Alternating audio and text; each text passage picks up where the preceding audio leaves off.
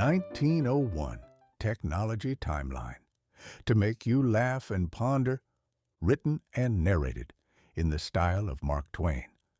This book is factually accurate and edited by a human. Copyright 2026, James Henderson.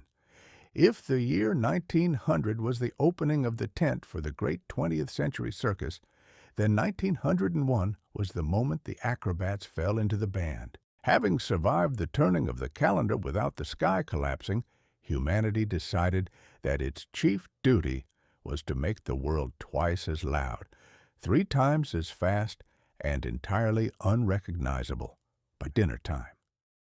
Chapter 1. The Texas Fountain of Infamy. The dawn of the year 1901 found the human race in a state of considerable self-congratulation.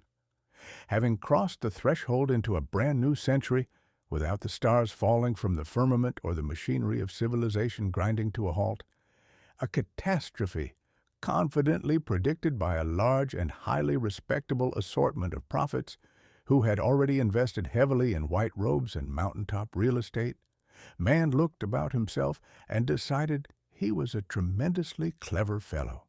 He had tamed the lightning, harnessed the steam, and bound the continents together with iron rails. There was a widespread feeling that nature had finally been thoroughly whipped, cornered, and made to say, "Uncle." Yet, for all this grand talk of progress, the world at the beginning of January was still a relatively quiet, slow-moving, and fragrant place. It was a world powered by the steady, dependable consumption of oats and hay, a world where the speed of a man's journey was dictated by the endurance of a horse's legs, and where the air of our great cities was thick with a stench that was entirely organic and traditional. Then came Texas, a most unremarkable pimple on the prairie.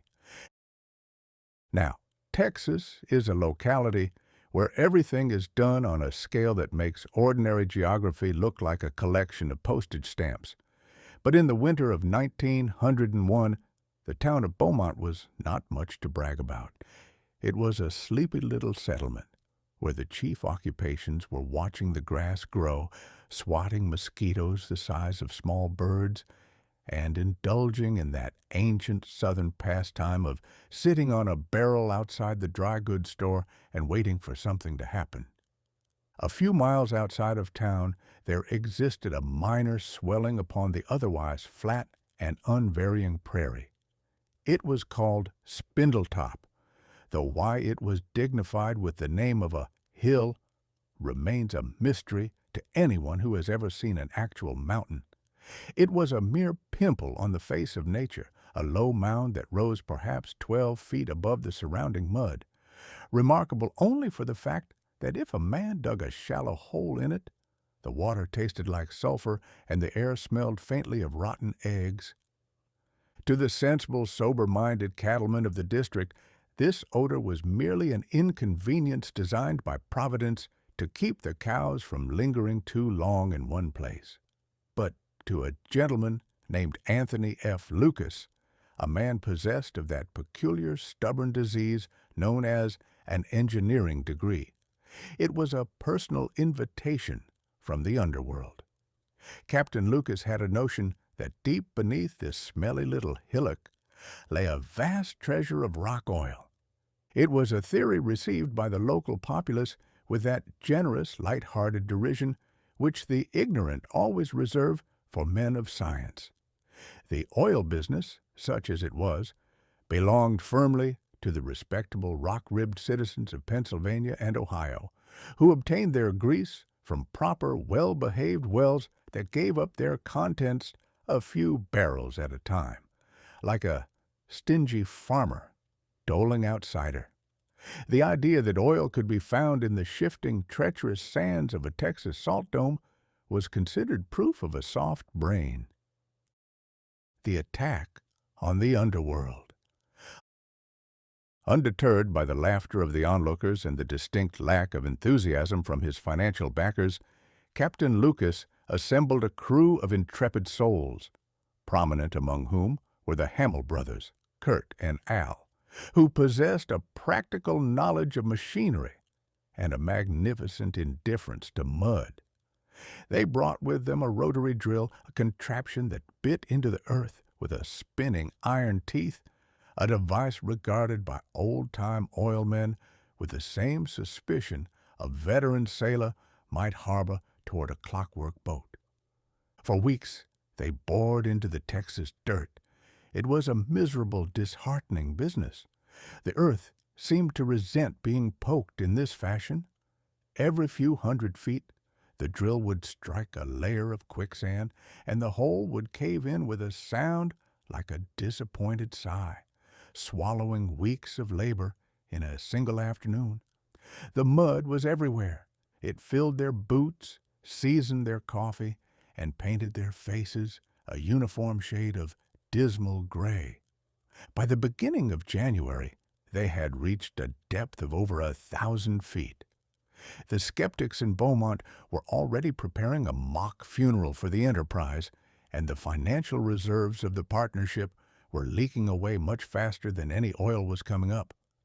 The drill bit was dull, the horses were tired, and the men were beginning to look upon Captain Lucas not as a visionary pioneer, but as a man who had dragged them into the middle of nowhere to dig the world's deepest and most expensive post-hole. The monster awakens. On the morning of January 10th, 1901, the machinery was humming along with its usual monotonous, clanking rhythm. Kurt Hamel was up on the derrick, looking out over the flat, gray landscape and wondering, no doubt, if there was a dry pair of trousers anywhere in the state of Texas. Suddenly, without the slightest warning, the mud in the well began to behave in a highly erratic manner. It did not merely bubble, it froths. Then, with a sound like a low, growling thunder from the very bowels of the creation, the heavy drilling mud was hurled out of the top of the derrick like water from a fire hose. The workmen scattered like grasshoppers before a scythe. For a few brief moments, a terrible, deathly silence fell over the hillock. The machinery stood idle, the steam hissed quietly in the boiler, and the men stared at the empty hole, holding their breath as if they had accidentally stepped on the tail of a sleeping dragon. Then came the roar. It was not a sound that could be heard with the ears alone. It was a vibration that shook the fillings in a man's teeth and made the soles of his boots dance upon the turf. With a velocity that defied the laws of gravity, hundreds of feet of heavy iron casing pipe were launched out of the well like arrows from a bow, smashing through the top of the wooden derrick and raining down upon the prairie in a twisted, tangled mess of scrap iron. And then came the monster itself, a solid column of thick, greasy, pitch-black oil, as wide as a flour barrel, shot out of the earth and leaped 200 feet into the heavens. It did not merely flow, it erupted with a ferocity that made the grandest fireworks of the new century look like the sputtering of a damp match. The sky was completely blotted out by a dark, raining canopy of petroleum that turned the bright Texas morning into a dismal, greasy midnight. The 9 days of chaos. For 9 long days, the earth continued to vomit oil at a rate that staggered the human imagination. It was estimated that the well was discharging nearly 100,000 barrels a day, more than all the wells in the rest of the civilized world combined. The grease formed a veritable lake around the hillock, a great black sea of wealth and hazard that threatened to ignite at any moment from a single spark from a passing locomotive or a carelessly dropped pipe. The effect upon the surrounding neighborhood was instantaneous and magnificent. The local cows, being sensible, practical creatures with no desire to be lubricated from horn to hoof, took to the hills at a dead gallop and were not seen again for weeks. The human population, however, rushed in the opposite direction. The news of the gusher spread across the wires like a wildfire through a dry canebrake. Within 48 hours, the quiet town of Beaumont was transformed into a madhouse. Sleek, sharp-eyed speculators from New York and Chicago arrived on every train, their pockets stuffed with greenbacks and their minds entirely unhinged by the prospect of instant riches. Ex-governors, judges, dry goods clerks, and professional gamblers jostled each other in the muddy streets, bidding fortunes for a square foot of land within sight of the Black Geyser. Land that had been worth $3 an acre for the purpose of growing indifferent cabbages was suddenly sold for $40,000 an hour. Men became millionaires before lunch and bankrupts before supper, and the entire population lived in a state of frantic, trembling delirium, their eyes fixed upon that great black column that continued to defile the heavens.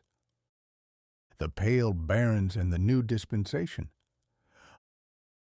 Away in the east, in the clean, comfortable parlors of New York and the smoky boardrooms of Pittsburgh, the old coal barons and the established oil kings turned pale over their morning coffee.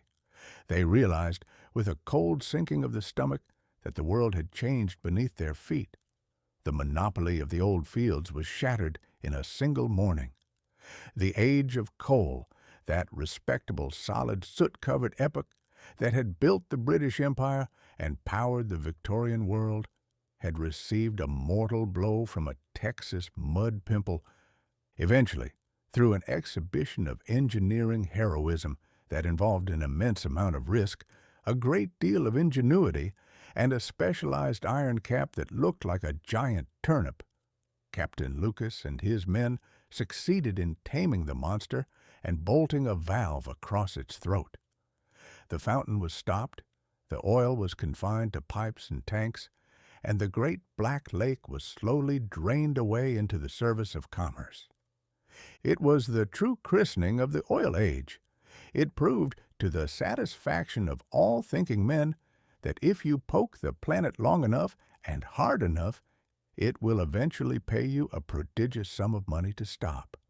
The world was now provided with a fuel so cheap, so abundant, and so fiercely energetic that it would soon sweep the horse from the highway, the sail from the ocean, and the peace from the human soul. Humanity had found the grease to lubricate its new century, and from that day forward there was no turning back. The world was destined to go fast, go loud, and arrive at its destination covered in blue smoke. Chapter 2. 3 Clicks in the Cold. For the greater part of his history on this planet, when a man desired to insult his neighbor across the water, he was required to perform a considerable amount of physical labor. He had to fell a tree, fashion a boat, find an oar, and row himself across the dividing current before he could deliver his opinion with any degree of satisfaction.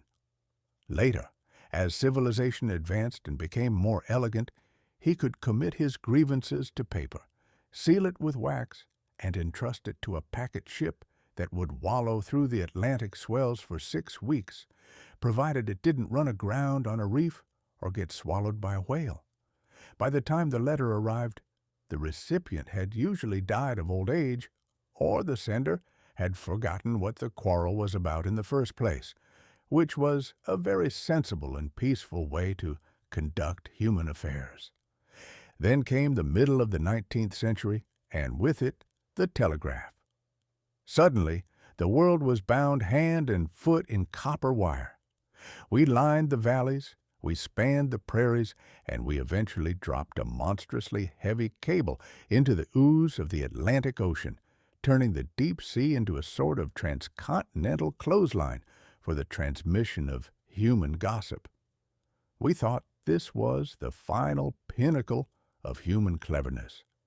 A man could stand in New York and, by rapping upon a little brass key, make a bell ring in London a few seconds later. It was unnatural, it was terrifying, and it was entirely dependent upon thousands of miles of expensive metal string that was forever being snapped by icebergs, chewed by deep-sea monsters, or broken by clumsy anchors. But humanity is a restless and fundamentally ungrateful creature. No sooner had we accomplished the miracle of the wire than certain individuals decided that the wire itself was a nuisance and an unnecessary extravagance. They began to ask why a spark couldn't simply leap across the void on its own merits without a copper track to guide its feet. The invisible commerce of the air. The leader of this particular school of lunacy was a young Italian fellow named Guglielmo Marconi. He was a serious, sharp-featured lad who did not look like a revolutionary. He looked more like a well-dressed bank clerk who had accidentally wandered into a laboratory and forgotten the way out. But he possessed a magnificent, unshakable faith in the invisible. He had discovered that if you discharged a mighty electric spark in one corner of a room, a corresponding shudder could be detected in a piece of metal dust across the hall, without any visible connection between them. The older, more respectable scientists, the kind who wore very long beards and possessed a deep spiritual attachment to things they could touch and weigh, shook their heads with great solemnity. They explained to the young man, with that beautiful patronizing patience which the learned always reserve for the enthusiastic, that even if these Hertzian waves could travel a mile or two through the air, they would never go any further. The earth, they pointed out, was a sphere. It was curved like an orange. Everyone knew that an electric spark, like a sensible bullet, travels in a straight line. Therefore, if you tried to send a signal across the ocean, the invisible waves would simply shoot off into the sky and spend the rest of eternity wandering among the stars, leaving the inhabitants of Great Britain in total ignorance of what was happening in America. Marconi, however, was blessed with a profound and useful ignorance of what was considered impossible. He didn't care about the curvature of the earth. He cared about results. He set up his spark gaps and his poles, and he began to throw his invisible words across the English Channel. Then he looked westward, across the vast gray rolling waste of the Atlantic, 2,000 miles of water, without a single telegraph pole from end to end, and he decided to see if the ghost could swim. The desolation of Signal Hill.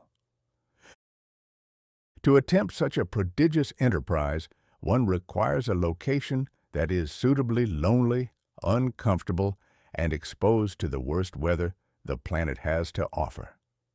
Marconi found exactly what he was looking for on a high rock-ribbed promontory called Signal Hill, which frowns down upon the harbor of St. John's in Newfoundland.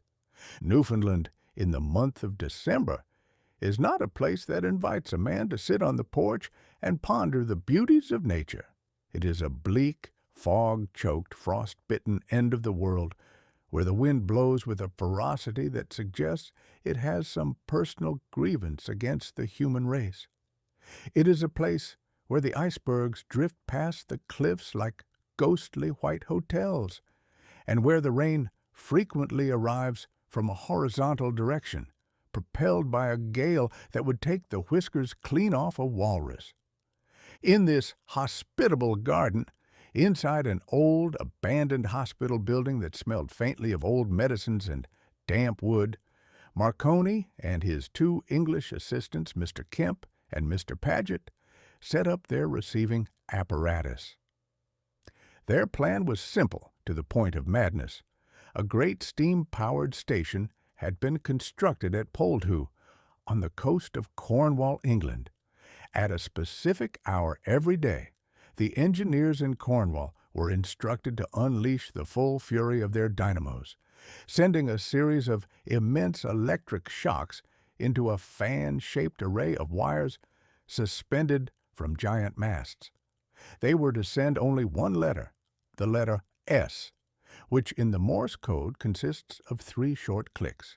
But to catch those 3 clicks after they had traveled 2,000 miles across the curve of the ocean, Marconi needed an antenna of prodigious height. He had no time to build a steel tower in the middle of a Newfoundland winter, so he brought with him a collection of massive silk kites and hydrogen balloons, intending to use the wild winds of the coast to hoist his receiving wire into the clouds. The Battle of the Kites. The actual performance of this experiment resembled nothing so much as a grand high-altitude comedy. On the 11th of December, they inflated a large round balloon with hydrogen gas and attached the antenna wire to its belly. The balloon rose beautifully for about 10 minutes, looking like a giant light-hearted turnip floating over the cliffs. Then the Newfoundland wind caught it. The wind did not merely buffet the balloon, it took it by the throat, shook it until its seams ripped, snapped the heavy wire as if it were a piece of rotten sewing thread, and hurled the whole apparatus out into the Atlantic, where it was last seen heading toward Greenland at 60 miles an hour. The next day, the 12th of December, 1901, the cold was sharper than ever, and the wind was howling with a renewed and bitter enthusiasm. Marconi threw away his balloons and brought out a massive Baden-Powell kite, a great hexagonal contraption of wood and silk that looked like a section of a medieval castle wall. It took the combined strength of all 3 men, their boots slipping and sliding upon the frozen turf of the cliff, to hold on to the line. They looked like a troupe of desperate aerial acrobats trying to anchor an enraged elephant. The kite lunged, it dove, it shivered, but finally it rose into the leaden sky, dragging 400 feet of copper wire up into the heart of the storm. With the wire successfully suspended in the clouds, Marconi retreated into the dark, freezing room of the old hospital. The cold was so intense that the ink had frozen solid in its well, and the men had to stamp their feet and beat their arms against their ribs to assure themselves they still possessed limbs. The ghost speaks. On the table sat the receiving instrument. In his ordinary experiments, Marconi used a device called a coherer, a little glass tube filled with silver and nickel dust that would clump together when a wave struck it, making a bell ring or a tape register a mark. But the signal from England, if it arrived at all, would be so incredibly faint, so weary from its long journey through the Atlantic fog, that the metal dust would never feel it. Marconi therefore discarded the standard machinery and attached a sensitive telephone receiver directly to the wire, intending to trust his own ears to detect the phantom. At 12:30, according to the chronometer, the great engines at Poldhu were supposed to be barking out their sparks. Marconi sat in the freezing silence of the room, the black telephone cup pressed tightly against his ear.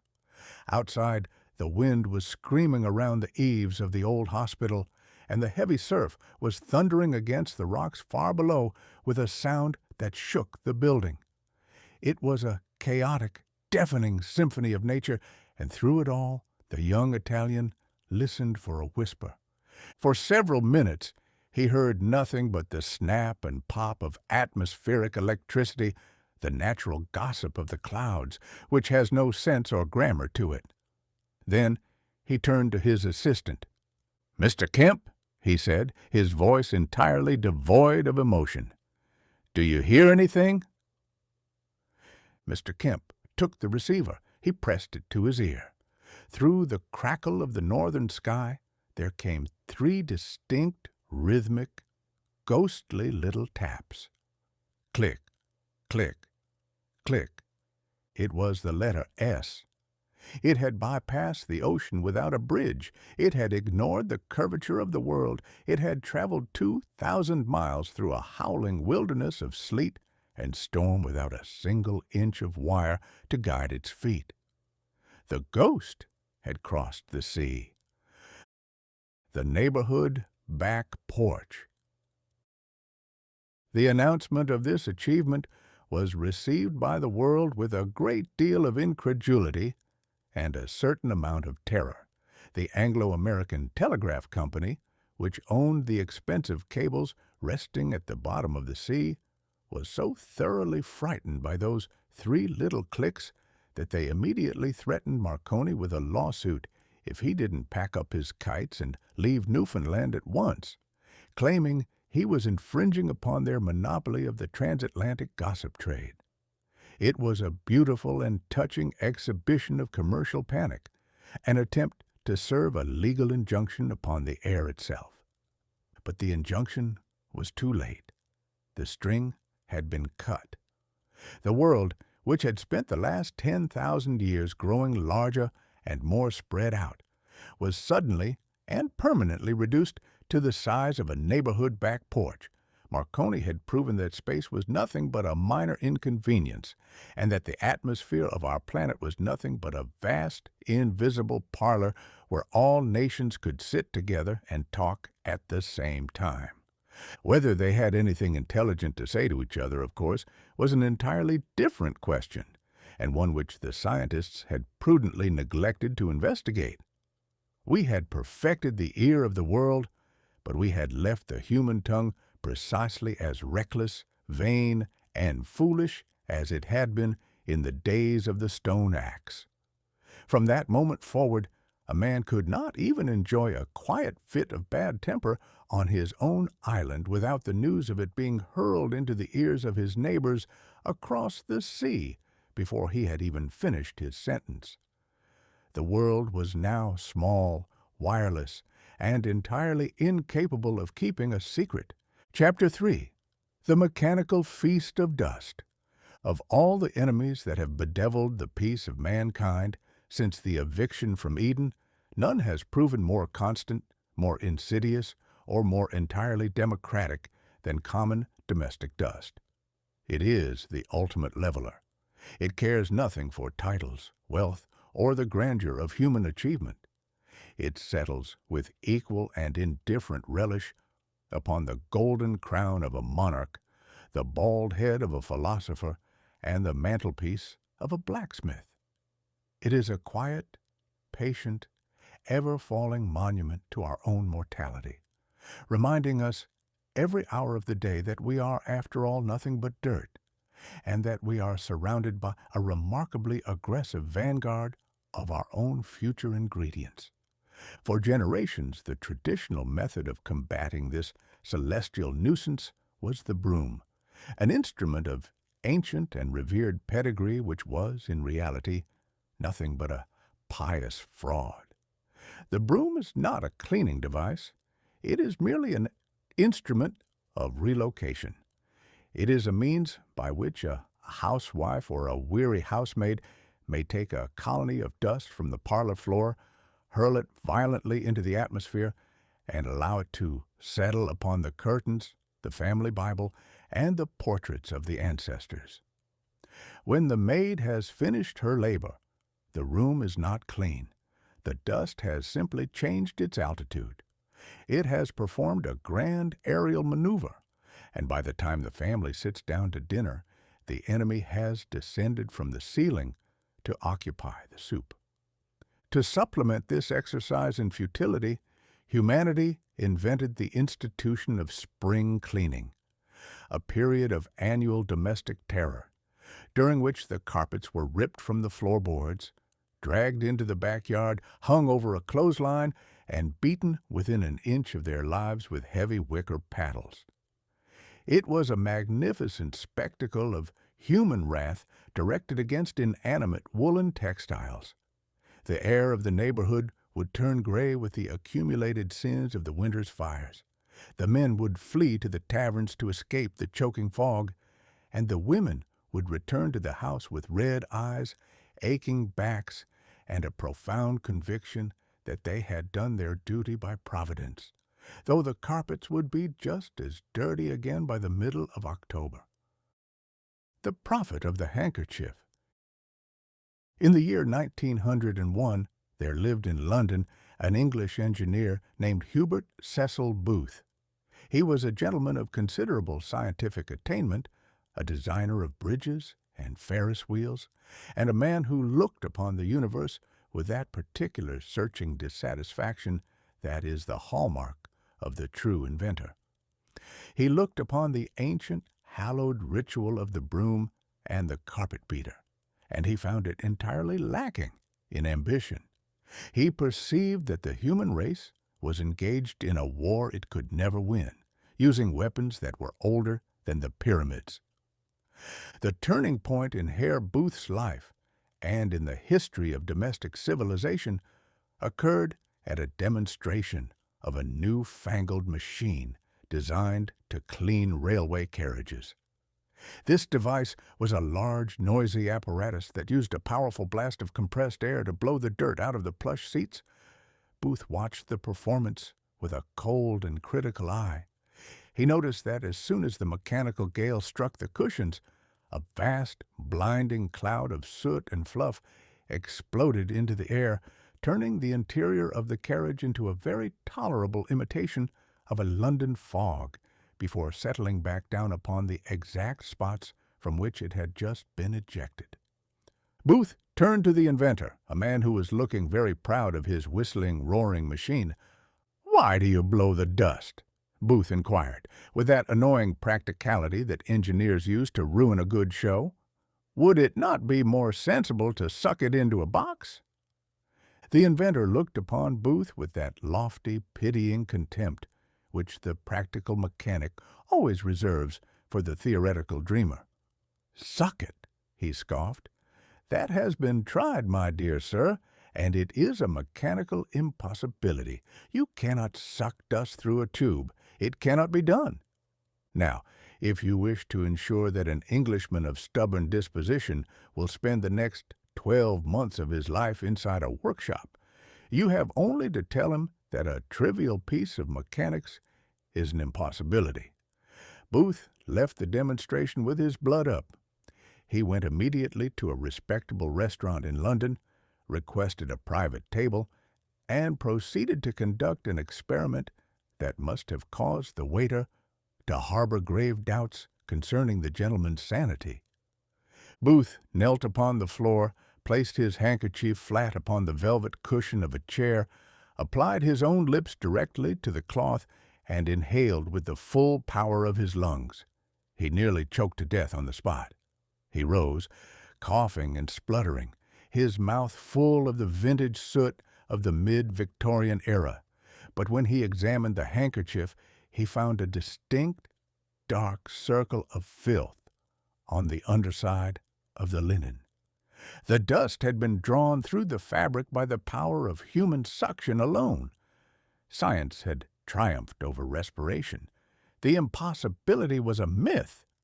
The vacuum cleaner was born. The advent of Puffing Billy. The machine that Booth constructed to exploit this discovery was not the neat, light-colored little stick that sits in the broom closets of our modern suburbs. It was an industrial leviathan, an engineering monster of the first rank. It was a massive 5-ton apparatus powered by a roaring petrol engine, painted a bright, confrontational red, and mounted upon a heavy wooden cart that required 2 large, long-suffering dray horses to drag it through the streets of London. It was officially named the Puffing Billy, though the populace frequently referred to it by terms that were much less affectionate. Puffing Billy could not enter a house any more than a steam locomotive could visit the drawing-room. When a wealthy resident of Mayfair or Belgravia desired to have his carpets cleared of the accumulation of years, the great red chariot would rumble up to the curb and park outside the mansion like an invading siege engine. The petrol engine would kick into life with a succession of deafening explosions that set the neighborhood dogs to barking and caused the carriage horses of the aristocracy to shy across the pavement in terror. Then came the deployment of the hoses. A crew of workmen, dressed in spotless white uniforms to emphasize the sanitary nature of their mission, would haul giant, snaking lines of thick, rubber-coated pipe off the cart. They would drag these hoses across the sidewalk, up the marble steps, and hurl them through the open windows of the parlor, the dining room, and the bedchambers. To the casual observer passing down the street, it looked for all the world as though the house had been attacked by a breed of monstrous black pythons that had crawled out of the Thames to devour the furniture. Inside the mansion, the effect was sublime. The heavy brass nozzles of the hoses were guided over the Persian rugs and the velvet draperies by the uniformed operators. There was no dust in the air. There was no coughing. There was only a deep, hollow, ravenous schloop as the machine outside inhaled the domestic history of the household. Booth had prudently installed a glass section in the observation tube on the side of the machine, and crowds of citizens would gather on the sidewalk to watch the gray fluff, the lost pins, the dried mud, and the unmentionable debris of high society fly through the pipe on its way to the great zinc tank on the cart. The vacuum social season. It was an entertainment of the highest order, and it was not long before the aristocracy realized that a visit from Puffing Billy was much too spectacular an event to be wasted on the servants. The vacuum cleaner became the center of the London social season. High-born ladies, duchesses, and countesses began to hold vacuum tea parties. They would invite their dearest friends and bitterest rivals to their drawing rooms, provide them with Earl Grey tea, cucumber sandwiches, and delicate pastries, and then sit back to watch the fun. The roar of the petrol engine outside would compete with the rattle of the teacups, and the ladies would lift their silk skirts and cheer with polite enthusiasm as the operator guided the brass tube under the sofas, revealing through the glass section of the pipe exactly how much dirt their hostess had been harbor under her feet since the Diamond Jubilee. It was an exercise in social competition that was entirely unique, a method of proving that one's house was grander, larger, and significantly filthier than anyone else's before the machine arrived. The fame of the apparatus eventually reached the ears of royalty itself.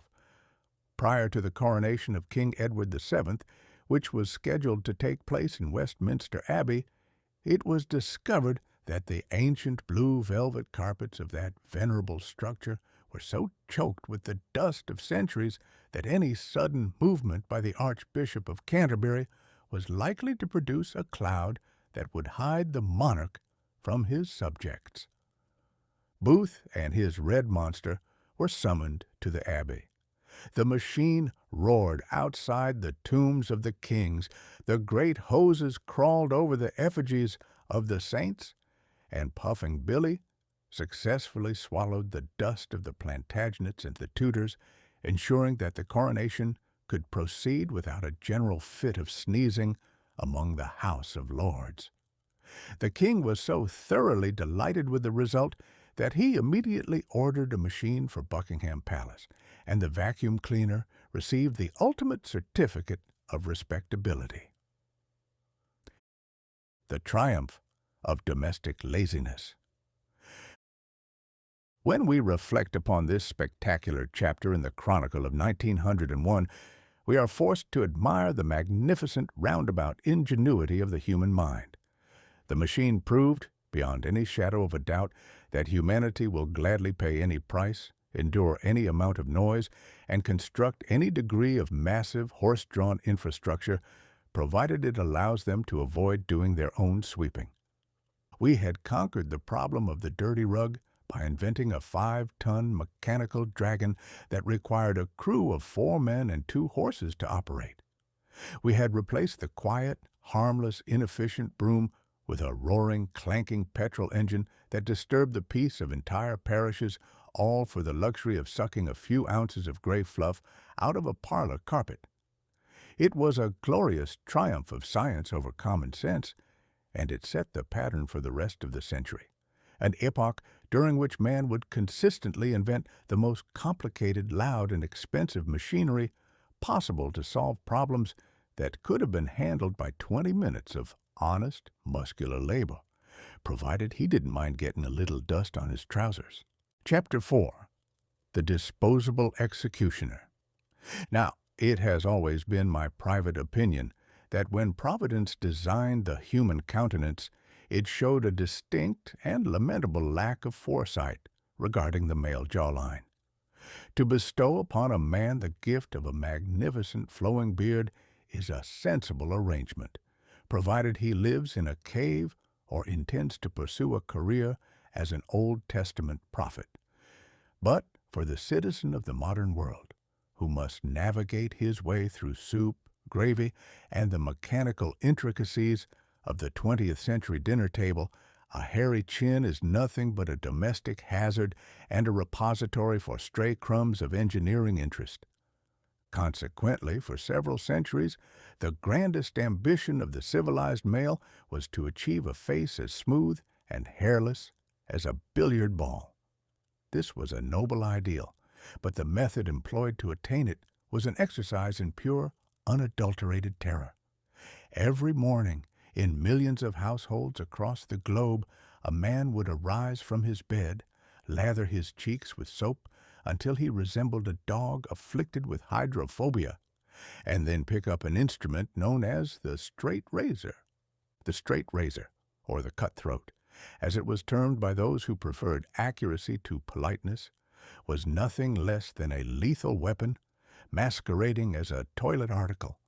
It was a long, heavy, wicked strip of naked steel, sharpened to a microscopic edge, which a man was required to slide across his own jugular vein by the dim light of a kerosene lamp, while his hand was shaking from the previous night's hospitality or the chill of a winter morning. One slip of the wrist, one sudden sneeze from the family cat, or one stray thought concerning his taxes, and the gentleman would instantly sever his own windpipe, thereby concluding his earthly ledger before he had even tasted his coffee. If a man lacked the iron nerve required to perform this daily duel with the Grim Reaper in his own bedroom, his only alternative was to visit the local barber. This was an experience that offered a different, though no less substantial, variety of torment. The barber shop of the late 19th century was a place where you paid a stranger a nickel to hold you by the nose, tilt your head back at a helpless angle, and scrape your skin with a blade that had just been used on 3 blacksmiths and a horse trader, while he discussed the local elections or the prospects of the baseball season with a roomful of spectators. If the barber was a man of literary tastes or political convictions, he would frequently become so animated by his own eloquence that he would brandish the bloody steel within an inch of your eyes to emphasize a point about the silver standard, leaving you to sit there in a state of damp, trembling paralysis, praying that he would finish his discourse before he accidentally decapitated you. The prophet of the rubbish heap. In the final years of the old century, there wandered through the towns of the American Midwest a traveling salesman by the grand and improbable name of King Camp Gillette. He was a man possessed of a restless, searching intellect and a magnificent sweeping mustache that looked like the cow-catcher on a locomotive. Gillette was a salesman by trade, but he was an inventor by temperament. He spent his long hours on the rattling railway cars dreaming of mechanical improvements that would make his fortune and secure his place among the benefactors of humanity. The turning point in Gillette's life occurred during a conversation with his employer, a gentleman named William Painter. Now, Painter was a man who had achieved immense wealth through a very simple and beautiful philosophy of commerce. He had invented the crown cork, that little fluted tin cap that sits upon the top of a soda bottle and must be pried off with an iron lever. Painter turned to young Gillette one afternoon and delivered a piece of advice that deserves to be carved in letters of gold over the doorway of every business college in the land. "King," he said, "you are always trying to invent something big. That is a mistake. What you must do is invent something small, something that the customer will use once, throw into the rubbish heap, and immediately buy another one. A business built upon an article that lasts forever is a poor sort of business, but a business built upon a piece of garbage that must be replaced every week is a perpetual fountain of gold. These words took root in Gillette's mind and sprouted into a magnificent obsession. He began to look about him for an article of universal use that could be turned into trash. For months, his thoughts revolved around the various necessities of life, but inspiration eluded him. Then came the historic morning of May 1895. Gillette stood before the mirror in his bathroom in Brookline, Massachusetts, his face covered in white foam, holding his straight razor in his hand. He looked at the blade and realized, with a sudden fit of bad temper, that it was as dull as a political speech. To make it fit for service, he would be required to spend 20 minutes honing it upon a stone and stropping it upon a long strip of leather, an exercise he detested with all the passion of a lazy man. As he stood there, cursing the blade under his breath, a revelation struck him with the force of a lightning bolt. He looked closely at the razor. He perceived that the expensive, heavy, hollow-ground steel of the blade was entirely unnecessary. Only the very topmost atom of the edge did the actual work of cutting the whiskers. The rest of the massive metal structure was there merely to give the man something to hold on to and to keep the edge flat against the skin. Why, Gillette asked himself, his eyes widening in the mirror, should a man buy a heavy piece of steel that he must preserve for 40 years when all he really wants is a sharp edge? Why not make the blade out of a tiny paper-thin ribbon of steel, sharpen it on both sides, and clamp it into a cheap, safe little holder that keeps it from digging into the flesh? And when that little edge is blunt, why should a man waste his life trying to sharpen it? Let him pitch it into the ash bin like an old match and screw a new perfect edge into the holder for a nickel. The 6 years of derision. It was a brilliant revolutionary concept, the idea of a disposable executioner for the whiskers. But like all great ideas that threatened to overturn the established habits of the race, it was received by the experts with a chorus of magnificent scientific laughter. Gillette took his idea to the finest toolmakers and metallurgists in Boston and New York. He explained that he wanted a sheet of steel so thin, so flat, and so perfectly tempered that it could be stamped out by the millions by a machine and sold for pennies, while remaining sharp enough to sever a hair without pulling. The experts looked upon the traveling salesman with that gentle, melancholy pity that is usually reserved for individuals who believe they are the lost Dauphin of France. They explained to him, with an immense display of technical vocabulary, that steel could not be treated in such a fashion. If you made steel that thin, they pointed out, it would curl up like a dry autumn leaf as soon as it entered the hardening furnace. It would be brittle. It would crack. It would be as wavy as a corrugated roof. To put an edge on a piece of metal that thin was a mechanical impossibility. For 6 long years, Gillette wandered from machine shop to machine shop, his pockets stuffed with little wooden models and sketches, looking for a man who would believe in his thin steel ghost. He became the laughing-stock of his friends, who would ask him with great humor how his little scrap-iron razor was progressing while he spent his last dollars on experiments that consistently ended in failure.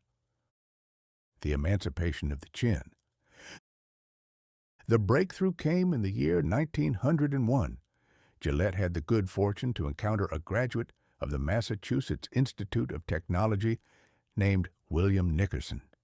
Now, Nickerson was a mechanical genius of the highest order, a man who possessed that peculiar wizard-like ability to make iron and steel do precisely what they had sworn they would never do. Nickerson looked at Gillette's drawings and decided that the experts were all fools.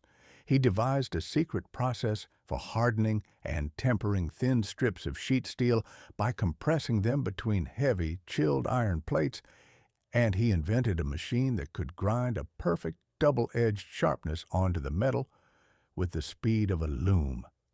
In the autumn of 1901, the patent was successfully secured, and the American Safety Razor Company was formed in a small, damp room over a fish market in Boston. When the new razor finally hit the market, the effect upon the masculine population of the world was nothing short of a glorious emancipation. A man could now enter his bathroom, wet his face, and slide the little T-shaped device across his cheeks with a freedom and a light-hearted carelessness that would have been fatal 24 hours earlier. He could shave while the train was rattling over the switches at 60 miles an hour. He could shave while mildly elevated by Christmas cheer. He could shave while his mind was entirely occupied by his commercial losses or the state of his soul, without the slightest fear of committing involuntary suicide before breakfast.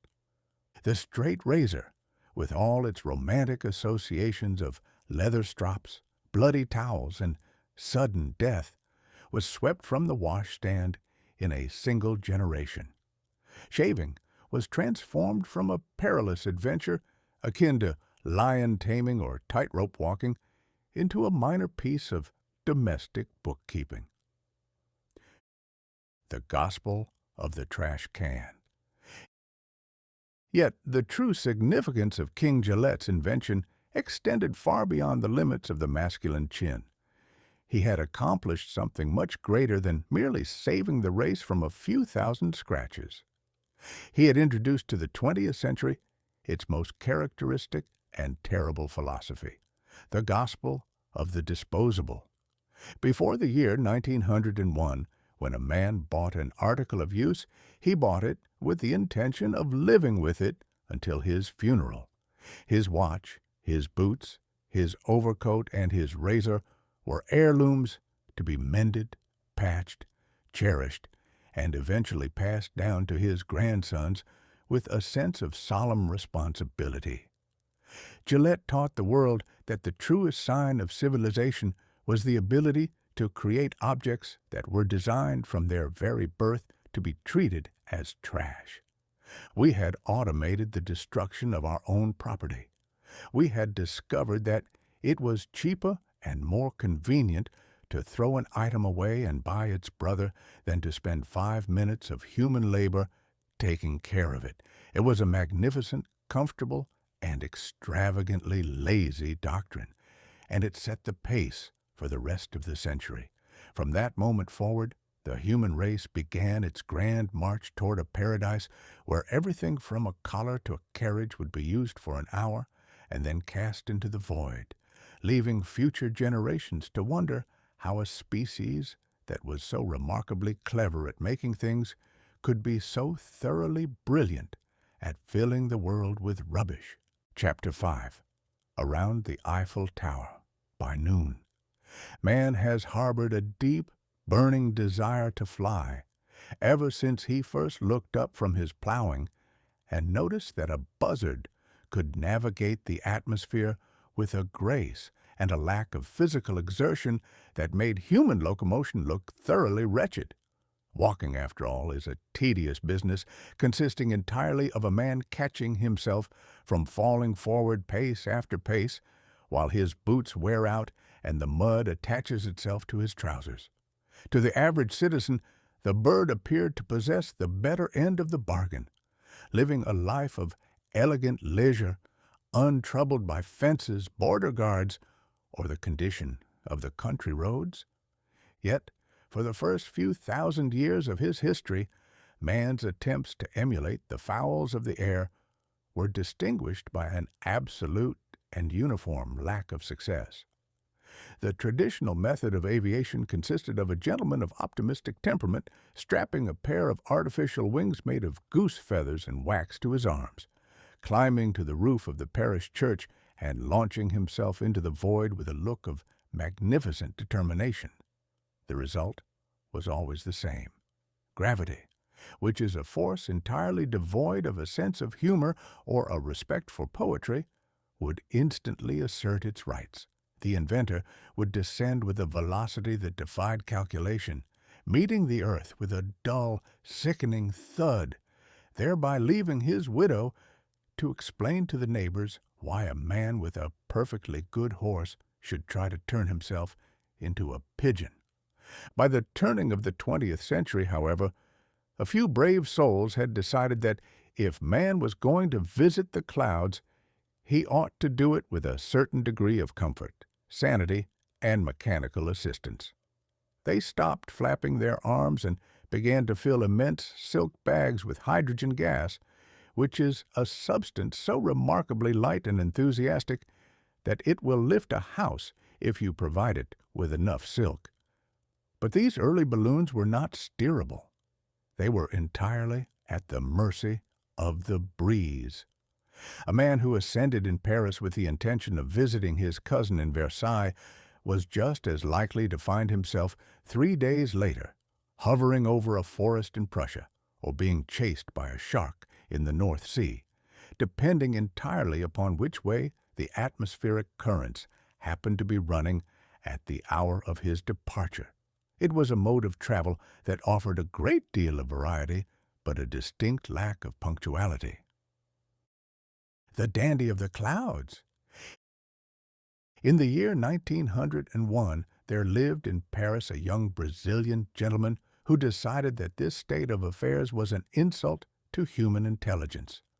His name was Alberto Santos Dumont.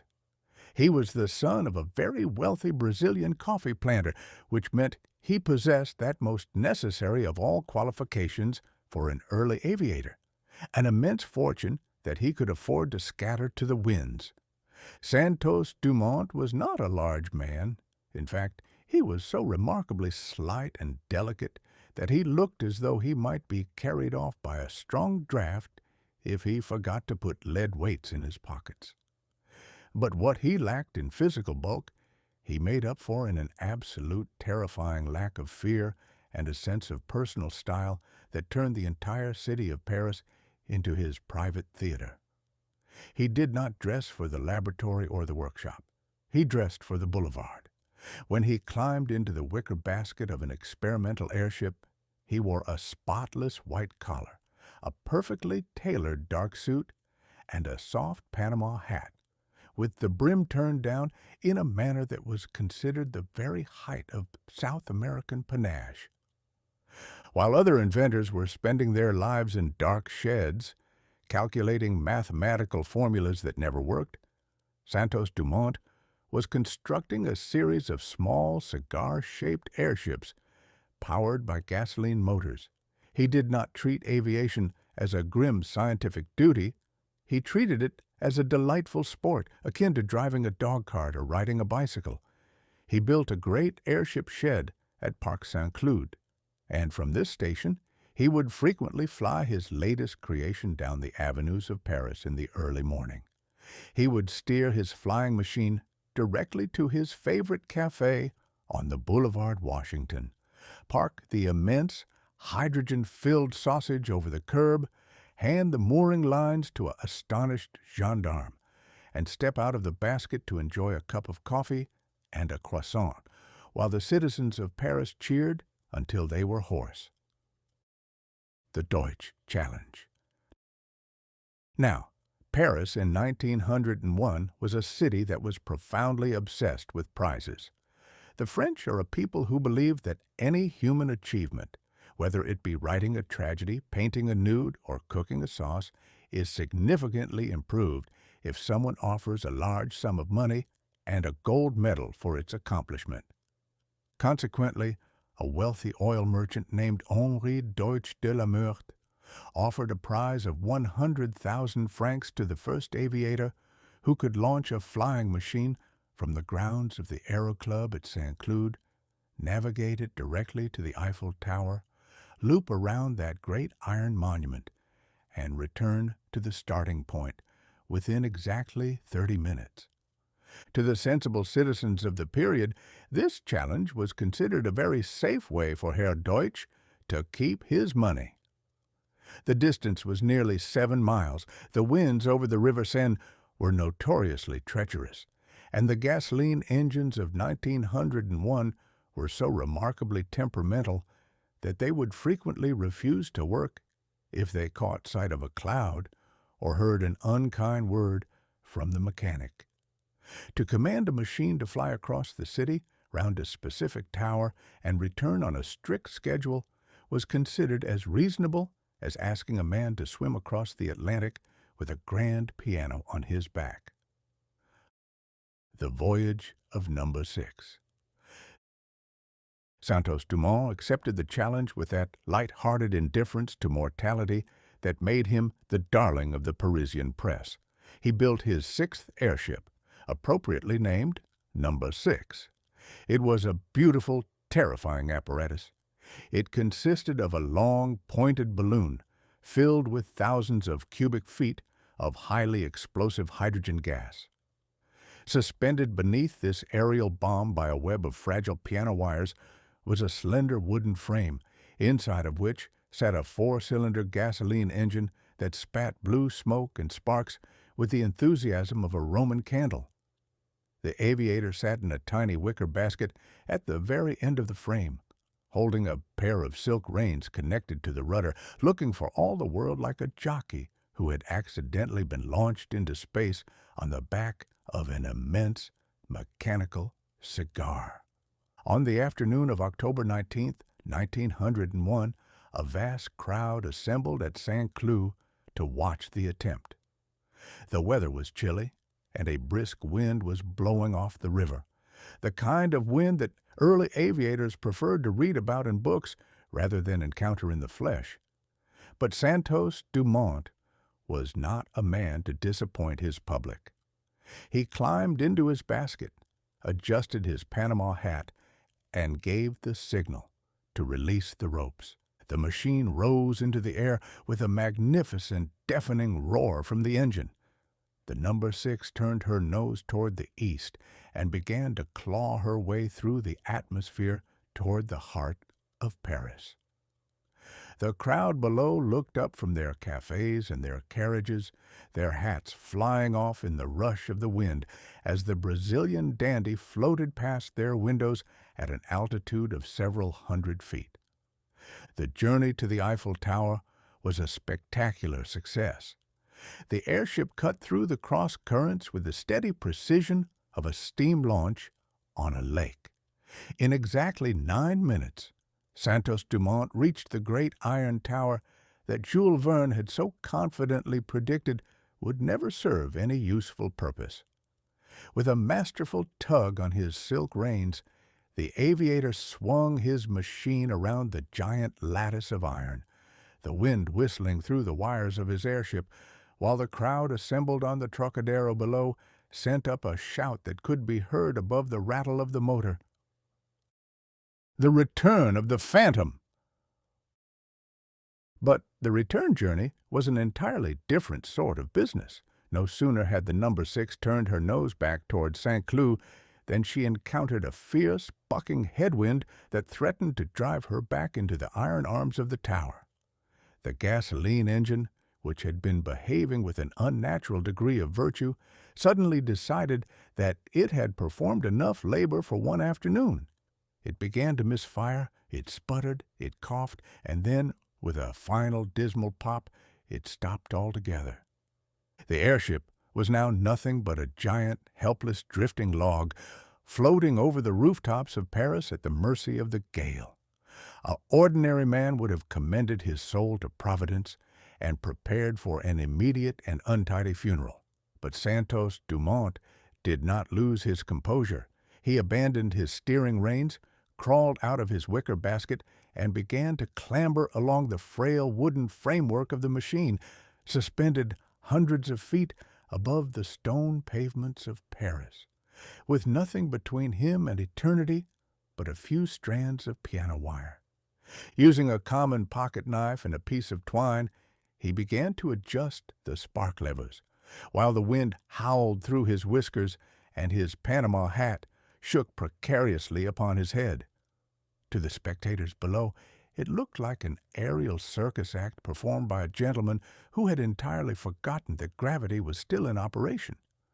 With a sudden, joyful bark, the engine kicked back into life. The propeller began to churn the air once more, and Santos Dumont crawled back into his basket, took up his reins, and guided his leaking, limping craft back over the finish line at St. Cloud. The great seconds wrangling. When the airship finally touched the grass, the chronometer showed that the journey had been completed in exactly 29 minutes and 30 seconds. He had won the prize with 30 seconds to spare, a margin of safety that was considered entirely sufficient by everyone in France except the official committee of the Aero Club.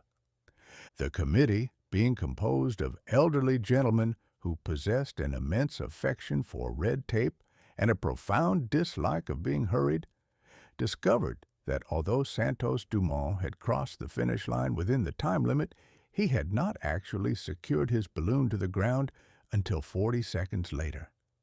They therefore announced, with a great display of legal solemnity, that he had failed by 10 seconds, and that the 100,000 francs would remain in the vault.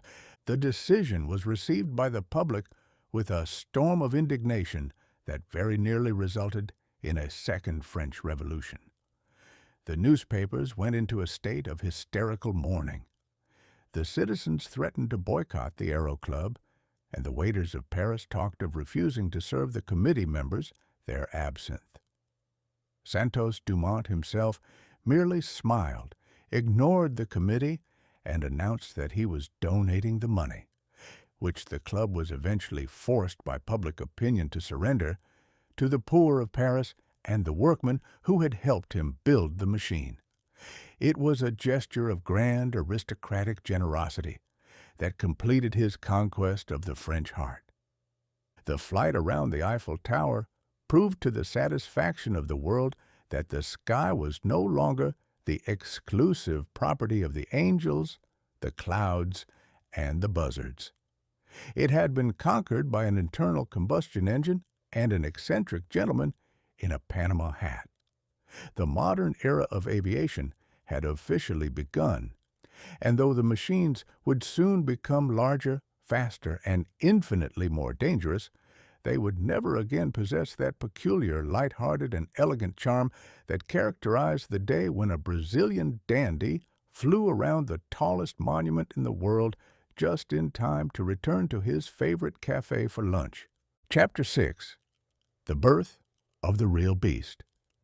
For a period of roughly several thousand years, the human race was entirely convinced that the pinnacle of terrestrial locomotion had been achieved when a man first climbed onto the back of a horse and convinced that noble quadruped not to immediately bite him or step on his stomach.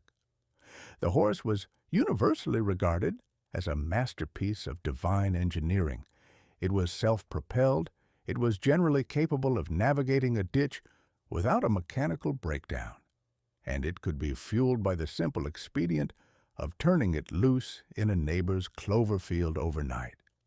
Yet, when viewed through the cold, clear spectacles of the 20th century, it must be confessed that the horse was a thoroughly imperfect engine.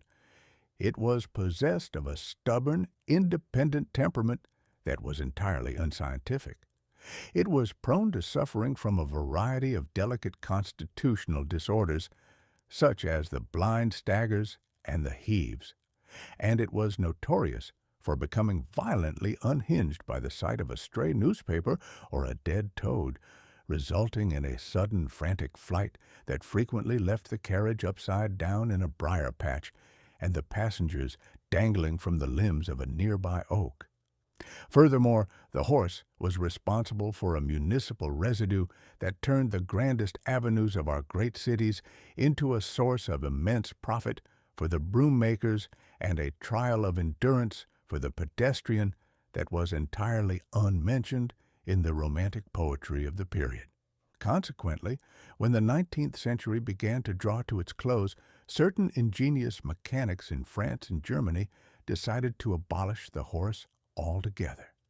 They did this by taking an ordinary high-wheeled family buggy, sawing off the shafts where the animal was supposed to live, and hiding a small, coughing, single-cylinder kerosene motor under the back seat.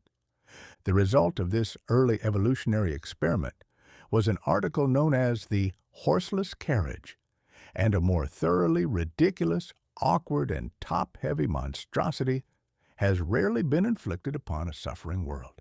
It was nothing but a regular carriage that had suffered a sudden and tragic bereavement in its equine department. It sat high in the air. It vibrated with a violence that threatened to shake the teeth out of the driver's head before he had cleared the livery stable yard, and it possessed a steering lever that resembled nothing so much as a pump handle. If the machine attained a velocity of 12 miles an hour, the passengers would cling to their seats in a state of damp, trembling panic, convinced that they were violating the laws of nature and heading for an immediate settlement with their executors. The Tyrant of Nice. In the year 1901, there lived in the sunny, fashionable city of Nice on the coast of France a gentleman of immense wealth and a remarkably short temper named Emil Jelinek. Herr Jelinek was an Austro-Hungarian diplomat, a successful speculator on the stock exchange, and a man who suffered from a permanent burning desire to go faster than anyone else on the continent of Europe. He looked upon the tall, spindly, high-wheeled motor buggies of the period with a contempt that was truly magnificent. "These are not automobiles," Jelinek would storm, his mustache bristling with indignation as he brandished his walking stick at the local mechanics. "These are nothing but runaway grandfather clocks. They are built for old ladies to go to church in on a flat road. If I take one of these contraptions into the hills, it flips over like a turtle. If I try to turn a corner at 20 miles an hour, it rolls down the cliff and destroys a vineyard. I do not want a buggy with a clockwork heart. I want a beast. I want a machine that is low, wide, and savage enough to tear the gravel off the road and leave the French aristocracy choking in my dust." To find a man capable of breeding such a beast, Jelinek turned his eyes toward Germany, where there existed a small workshop presided over by two individuals who had spent their lives studying the internal combustion engine, Gottlieb Daimler and Wilhelm Maybach. Daimler, unfortunately, had recently departed this earthly sphere to visit that paradise where the spark plugs never foul, leaving the practical management of the firm in the hands of Maybach. Now, Wilhelm Maybach was a mechanical wizard of the quiet, patient, grease-stained variety. He was a man who didn't care a fig for high society, diplomatic titles, or the fashion of the Riviera. He lived in a world composed entirely of gear teeth, cooling tubes, and carburetor nozzles. When Jelinek arrived at the factory in Cannstatt, waving his checkbook and shouting commands like a field marshal on a battlefield, Maybach merely listened, nodded his head, and retired to his drawing board to design a revolution. The conception of the monster. Maybach perceived what every other builder of automobiles had entirely failed to see, that if you are going to build a machine powered by an explosion, you must throw away the carriage maker's handbook and start from the dirt up. You cannot treat a 30-horsepower engine as if it were a pair of invisible ponies. For months, the German workshop was filled with the sound of hammers against steel. Maybach broke every rule of traditional vehicle construction. He threw out the high, fragile wooden wheels and replaced them with low, stout artillery wheels that sat close to the ground.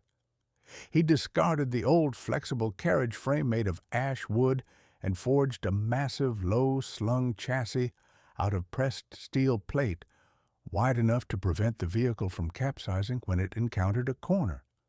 Instead of hiding the engine under the seat like a guilty secret, Maybach boldly placed a magnificent four-cylinder, 35-horsepower iron monster right out in the very front of the machine, where the horse used to be.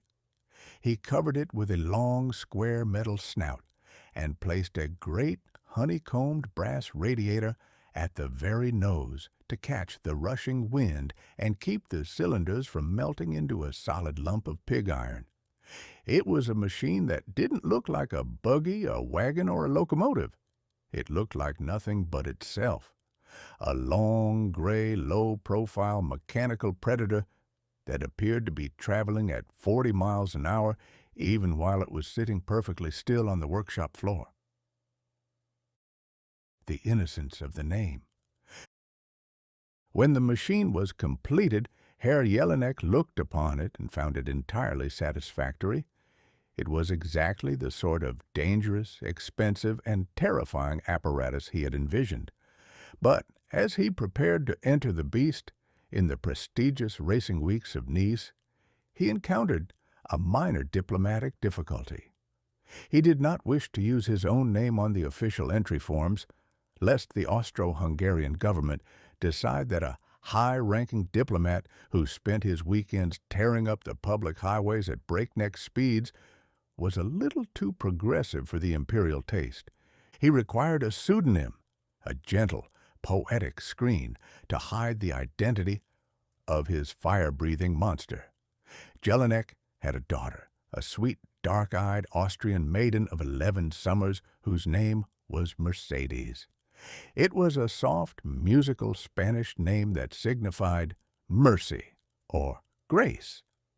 With that peculiar unhinged logic that seems to afflict men of great wealth when they become involved with machinery, Jelinek decided that this 35-horsepower iron dragon, which spat fire from its exhaust pipes, made a noise like a Gatling gun, and was designed for the express purpose of terrifying the populace, should be officially christened Mercedes.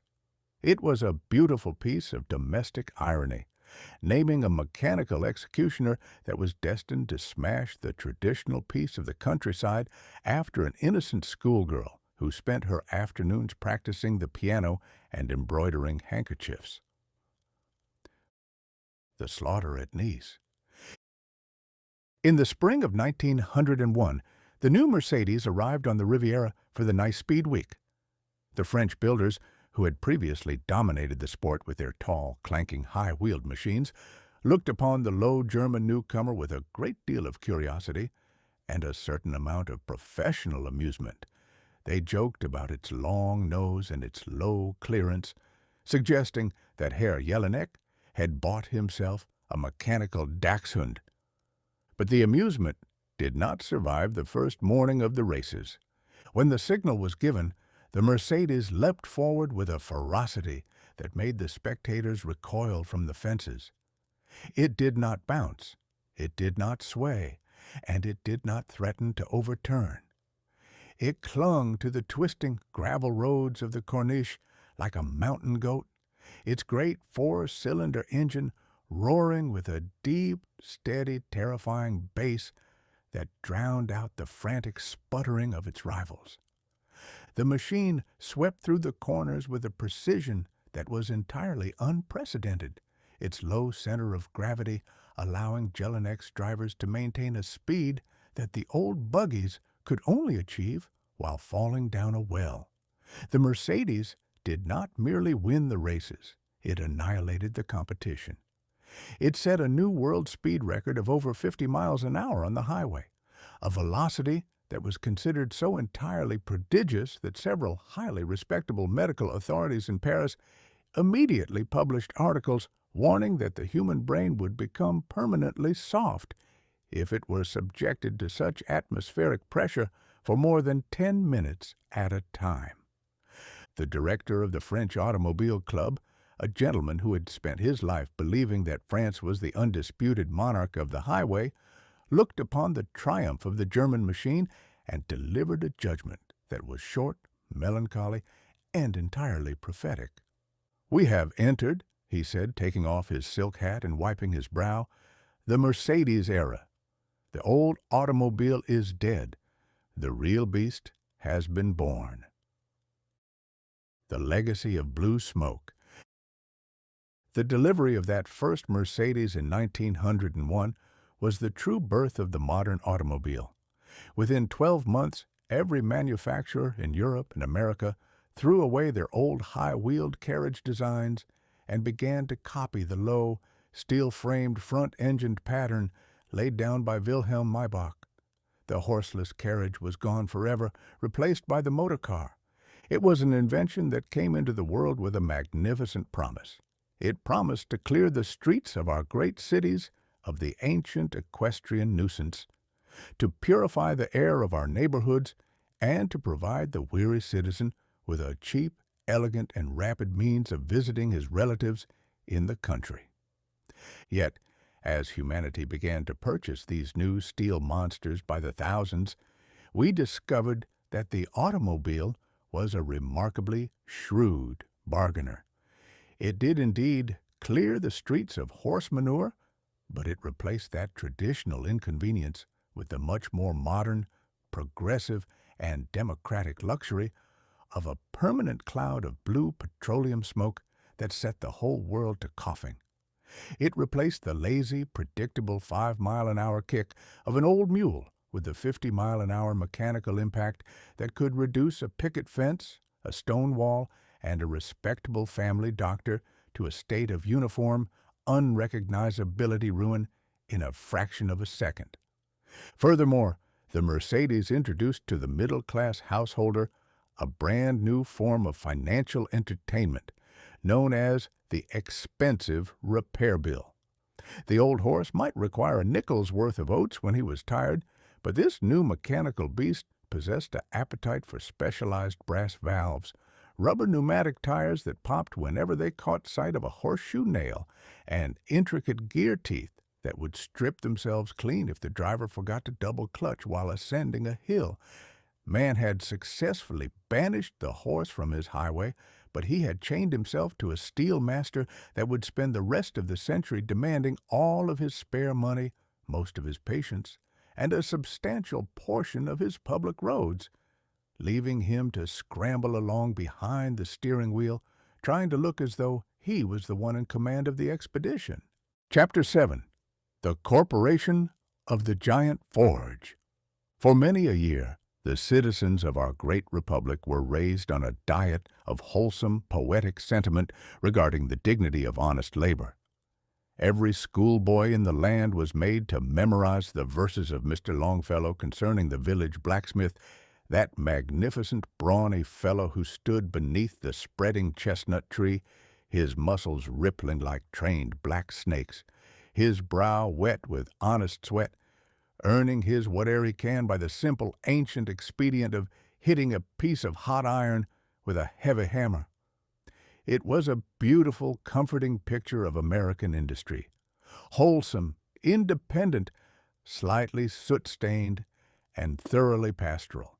But by the spring of the year 1901, the 20th century looked upon Mr. Longfellow's honest blacksmith, tapped him gently on his leather-aproned shoulder, and informed him that his room was infinitely preferred to his company. The world no longer required a solitary craftsman to fashion a horseshoe or mend a plowshare over a charcoal fire while chatting with the local children. The new century required iron by the million tons, steel rails by the tens of thousands of miles, and armor plate thick enough to defy the artillery of the world. And to produce such a monstrous mountain of metal, civilization decided it had no further use for individual muscle. It required a brand new variety of mechanical titan called the Great Trust. The creation of this corporate leviathan was the chief business of the year 1901, and it was conducted by a pair of gentlemen who resembled village blacksmiths, about as much as a pair of Bengal tigers resemble a couple of old tabby cats sleeping by the kitchen stove. The Little Scot and the Mountain of Iron.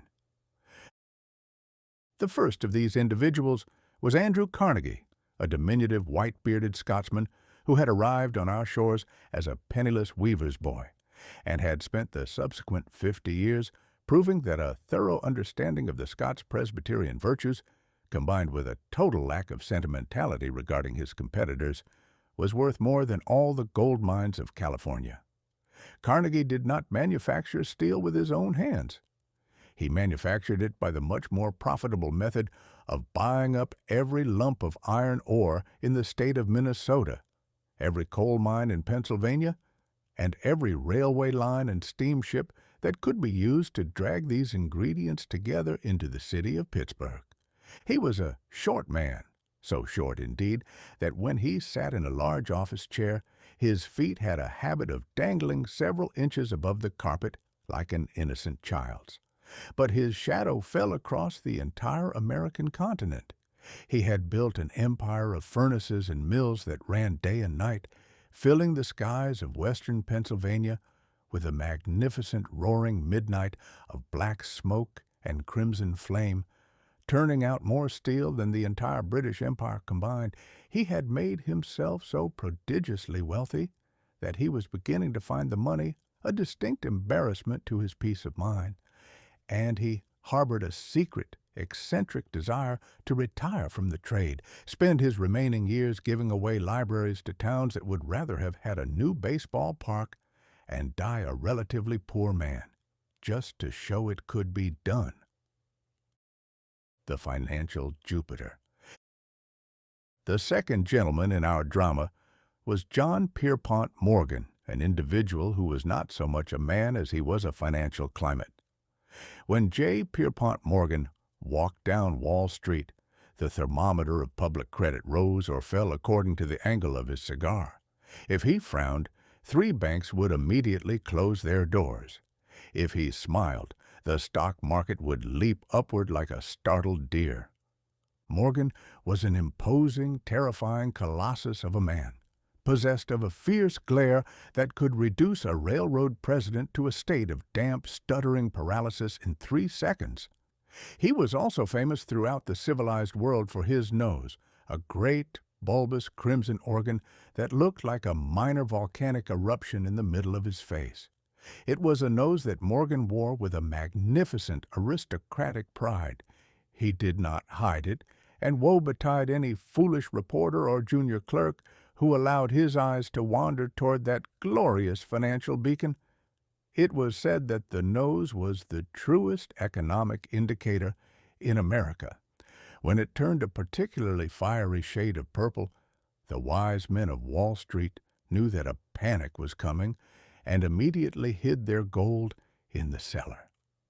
Morgan looked upon the American steel industry and found it thoroughly untidy. There were too many separate companies running about, competing with each other, lowering prices, and indulging in that vulgar, chaotic exercise known as free enterprise. To Morgan's orderly banking mind, competition was a low, wasteful, and unchristian form of warfare. He believed that the proper way to run a continent was to gather all the competing companies together, tie them up in a neat bundle with a large hemp rope, and place the end of that rope firmly in his own hand. The slip of paper. The matchmaking between these 2 giants was performed in the winter preceding our year by a young, smooth-talking steel executive named Charles M. Schwab. At a grand dinner in New York, with Morgan sitting just a few feet away, Schwab delivered an eloquent, glowing speech that painted a picture of a single, giant steel company that would own everything from the mine to the factory, eliminating all waste and dictating the price of iron to the entire habitable globe. Morgan listened in silence, his great cigar glowing in the darkness like a solitary eye, his mind instantly grasping the magnificent, majestic beauty of the scheme. A few weeks later, Schwab was sent to visit Carnegie on the golf links at Westchester. They played a round of golf, discussed the weather, and then retired to Carnegie's cottage for a glass of Scotch whiskey. Schwab gently suggested that Mr. Morgan was in a mood to buy out the entire Carnegie steel empire. The little Scotsman did not hesitate. He took a stubby lead pencil, scratched a few figures upon a scrap of common paper, and handed it to Schwab. The figure he had written was $480 million, an amount of money that, at that period in our history, would have sufficed to purchase several minor European kingdoms, with enough left over to buy a new uniform for every general in the hemisphere. Schwab took the scrap of paper to Wall Street. He entered the private library of J. Pierpont Morgan, where that financial Jupiter was sitting among his ancient manuscripts and paintings. Morgan glanced at the pencil marks on the paper for perhaps 2 seconds. "I accept," he said, without blinking an eye or altering the position of his cigar. The entire transaction, involving the transfer of the largest industrial empire on earth, was concluded with less ceremony, less paperwork, and significantly less argument than a horse trade between 2 farmers in a Missouri livery stable. When Carnegie later met Morgan on an ocean liner, the Scotsman remarked with a sigh, "Pierpont, I'm told I should have asked you for another $100 million." Morgan smiled his grim, terrifying smile. "If you had," he replied, "I should have paid it to you without the slightest objection." The multiplied million.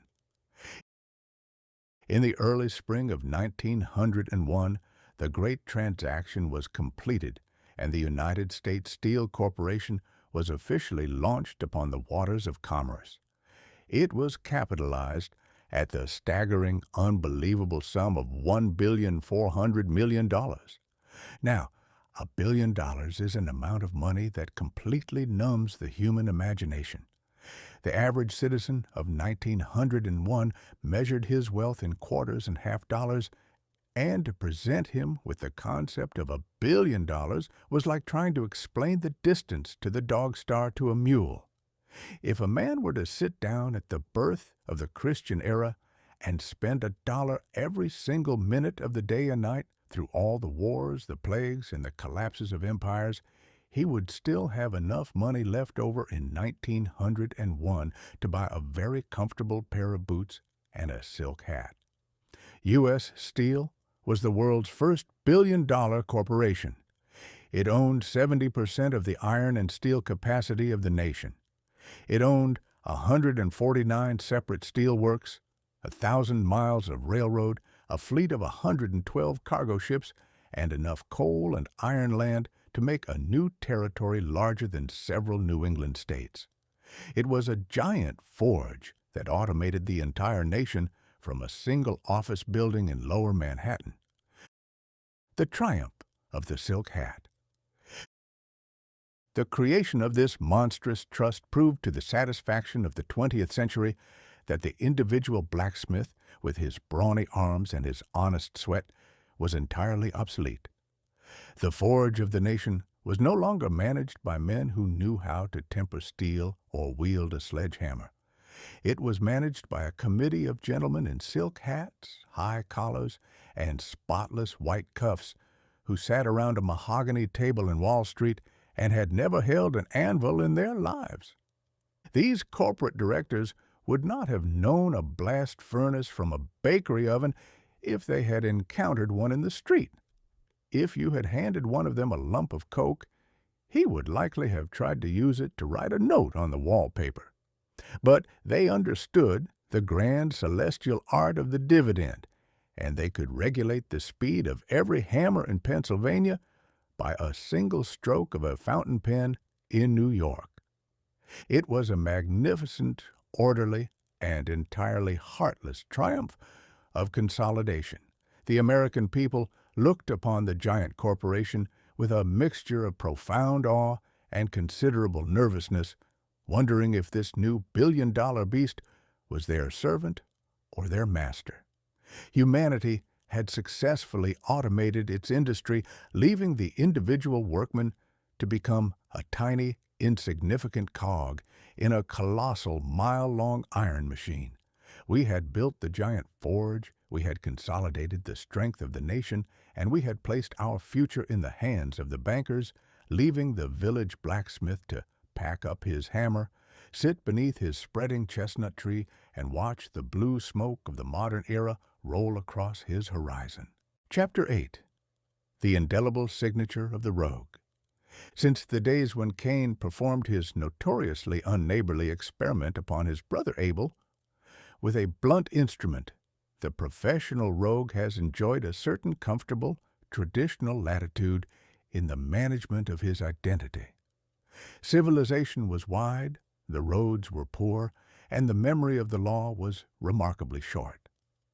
If a gentleman of enterprising disposition happened to relieve a bank of its surplus gold in the state of Missouri, or break into a jeweler's shop in the foggy lanes of London, his subsequent course of action was simple, inexpensive, and entirely satisfactory to his peace of mind. He had merely to board a packet boat, cross a river or an ocean, grow a fine, luxurious set of whiskers, and inform his new neighbors that his name was Colonel Aristarchus Montgomery of the Virginia Montgomerys. Within 3 weeks, he would be elected a warden of the local church, appointed to the school board, and invited to deliver the main address at the 4th of July picnic on the subject of civic virtue. The police were left behind with nothing but a vague, poetic description scrawled in a ledger by a sleepy clerk. About 5 feet 8 inches in height, squints slightly in the left eye, smells of gin, answers to the name of Slippery Jack.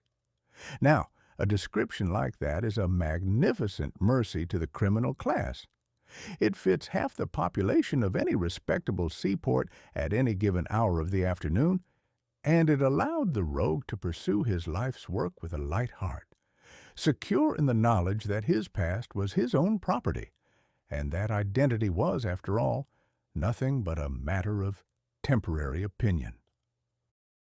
The clumsy ballet of the tape measure. By the closing decades of the 19th century, however, the French, a people who are fundamentally incapable of leaving a comfortable muddle alone, decided to introduce science into the business of thief-catching. A gentleman named Alphonse Bertillon invented a system known as anthropometry, which was based upon the theory that while a rogue might change his name and purchase a false nose, he could not easily alter the length of his bones. The Bertillon system was a source of immense pride to the bureaucrats of the continent, but when put into practical operation, it resembled nothing so much as a grand mechanical comedy, performed by individuals who ought to have been employed in a draper's shop. When a suspect was brought into Scotland Yard, the inspectors would fall upon him with a collection of brass calipers, wooden rulers, and long measuring tapes.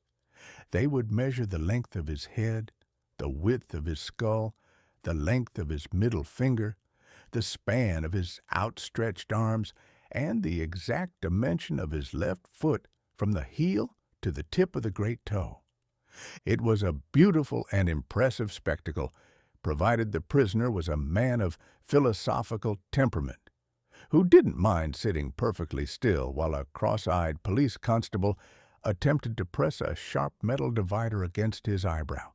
But if the rogue happened to be an individual of lively athletic habits, the measurement of his left foot frequently degenerated into a frantic wrestling match across the floor of the station house. Furthermore, the system assumed a degree of mathematical genius on the part of the average police clerk that was entirely unsupported by the facts of human nature. If a constable in Liverpool recorded a man's forearm as 18 inches, and a clerk in London, using a slightly damp tape measure, recorded it as 17.5, the criminal was instantly transformed by the records into two entirely different people, one of whom was currently serving 5 years in Bermuda, while the other was residing in a boarding house in Whitechapel. The system was magnificent in theory, but in practice it was a clumsy, near-sighted failure that could be entirely undone by a lazy clerk or a prisoner who knew how to shrug his shoulders while the caliper was being applied. the infallible, greasy thumb.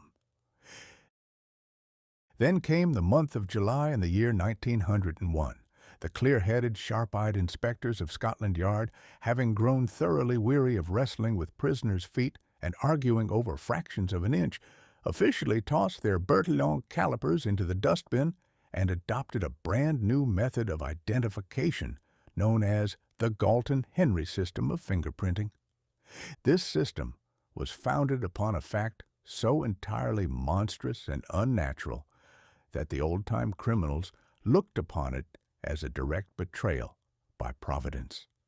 It was discovered that every human being carries upon the tips of his own fingers a 10-page, unalterable, and completely unique confession, written in a delicate alphabet of ridges, loops, whorls, and arches. These tiny patterns are stamped into the skin before a child is even born.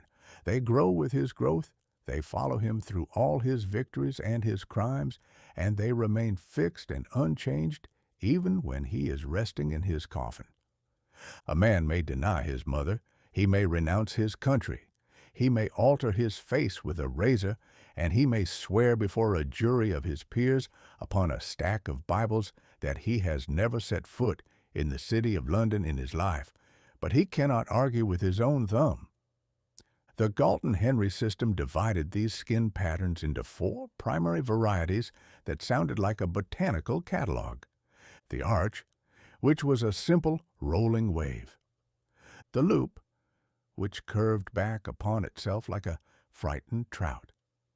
The whorl, which revolved in a grand circular spiral like a miniature whirlpool, and the tinted arch, which rose to a sharp, sudden peak in the center.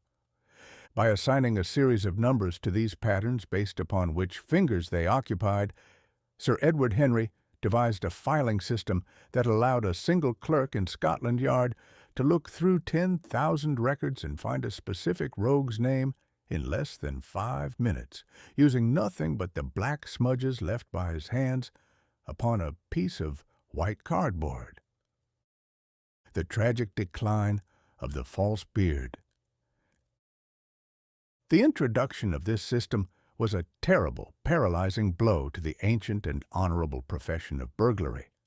The professional thief discovered, to his unutterable horror, that he was no longer undone by his enemies or his informants. He was betrayed by his own skin. A rogue might perform his night's labor with the absolute perfection of an artist.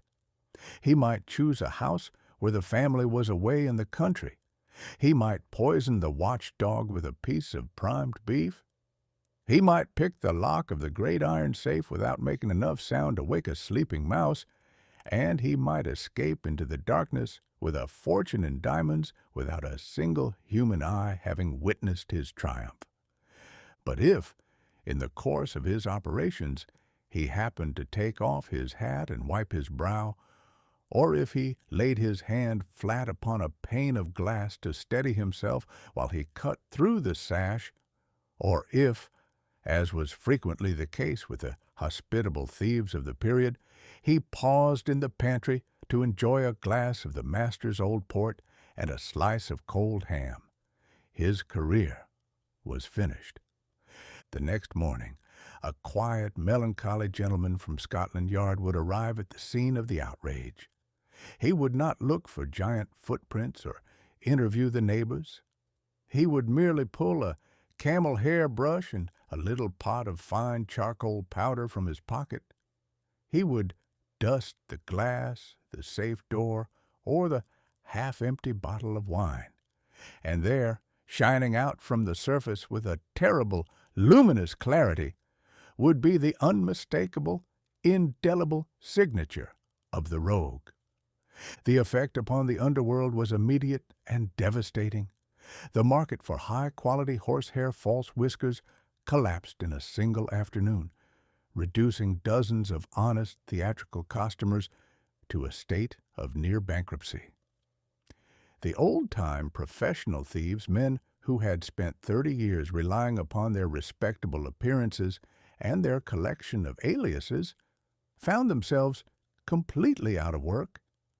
They could no longer change their names from Bill to Thomas. Their thumbs remained Bill through every change of climate and fortune. The migration to high places. When we contemplate this sudden scientific closing of the trap in the summer of 1901, our sympathies are naturally drawn toward the plight of the professional rogue. It was a clear case of nature turning state's evidence against her own children. A man's hands, which he had fed, washed, and cherished for 40 years, had suddenly turned into government informants, whispering his secrets into the ear of the magistrate while the rest of his person was maintaining a dignified silence. The professional thieves of the world were left with only two possible paths of survival in the new century. The first, and most obvious, was the adoption of heavy leather gloves, an innovation regarded by the veterans of the trade as a clumsy, un-English, and thoroughly unsanitary way to go about a piece of honest burglary. The second alternative, and by far the most successful, was for the rogue to abandon the small-scale, high-risk business of picking pockets and cracking safes altogether, and to enter those grander, more progressive, and infinitely more lucrative fields of human enterprise where fingerprinting was not yet a requirement for admission. They took up the study of the corporate prospectus. They became promoters of fraudulent gold mines, directors of watered railway stocks, and candidates for municipal office. In these high and respectable altitudes, a man could relieve his fellow citizens of their life savings by the thousands without ever having to touch a window pane, crack a lock, or handle a greasy safe door. He could conduct his operations entirely by the stroke of a fountain pen while sitting in a velvet chair, leaving the police to scurry about the alleys below with their charcoal brushes and their magnifying glasses, hunting for the thumbprints of small-time villains who were still foolish enough to work with their hands. Chapter 9. The Ghostly Green Parlor Light. For the first few thousand years after the creation of the world, mankind managed its evenings in a state of quiet, dignified, and thoroughly economical darkness. When the sun went down behind the hills, the average citizen did not consider it a personal insult or a commercial crisis. He regarded it as a gentle hint from Providence that it was time to put away his tools, unhitch the oxen, consume a bowl of cold porridge, and climb into bed. If he was absolutely required to sit up after candle-lighting time to tend a sick calf or sign his last will and testament, he did so by the assistance of a shallow clay dish filled with rancid mutton fat and provided with a smoky linen rag that gave off 3 parts of choking soot to 1 part of indifferent flickering illumination. It was a miserable sort of light, to be sure, but it had one magnificent virtue. It was so thoroughly dim that a man could not see how poorly his house was swept, nor could his wife detect the fact that he had forgotten to wash his ears before supper. Later, as civilization became more elegant and demanding, we invented the gas jet, a device that brought the volatile spirit of the coal mine right into the front parlor through a system of lead pipes. This was considered a tremendous stride forward in the grand march of progress, though it was an improvement that required a family to live in a state of permanent, trembling suspicion. The gas was forever leaking out from the joints, turning the house into a highly explosive repository of bad smells. It blackened the plaster on the ceiling, withered the houseplants within 3 days of their arrival from the greenhouse, and had a playful habit of suffocating the guests in the spare bedroom if they forgot to turn the brass tap completely off before blowing out the flame. Then came Thomas Alva Edison with his little glass pear that contained a scorched piece of bamboo thread. When the lightning was turned into that bulb, it produced a lovely, warm, golden glow that was as soft as a sunset and as harmless as a kitten. The world collapsed into a state of profound luxury. We believed that the problem of artificial light had been solved for all time, and that we could now spend our evenings in the enjoyment of a perpetual golden autumn, free from the hazards of explosion, suffocation, or the smell of burning sheep fat. The insatiable appetite for copper savings. But as I have remarked elsewhere in this chronicle, the 20th century was not a period that took any delight in leaving a comfortable miracle alone. No sooner had the electric bulb become a regular article of domestic commerce than the economists and the factory owners began to grumble about the expense of it. They discovered that Mr. Edison's bulb, for all its beauty, was an extravagantly wasteful engine. It spent 90% of its energy generating a heat that nobody wanted, leaving a mere 10% to be converted into the light that everyone was paying for. The call went forth for a brand new variety of illumination, a light that would be cold, efficient, and so remarkably cheap that a factory master could keep his spinning mills running until 3 o'clock in the morning without ruining his balance sheet or causing his stockholders to fall into a fit of melancholy. The gentleman who answered this call in the year 1901 was Peter Cooper Hewitt. Now, Hewitt was not an ordinary starveling mechanic working in a garret on borrowed nickels. He was a gentleman of high New York lineage, the grandson of that grand old philanthropist Peter Cooper, who had built the Cooper Union and manufactured the first American steam locomotive. Hewitt possessed a magnificent laboratory, an abundance of leisure, and a mind that was profoundly interested in the behavior of electricity when it was forced to pass through a vacuum. He looked upon Mr. Edison's solid carbon filament and decided it was an unnecessary obstruction. Why, Hewitt asked himself, should we force the electric current to hammer its way through a solid wire until it glows with heat? Why not remove the wire altogether, fill a long glass tube with the vapor of a volatile metal, and allow the lightning to leap through the gas itself? It will require a fraction of the power, it will generate no heat to speak of, and it will produce a volume of light that will make the old bulbs look like a collection of damp fireflies. The scientific marvel of the vapor tube. After an immense amount of experimentation involving a great many broken tubes and a considerable expenditure of patience, Hewitt perfected his device in the spring of 1901. It was a stunning, unprecedented mechanical triumph. The apparatus consisted of a long, heavy glass cylinder, about the width of a man's wrist and several feet in length, from which every atom of atmospheric air had been carefully pumped out. At the bottom of this tube lay a small, bright pool of pure liquid mercury. When a high-voltage current was applied to the wires at the ends of the cylinder, the electricity would strike the mercury pool, vaporize a portion of the metal, and then leap through the silver gas from one end of the tube to the other. The result was a spectacle that staggered the imagination of the scientific community. The long tube did not merely glow, it erupted into a fierce, cold, blinding torrent of illumination that could illuminate a whole public square or a 5-story warehouse as easily as an ordinary candle lights a pantry. It used so little current that the electric meters in the basement very nearly forgot to revolve, and a factory owner could provide his workmen with the light of high noon for the cost of a few copper cents an hour. It was a magnificent achievement, an engineering miracle that promised to banish the night from our industrial centers forever.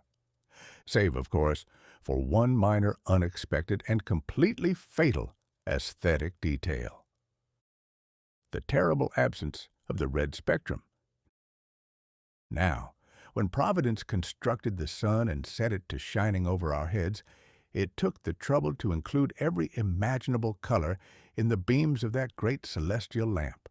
It mixed the blue, the yellow, the green, and especially the red wavelengths together in a beautiful, harmonious proportion, ensuring that When the light struck a healthy human face, it reflected the blood that was circulating beneath the skin, turning the cheeks a pleasant rosy pink and making the daughters of men appear highly attractive to the sons of men. But Peter Cooper Hewitt's mercury vapor lamp was a purely human invention, and it suffered from a complete and total lack of artistic sensibility. When the electric spark passed through the mercury gas, it produced a light that was rich in the blue wavelengths, magnificent in the violet wavelengths, and absolutely prodigious in the green. But of the red spectrum, that warm, vital, generous wavelength that gives life and health to the appearance of nature, there was not a single solitary atom to be found in the entire tube. The consequence of this scientific omission was something that no novelist or poet could have possibly foreseen. The first time Herr Hewitt turned his new lamp on in a room filled with his friends, the assembled company looked at each other and immediately fell into a state of the most profound horror. The light did not merely illuminate the human countenance, it transformed it into a medical nightmare. In the total absence of the red wavelength, every trace of healthy pink and crimson was instantly banished from the skin.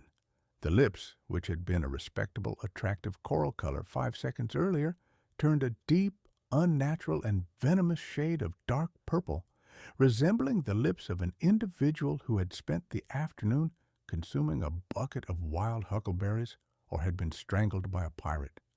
The cheeks lost their wholesome sunburn and assumed the precise color of a cabbage leaf that had been left in the cellar until it was thoroughly damp and slippery. The veins beneath the skin, magnified by the blue-green beams, shone out with a terrible, luminous clarity, looking like a network of angry earthworms crawling across the face. A healthy, robust American citizen, possessed of an excellent digestion and a clear conscience, had only to stand beneath the mercury vapor lamp for 10 seconds to be converted into the likeness of a respectable corpse that had been residing at the bottom of a canal for a week. If a gentleman looked at his own hands under the tube, he would find that his fingers had turned a dismal, moldy gray. His fingernails were a vibrant shade of indigo, and he bore altogether the appearance of a Garian ghoul who had just been exhumed by a resurrectionist for the purpose of a lecture on anatomy. The ruin of the parlor. The effect of this aesthetic disaster upon the domestic prospects of the invention was immediate and final. Hewitt had fondly dreamed that his long, efficient tubes would soon replace the chandeliers in the drawing-rooms and parlors of the wealthy, but he had entirely failed to reckon with the unconquerable vanity of the human race. Imagine, if you please, a high-society parlor in the winter of 1901, illuminated by the new Cooper Hewitt light. A young gentleman has arrived at the house with the intention of offering his hand and fortune to the daughter of the family. He is dressed in his finest coat, his boots are polished until they shine like glass, and his heart is filled with the most tender, romantic sentiments. He enters the parlor, the door closes behind him, and he looks across the sofa at the maiden of his choice. Instead of the blushing, bright-eyed angel of his dreams, he beholds a specter that freezes the very marrow in his bones. Her hair has turned a sickly olive shade, her nose is a pale, luminous green, and her smile reveals a row of teeth that appear to be made of blue slate. She looks like nothing so much as a vampire who has been deprived of her natural nourishment for several months, and is currently suffering from a severe fit of the jaundice.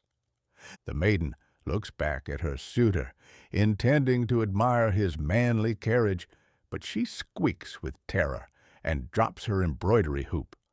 He appears to her eyes exactly like a drowned deckhand who has just been dragged out of the Mississippi River by a grappling hook, his face painted a dark, gangrenous lead color and his whiskers resembling a collection of wet seaweed. Under such circumstances, it must be confessed that the progress of true love was struck with a permanent and incurable paralysis. A man could not easily find the courage to drop to his knees and swear eternal devotion to a lady who looked as though she was about to fall into dust if she encountered a draft. Nor could a woman accept a proposal of marriage from a phantom who appeared to have escaped from a graveyard in the middle of the night. Cosmetics were entirely useless. A lady might apply the finest rouge and the most expensive powder to her cheeks with a trowel, but under the mercury vapor light, the red paint simply turned a dark, muddy, and unnatural brown, making her look like she had been engaged in a wrestling match in a clay bank. The asylum of the mill. The mercury vapor lamp was banished from the American home with a unanimity that was truly magnificent. The housewives of the nation informed Herr Hewitt, through their husbands, that they would prefer to pay 20 times the price for Mr. Edison's wasteful electricity, or even return to the smelly grease lamps of their grandfathers, rather than allow their homes to be turned into a gallery of ghouls. However, the invention was not a failure. It merely found its proper asylum in those regions where beauty is considered a luxury and a low utility bill is regarded as the chief end of man. The factory owners, the printing houses, and the textile mills received the green tube with a shout of joy. The overseers did not care a straw if the workmen looked like corpses, provided they could see the threads of the loom with a perfect microscopic clarity, and continue their labor through the small hours of the night without straining their eyes. The light was also discovered to be a marvelous assistant to the early photographers and photo engravers.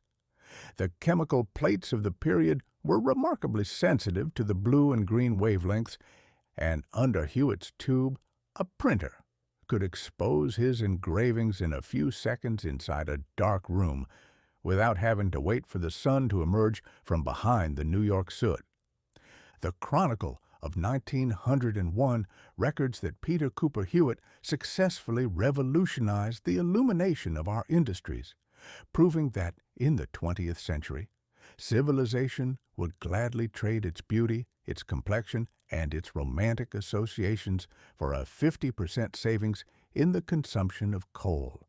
We had conquered the dark by inventing a light that turned the human race into an assembly of phantoms, leaving the world to conduct its most progressive enterprises in a cold, ghostly green parlor light, while the poets and the lovers retreated to the shadows, praying for the return of a lamp that would allow a man to look upon his neighbor without wishing to immediately summon the undertaker. Chapter 10. The Dynamite Awards. The human conscience has always appeared to me to be a highly remarkable and erratic piece of spiritual machinery. It operates very much like the steering gear on an old Mississippi flatboat, frequently jamming fast or refusing to work at all, while a man is busy navigating his way through a profitable piece of rascality, only to break loose and set to flapping with a furious, repentant energy in the middle of the night, when he is too old to enjoy the fruits of his wickedness, and is beginning to harbor grave apprehensions concerning the temperature of his next destination. When a man has spent 40 years accumulating a mountain of gold by methods that have left a considerable portion of his fellow creatures without any arms, legs, or rooftops to call their own, he almost invariably experiences a sudden, beautiful desire to balance his ledger with Providence. He does not, of course, return the money to the individuals from whom it was originally extracted, for that would be unbusinesslike and entirely subversive of the laws of commerce. Instead, he waits until he is safely tucked away in his coffin, and then, through the assistance of a very long and intricate will drawn up by a committee of expensive lawyers, he leaves the whole pile to be distributed in the form of silver medals and gold-plated trophies to individuals who have spent their lives doing things that are completely harmless, such as writing poetry, studying the diseases of old beetles, or lecturing on the sublimity of universal peace. This grand posthumous game of moral bookkeeping achieved its absolute pinnacle in the month of December, in the year 1901, when a group of solemn silk-hatted gentlemen assembled in the frozen city of Stockholm to distribute the very first installment of the Nobel Prizes. The king of the Big Bang, the gentleman whose accumulated millions financed this magnificent display of academic generosity, was Alfred Nobel, a Swedish engineer who had passed from this world a few years prior to the opening of our narrative. Now, Herr Nobel was a mild, melancholy, and thoroughly dyspeptic individual who spent his life suffering from a weak digestion, a total lack of domestic affection, and a permanent burning desire to find a substance that would blow a hole through a mountain with the absolute minimum of human delay. Prior to Nobel's appearance upon the scene, the world had been forced to conduct its blasting operations with common black gunpowder, a sluggish, old-fashioned mixture that did its work with a great deal of smoke and noise, but was entirely lacking in modern ambition. There did exist a much more energetic substance called nitroglycerin, but it was an article of so lively and temperamental a disposition that no sensible person would go within a mile of it if he could avoid it. It was a liquid that appeared to harbor a personal grudge against the human race. If a horse stumbled while dragging a wagon load of nitroglycerin down a lane, or if a workman dropped a tin canister of it upon a pine board, or if the thermometer happened to rise or fall 3 degrees without giving proper warning, the liquid would instantly explode with a ferocity that left nothing behind but a great smoking crater in the earth and a vacancy in the local payroll. Alfred Nobel looked upon this unruly fluid with the eye of a master. After an immense amount of study, during which his own laboratory was blown into the heavens on several occasions, resulting in the loss of his brother and a considerable assortment of assistants, he discovered that if you mixed the dangerous oil with a dry, porous variety of clay called kieselguhr, it would lose its nervous habits. It became a soft, gray, doughy substance that a man could handle with perfect safety. You could roll it into sticks, chop it with a knife, or drop it down a well without causing it to lose its composure. It would only explode when it was properly introduced to a specialized copper blasting cap containing a bit of fulminate of mercury, a tiny, spiteful fuse that Nobel had invented for the express purpose of giving the gray dough its orders.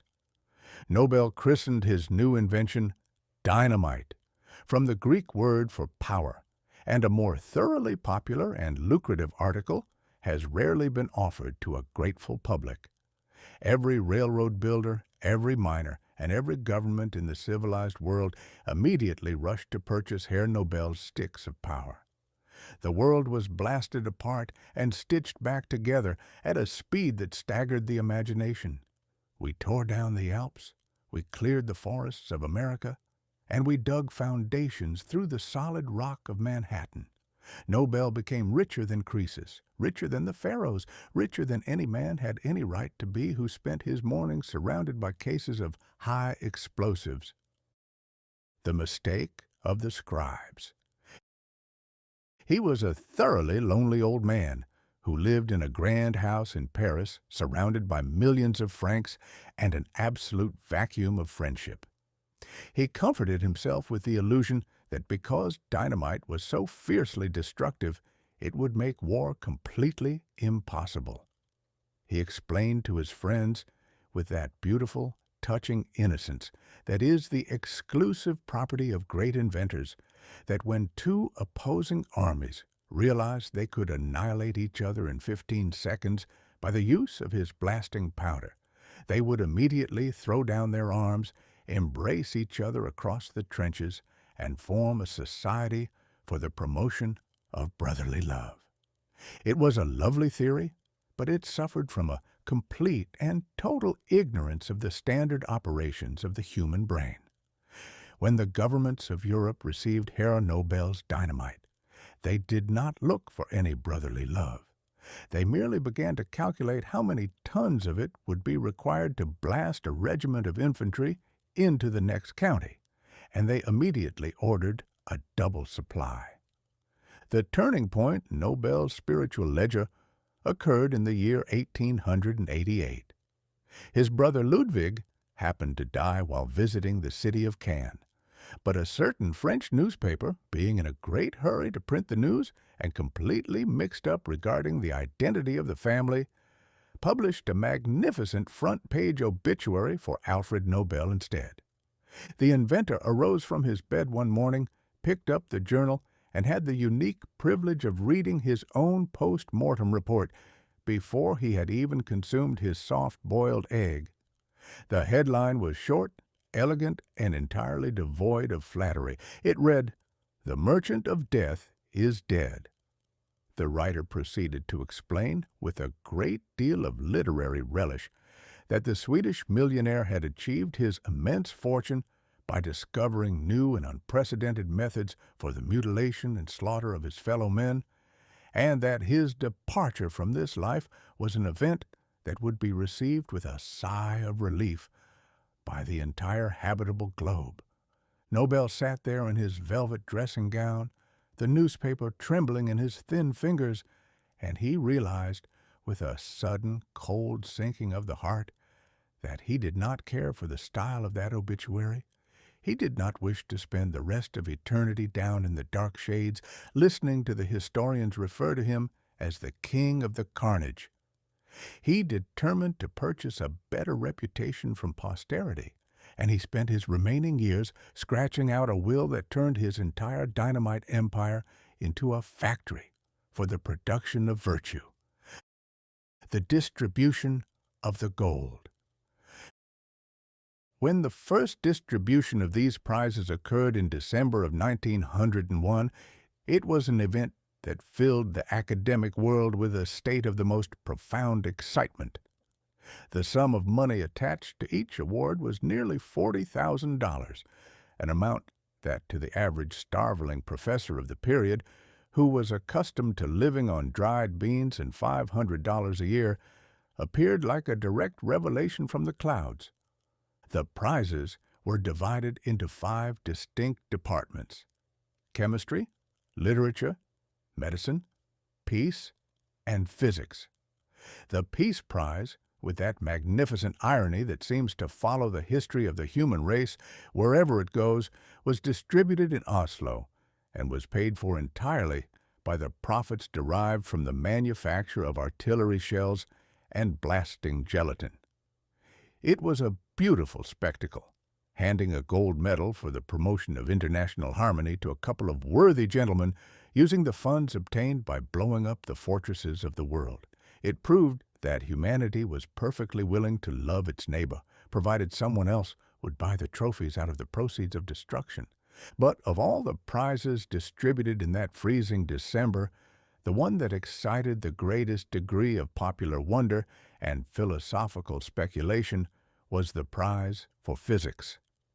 It was awarded to a serious, heavy-browed German professor named Wilhelm Röntgen, who had discovered a brand-new and thoroughly unnatural variety of light that he called the X-ray, the specter in the waistcoat. Now, Professor Röntgen's discovery was an accident of the first water, which is the way all the finest scientific miracles are usually accomplished. He had been working in his dark laboratory in Würzburg, running a high-voltage current through a vacuum tube, when he noticed that a paper screen coated with barium platinum cyanide across the room began to glow with a strange green luminescence, even though his tube was completely wrapped in thick black cardboard. He placed his hand between the tube and the screen, and he very nearly fainted on the spot.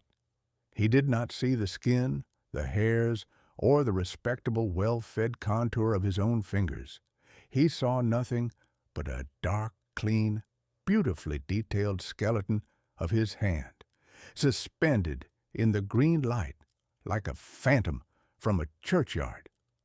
The light had passed completely through his flesh as easily as the sun passes through a pane of clear glass, but it had been stopped short by the solid lime of his bones. When the news of this discovery was unleashed upon the public in the years preceding 1901, it produced a sensation that makes the excitement over Captain Lucas's oil well look like a minor village squabble. The concept that a man could construct an electric lamp that would look right through a brick wall, a heavy wooden door, or a gentleman's leather pocketbook was received by the populace with a mixture of immense delight and considerable moral paralysis. The moral paralysis was particularly acute among the ladies and the more conservative members of the clergy. It was immediately perceived that if a man could see through a door, he could also see through a corset, a petticoat, and 3 layers of respectable woolen drapery. The newspapers were flooded with letters from frantic citizens demanding that the government immediately pass a law prohibiting the use of X-rays in the public streets, lest the modesty of American womanhood be completely demolished by some cross-eyed clerk with a scientific apparatus hidden under his coat. One enterprising firm of tailors in London achieved a very handsome profit by advertising X-ray-proof silk undergarments designed to protect the wearers from the near-sighted curiosity of the philosophers, and thousands of highly respectable matrons refused to leave their hotels until they had lined their dresses with sheets of heavy lead foil. The vacancy of the cranium. When Professor Röntgen arrived in Stockholm to receive his Dynamite gold medal in December of 1901, the X-ray had been rescued from the hands of the showman and turned into the grandest assistant that surgery had ever known. It was an invention that stripped away all the mystery and privacy of the human body. A doctor no longer had to guess where a patient had stowed his surplus buttons or where a stray bullet had taken up its residence. He had only to turn on the current and read the man's interior anatomy like a large print Bible. It was a magnificent achievement, to be sure, but it was an improvement that dealt a mortal blow to that ancient, comfortable institution known as human dignity. Prior to 1901, a man's bones were his own property, and he could carry them through the world with a sense of hidden majesty. The grandest politician, the proudest duke, and the most elegant dandy on the avenue could look upon the common herd with a lofty, patronizing air, secure in the knowledge that his outer garments were of the finest broadcloth and his linen was of the absolute whiteness of snow. The X-ray changed all that in a fraction of a second. It proved that when you turn the lightning on a human being, the duke and the drayman are precisely the same article. It revealed that beneath all our titles, our high collars, our diamond pins, and our political convictions, we are nothing but a collection of 24 ribs, a couple of knobby shin bones, and a ridiculous skull that looks like it is permanently engaged in a hollow, mechanical grin at its own expense. Indeed, it was suggested by some of the humorists of the period that if the X-ray could be improved until it could look into a man's mind as well as his marrow, it would be the end of civilized government altogether. A photograph of a prime minister's head would reveal nothing but a vast, echoing vacancy, populated by a single, solitary thought concerning the local elections, while the skull of a great financier would show a collection of small gears and levers revolving around a silver dollar. The moral balance sheet. The Chronicle of 1901 records that the first Nobel Prizes were a grand and triumphant success, establishing a fashion that has continued to flourish down to our own time. It was a beautiful compromise by the late Herr Nobel, providing a series of gold medals to the finest minds in the world as an apology for having given their governments the power to blast each other into eternity. We had automated our generosity. We had put our repentance on a strict academic schedule. The human race had successfully found a way to convert the profits of destruction into the currency of enlightenment, proving that if a man only invents an explosive that is sufficiently terrible, he will eventually be remembered by posterity not as an executioner, but as a patron of the arts and a lover of universal peace. We took the dynamite money, we pocketed the gold medals, and we praised the memory of the benefactor, leaving the world to scramble along through its new century, its pockets stuffed with pieces of gray blasting dough, and its eyes fixed upon that green ghostly X-ray light that continued to look through our waistcoats and remind us that we were, after all, nothing but a collection of laughing skeletons masquerading as civilized men. Chapter 11. The Conquest of the Yellow Fiend. Now, of all the marvelous and high-sounding humbugs that have been cultivated by the human race since we first began to contract colds and look about for someone to blame for them, none has ever achieved a grander or more durable popularity than the theory of the miasma. Miasma is a beautiful, comforting, and thoroughly scientific-sounding word which, when translated into the plain speech of the blacksmith or the plowboy, signifies precisely this. We haven't the slightest idea what is killing you, but we notice that the weather is uncommonly damp, and the local swamp smells like a dead dog. For hundreds of years, whenever a pestilence swept through a city, the most eminent medical authorities would don their wisest spectacles, smell their walking sticks, and announce that the atmosphere had become militant or corrupt. It was an explanation that satisfied everyone because it required no individual responsibility and no mechanical labor. You could not arrest the air. You could not sue a fog. You could not put a swamp in the county jail. Therefore, when the plague arrived, the sensible citizen merely closed all his windows to keep out the night air, lit a large pipe of tobacco to counteract the smell, and sat in the dark, waiting to see whether his constitution was strong enough to survive the treatment of his physicians.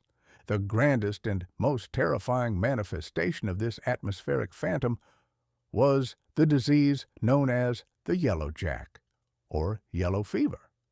It was a monster that did not merely visit a population, it annihilated it. It would descend upon a prosperous seaport like New Orleans, Philadelphia, or Havana, like a sudden scorching wind from the pit. Within 48 hours, a perfectly healthy merchant would turn the color of an old lemon. His eyes would assume a dull, glassy stare. His mind would depart for those regions where the ledger books are balanced, and he would conclude his earthly business by vomiting a quantity of dark, curdled fluid that looked exactly like coffee grounds. The terror it inspired was so profound that at the first rumor of its approach, all the bonds of human affection and civilized society would snap like rotten threads. Mothers would abandon their children, judges would flee the bench, and the dead would be left to rot in their parlors until some desperate rogue could be hired with a bucket of rum to drag them out to a common ditch by the heels. Against this invisible destroyer, the empires of the earth were entirely helpless. The French nation, under the leadership of Monsieur de Lesseps, the same brilliant gentleman who had successfully cut Egypt in two at Suez, had recently attempted to dig a great canal through the Isthmus of Panama. They brought with them the finest steam shovels, the grandest engineers, and the most magnificent brass bands that Paris could supply. But the Yellowjack merely looked upon the expedition, gave a low chuckle, and set to work. Within a few seasons, the French cemetery was the largest and most prosperous institution in Panama. The steam shovels were left to rust in the jungle, and the great enterprise collapsed into a state of total, mud-covered bankruptcy, defeated entirely by a shadow that lived in the fog. The military dilemma in Cuba. The scene of our particular drama in the year 1901 opens in the beautiful, sun-drenched island of Cuba. The United States Army, having recently concluded a short, sharp, and highly successful little war with the Kingdom of Spain, found itself in possession of the city of Havana. It was a victory of the first class, but the American officers quickly discovered that, while it was a simple matter to defeat the Spanish infantry, dealing with the local sanitary conditions was an entirely different piece of bookkeeping. The soldiers were dying by the hundreds, not from Mauser bullets, but from the old, familiar yellow plague. General Leonard Wood, the military governor of the island, was a man of action and a physician to boot. He looked upon his regiments and realized that if the death rate continued on its present trajectory, his army would soon consist of nothing but a collection of empty uniforms and a mountain of pine coffins. He ordered the city to be cleaned with a ferocity that had never been witnessed in the tropics since the days of Columbus. The American soldiers fell upon Havana with brooms, shovels, and thousands of barrels of carbolic acid. They washed the streets until they shone. They scrubbed the walls of the houses. They burned the bedding of every patient. They turned the entire city into a very tolerable imitation of a New England dairy barn. It was a magnificent display of Anglo-Saxon energy, and it was entirely useless.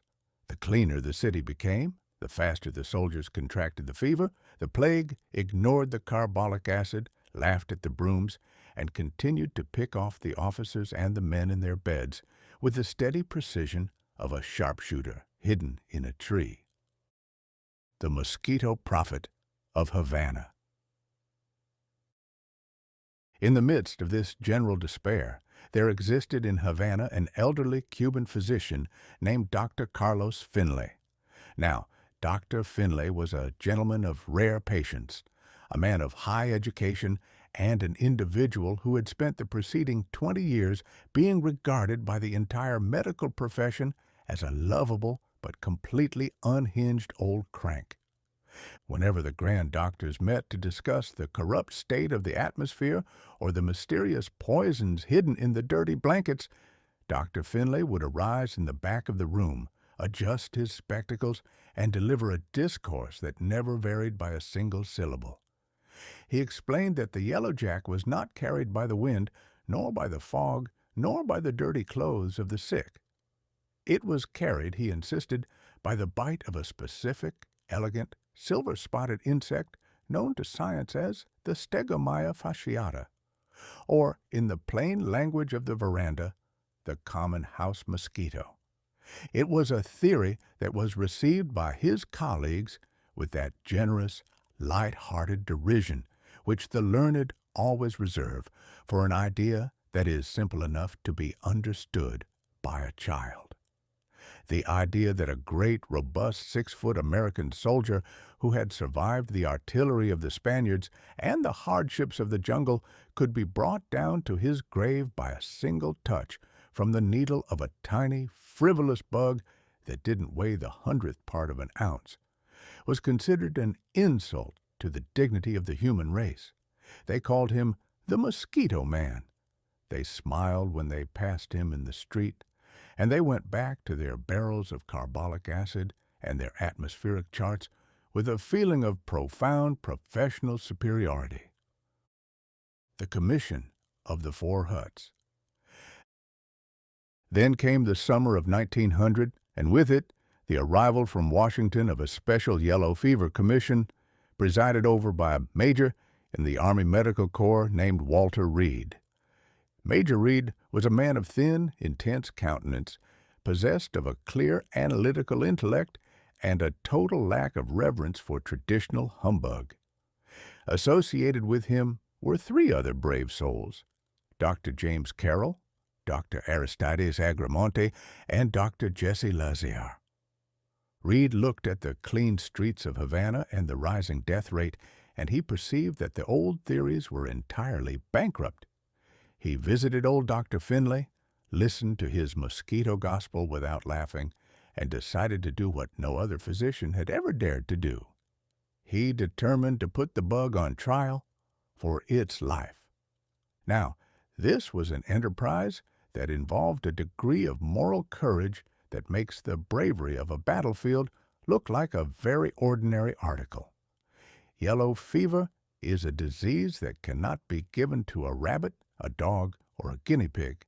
It is a luxury that is reserved exclusively for the human race.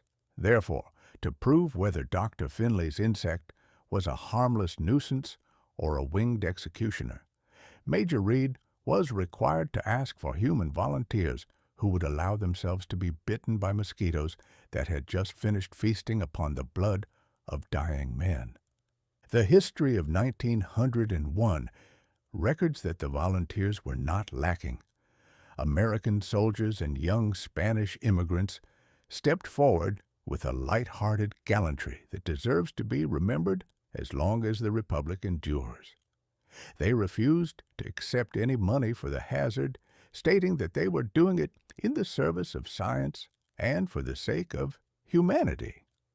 To conduct the experiment with a mathematical certainty that would silence the critics forever, Major Reed constructed a lonely little outpost in the Cuban countryside called Camp Lazare.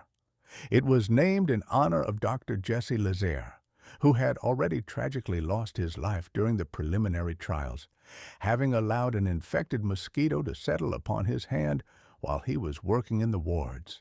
A quiet, heroic martyr who passed into the dark shades before he could witness the triumph of his cause. Inside this camp, Reed constructed two small wooden buildings that were designed to settle the question between the miasma and the insect for all time: the martyrdom of the foul bedding. The first building was named the Infected Clothing Hut. It was a tiny, low-ceilinged structure, purposely built in a hollow where the air was heavy and stagnant. The windows were tightly boarded up and covered with heavy screens to prevent the slightest breath of fresh air from entering the room, and a large stove was installed to maintain a permanent, stifling tropical heat that would cause the occupants to sweat from morning till night. Into this pleasant summer resort, Major Reed introduced three brave young soldiers. He also brought in several massive wooden crates containing the literal wardrobe of death. There were the unwashed sheets, the blankets, the pillows, and the nightshirts that had just been stripped from the corpses of the yellow fever victims in the Havana hospitals. These garments were saturated with the black vomit and the foul discharges of the plague. The three volunteers entered the hut, closed the door, and for 20 long nights they lived in a state of the most disgusting and heroic martyrdom. They handled the foul textiles. They shook the blankets into the air until the room was thick with the dust of the disease. They slept every night wrapped in the very linen in which the victims of the Yellow Jack had breathed their last. According to every medical textbook in Europe and America, these men were committing absolute and certain suicide. They ought to have turned yellow and died within 5 days of their admission to the room. Yet, at the end of the 3 weeks, the three soldiers walked out of the hut into the fresh Cuban sunshine, their appetites excellent, their complexions as rosy as a schoolgirl's, and their health entirely unimpaired. They had proven beyond any shadow of a doubt that all the carbolic acid, all the broom sweeping, and all the burning of furniture had been nothing but a colossal piece of domestic nonsense. The disease was not in the clothes, it was not in the dirt, it was not in the foul odors of the sick room. The revelation of the screen. The second building at Camp Gillette was called the Infected Mosquito Hut. It was a clean, wholesome, well-ventilated room filled with the fresh breezes of the Cuban hills. It was divided exactly down the middle by a fine wire screen that was completely impervious to any insect, but allowed the air to circulate freely from one side to the other.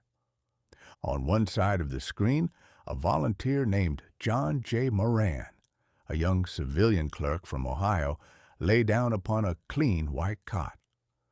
On his side of the partition, Major Reed released 15 hungry silver-spotted mosquitoes that had been carefully raised in jars and fed upon the blood of yellow fever patients. Young Moran lay there with the composure of a philosopher, while the tiny insects settled upon his face, his arms, and his chest, their little bellies turning a bright crimson as they injected their deadly venom into his veins. On the opposite side of the wire screen, in the very same room, breathing the very same air, sat 2 other soldiers. Within 5 days, the clean, fresh air hut provided the answer that the world had been seeking for 3 centuries. John Moran was struck down with a raging, violent fit of the yellow fever. His temperature soared, his skin turned the color of saffron, and he entered the valley of the shadow, while his companions on the other side of the wire screen, who were breathing his breath and watching his struggles, but were protected from the insects, remained in a state of perfect and robust health. Fortunately, through the excellent care of Major Reed's physicians, Moran survived his encounter with the monster and lived to receive the thanks of his country. The trial was over. The evidence was complete. The verdict was final. The Yellow Jack was stripped of his ghostly atmospheric armor and revealed to the world as nothing but a 6-legged winged phantom that could be crushed between a man's thumb and his forefinger. The War Against the Puddle. The publication of Walter Reed's findings in the early months of 1901 was followed by a revolution in the management of the tropics that was truly magnificent. The military authorities threw away their barrels of carbolic acid and their grand municipal brooms. They realized that if they were going to defeat the enemy, they must stop hunting ghosts and start hunting bugs. An energetic officer named William C. Gorgas was appointed Chief Sanitary Officer of Havana. Major Gorgas looked upon the city and perceived that the silver-spotted mosquito was a creature of domestic and aristocratic habits. She did not live in the deep, wild swamps of the interior. She preferred to reside in the neighborhoods of men. She laid her eggs only in clean, stagnant water, in the rain barrels, the roof gutters, the flower vases, the tin cans on the rubbish heap, and the holy water fonts of the churches. Gorgas organized his men into an army of mosquito brigades. They did not march with rifles or bayonets. They marched with oil cans, screwdrivers, and rolls of wire netting. They visited every house in Havana, from the grandest palace of the Spanish grandee to the humblest hovel of the Negro laborer. They placed heavy lids over every rain barrel. They cleared the gutters. They poured a thin film of common kerosene oil over every puddle and cistern in the district, thereby suffocating the mosquito larvae before they could ever discover that they possessed wings. The result was a mechanical miracle that staggered the imagination of the world. Within 9 months after the adoption of the new system, Havana, a city that had been the permanent, undisturbed headquarters of the Yellow Plague for over 130 years, was completely cleared of the pestilence. Not a single case of yellow fever could be found within the limits of the municipality. The monster had been driven from his ancient citadel not by a grand army of infantry, but by 25 cents worth of kerosene and a handful of wire screens. The insignificance of the conqueror. When we reflect upon this spectacular chapter in the Chronicle of 1901, we are forced to experience a certain sense of humility regarding the grand structure of human civilization. We had built the great steam shovels, we had financed the billion-dollar corporations, and we had constructed the grand fortresses of empire. Yet, we had been forced to sit idly by for generations while our finest enterprises were brought to an absolute standstill by a creature so small, so fragile, and so thoroughly ridiculous that she could be defeated by a common rain-barrel lid. Armed with Walter Reed's discovery, Major Gorgas was soon able to move his oil cans and his wire screens down to the Isthmus of Panama. He cleared the jungles, he protected the workmen, and he successfully banished the shadow that had broken the heart of Monsieur de Lesseps, allowing the great canal to be cut from ocean to ocean with the precision of a railway ditch.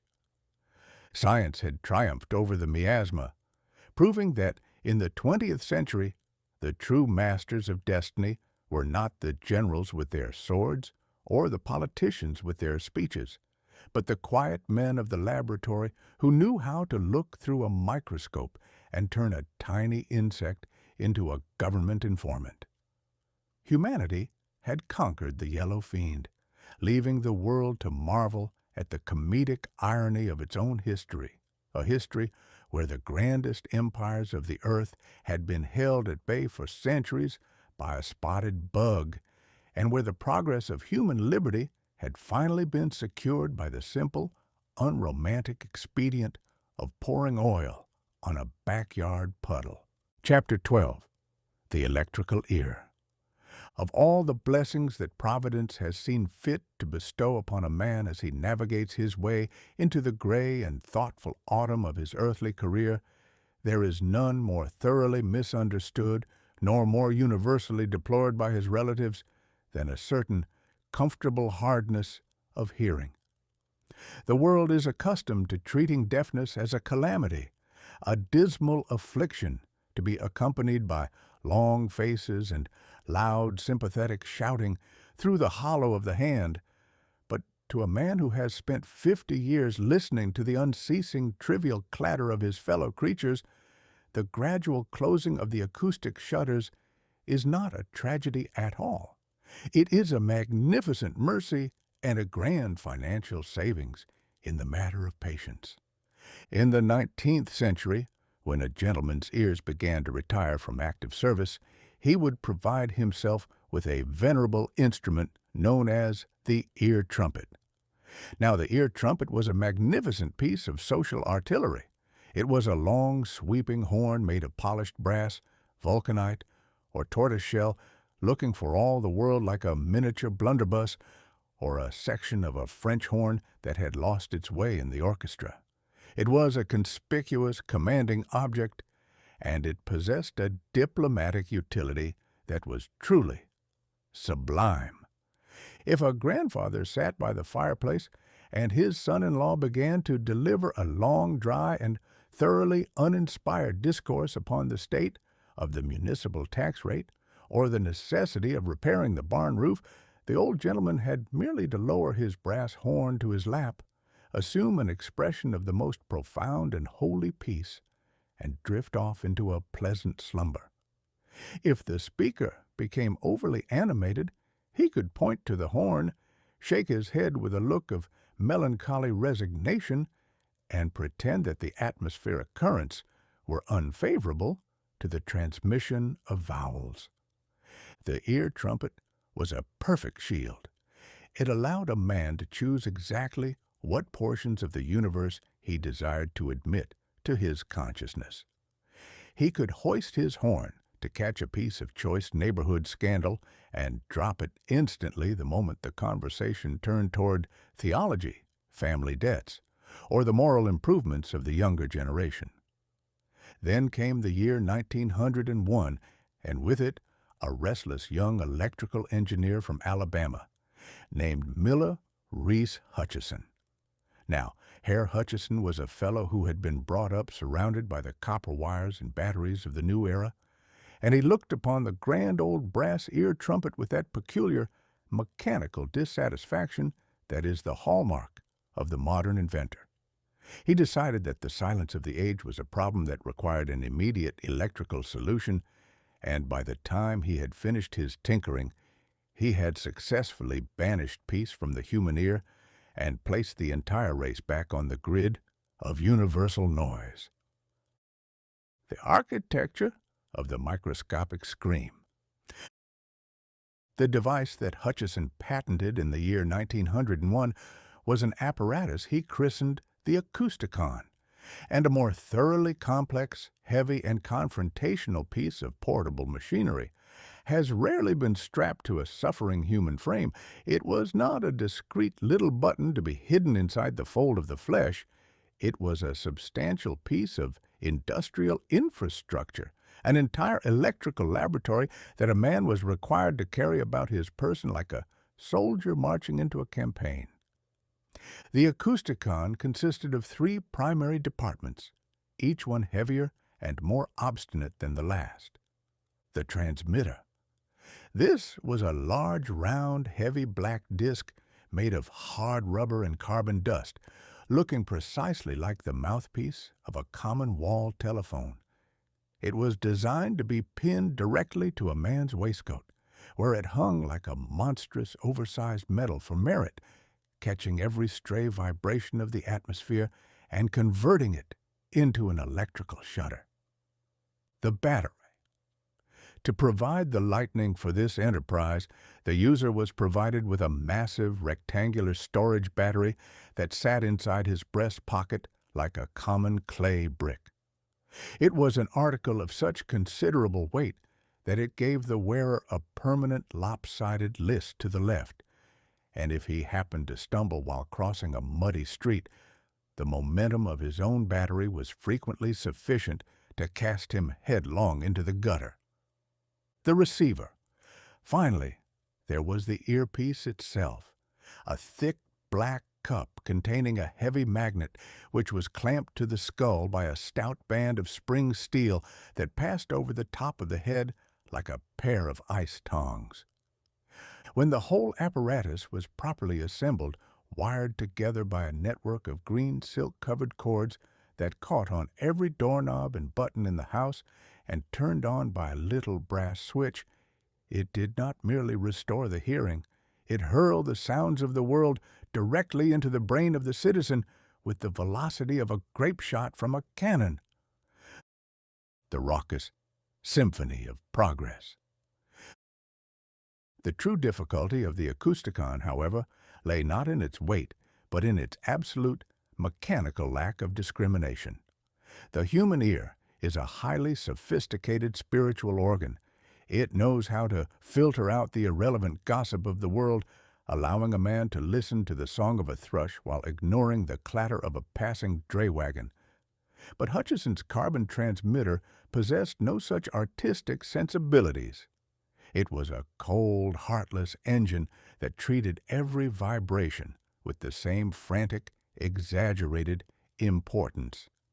When an elderly gentleman turned the current on for the first time, he did not receive the sweet, pristine harmony of his grandchildren's voices. He was introduced to a raucous, terrifying, and deafening symphony of mechanical life. A dropped teaspoon did not merely clink. It exploded in his head with the sound of a boiler eruption at a locomotive works. The rustle of a silk skirt sounded like a forest fire clearing a path through a pine grove. If a fly happened to buzz past the transmitter on his waistcoat, the insect was magnified into the likeness of a twin-engined airship roaring through his skull at close range.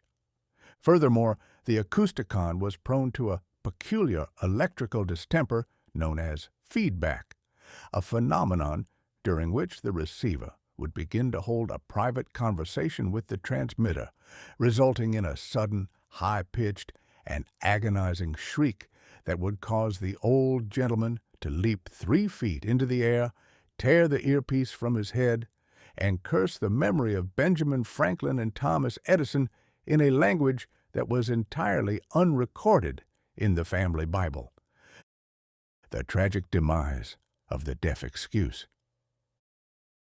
Yet, despite these mechanical hazards, the acousticon was received by the public with a great deal of wonder and a tremendous rush of commercial enthusiasm. The fame of the invention spread across the waters, and in the year following its introduction, it achieved the ultimate pinnacle of respectability when it was ordered by Queen Alexandra of Great Britain, who had suffered for years from a hereditary deafness that made the long, pompous ceremonies of the court a source of considerable weariness to her soul. When the Queen appeared at her own coronation wrapped in her royal robes and provided with a specialized gold-plated acousticon hidden among her laces, the fortune of the company was secured. Every deaf duke, every hard-of-hearing senator, and every affluent grandmother in the hemisphere immediately rushed to purchase Herr Hutchison's electrical ear, believing that they were participating in the grandest miracle of the new century. But as the initial excitement began to fade, the masculine portion of the population quickly discovered that the acousticon was a remarkably treacherous ally. It had accomplished its mission too well. It had demolished the ultimate fortress of domestic liberty. Imagine, if you please, the plight of a respectable old judge who had spent 20 years enjoying the beautiful, silent sanctuary of his own infirmity. For 2 decades, he had lived in a state of the most profound immunity. When his wife's relatives arrived at the house to spend the winter, or when his sister began to read aloud from a 3-volume novel concerning the spiritual trials of a curate in Yorkshire, he had only to smile, nod his head with a look of gentle, melancholy ignorance, and retire to the private theater of his own thoughts. With the arrival of the acousticon, his defense was completely shattered. His wife would slide the heavy brick of the battery into his pocket, pin the carbon disc to his lapel, clamp the steel band across his skull, and turn the brass switch with a look of triumph. Suddenly, the judge was dragged out of his paradise and thrust back into the middle of the world. He was forced to hear every complaint of the cook, every political opinion of his brother-in-law, and every long-drawn-out narrative concerning the condition of the neighborhood poultry. He could no longer plead ignorance when the tax collector knocked at the door, nor could he pretend he hadn't heard the call to arise from his warm bed on a freezing January morning to shovel the snow off the sidewalk. The electrical ear had delivered him into the hands of his enemies. It had turned his own head into a government listening post. The elimination of the quiet corner. When we contemplate this magnificent loud chapter in the Chronicle of 1901, we are forced to observe that the chief anxiety of the 20th century appeared to be the systematic elimination of every quiet corner on the planet. We had already invented the telephone to ensure that a man could be shouted at while sitting in his own office. We had adopted the wireless telegraph to catch him while he was escaping across the ocean. And now we had devised the electric hearing aid to prevent him from finding a little piece inside his own skull. We had automated our senses, we had wired our infirmities to a storage battery, and we had turned the ancient blessing of silence into a mechanical impossibility. The human race had successfully perfected the ear of the weary citizen, leaving him to scramble through the rest of his century with a collection of green silk wires trailing behind him, trying to look as though he was thoroughly delighted to hear everything his neighbors had to say, while his heart was secretly pining for the grand golden era of the old brass trumpet, when a man could turn off the noise of the universe by a simple turn of his wrist and enjoy a quiet fit of meditation in a world that was still slow enough to keep its mouth shut. Chapter 13. The Railway in the Clouds. It has always been a source of immense gratification to the human race to observe that whenever Providence provides us with a beautiful, flat, and entirely unobstructed piece of geography, our very first impulse is to build a city upon it, pack 50,000 families into a square mile, and then spend the next 3 generations complaining bitterly that we cannot move from one side of the street to the other without having our toes stepped on by a dray horse or our hats knocked off by a butcher's wagon. The horizontal plane of our planet, vast and generous though it is, appears to inspire a peculiar variety of madness in the municipal mind. We crowd our buildings together until they are leaning against each other for support. We choke our thoroughfares with trolley tracks, mud, and cabbage crates, and then we sit upon our doorsteps and wonder why the atmosphere has become so thoroughly difficult to navigate. By the closing years of the 19th century, this terrestrial congestion had reached a pitch of absolute crisis. In great capitals like London and New York, the authorities looked upon the roaring, tangled, blaspheming chaos of their streets and realized that the earth was officially full. There was no more room for a man to walk, let alone run a railway. The responses to this dilemma were characteristic of the nations that conceived them. The English, being a people of melancholy temperament and possessing an ancient, instinctive affection for the dark, decided to dig a series of monstrous, winding tunnels through the clay beneath their cellars. They turned themselves into a colony of highly respectable top-hatted moles, diving into the bowels of the earth to travel to their offices in a state of perpetual sulphurous twilight, surrounded by the rumble of underground engines and the faint, damp smell of old sewer pipes.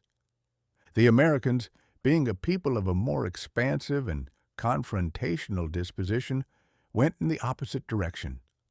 They erected massive, unsightly forests of iron pillars right down the middle of their grandest avenues and ran their trains across the treetops, filling the bedrooms of the citizenry with a permanent, deafening clatter of iron wheels and a raining canopy of hot grease and coal cinders.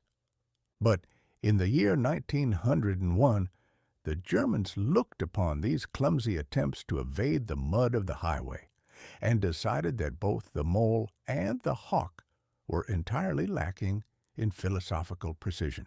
They resolved that if a man was going to leave the earth behind, he ought to do it with a degree of structural permanence, imperial dignity, and whimsical geometry that would make the laws of gravity look thoroughly foolish.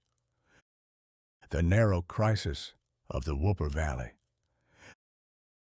The scene of this architectural manifestation was the Valley of the Whooper, a narrow, winding industrial trough in the Rhineland that contained the twin towns of Elberfeld and Barmen.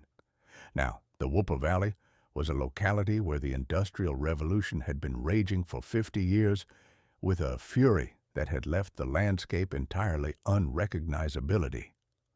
The entire valley was crammed to the very cliffs with dye works, textile mills, iron foundries, and chemical factories, all of them working day and night to weave the ribbons and forge the cutlery of the German Empire. Through the middle of this mechanical beehive ran the river Whooper, though to dignify that sluggish, ink-black stream with the name of a river was a piece of poetic license that could only be tolerated by a native of the district. It was a narrow, twisting ditch that served as the common drain for all the factories on its banks. It was said by the local humorists that the Whooper was the most useful stream in Europe, for a laundryman had only to dip a white sheet into the water on a Tuesday morning to discover what color the local mills were dyeing their velvet that afternoon, without having to undergo the fatigue of asking the foreman. The problem of transportation in this valley was acute. The workmen needed to travel from their cottages to the mills, the merchants needed to visit the markets, and the clerks needed to reach their desks. But the valley was so narrow and the buildings were packed so tightly against the water's edge that there was not a single square yard of solid dirt left upon which to lay a standard railway track. To widen the streets was an impossibility unless the government was prepared to demolish 300 venerable breweries and 500 highly profitable cloth factories, an enterprise that would have caused the local population to rise in open, beer-fueled rebellion. Enter Jürgen Langen. Herr Langen was a Cologne engineer of independent fortune and a mind that was completely untroubled by traditional mechanical precedents. He looked upon the crowded, smoky valley of the Wupper, he looked at the narrow black ribbon of the river, and he perceived that while the earth was entirely occupied by private property, the atmosphere directly above the water was completely vacant. The air over the river belonged to nobody but the crows and the smoke. Why? Langen asked his colleagues, his eyes shining with that terrible mathematical enthusiasm that is the exclusive property of the German scientist. Should we require a train to sit upon the ground? The ground is nothing but an obstruction and an expense. Let us build a railway that treats the earth as a mere memory. We will erect a great skeleton of steel that straddles the river like a line of colossal spiders, and from this skeleton we will hang our carriages by their roofs. The wheels shall be on top of the train, the track shall be in the clouds, and the passengers shall travel to their labor dangling over the water like a basket of cabbages hung from a kitchen rafter. The iron skeleton over the water. The construction of this audacious apparatus was the chief wonder of the district during the final years of the old century, and in the spring of 1901, the Wuppertal Schwebebahn, or the floating railway, was officially opened for the commerce of the public. It was a spectacle that staggered the imagination of the traditional traveler. For a distance of nearly 8 miles through the heart of the industrial valley, the engineers had forged a monstrous continuous framework of latticed steel. It consisted of hundreds of giant A-shaped iron frames that spanned the river Wupper, their iron feet anchored into the stone walls of the embankments on either side, looking for all the world like a line of 3-legged mechanical titans marching through the mud in a solemn imperial procession.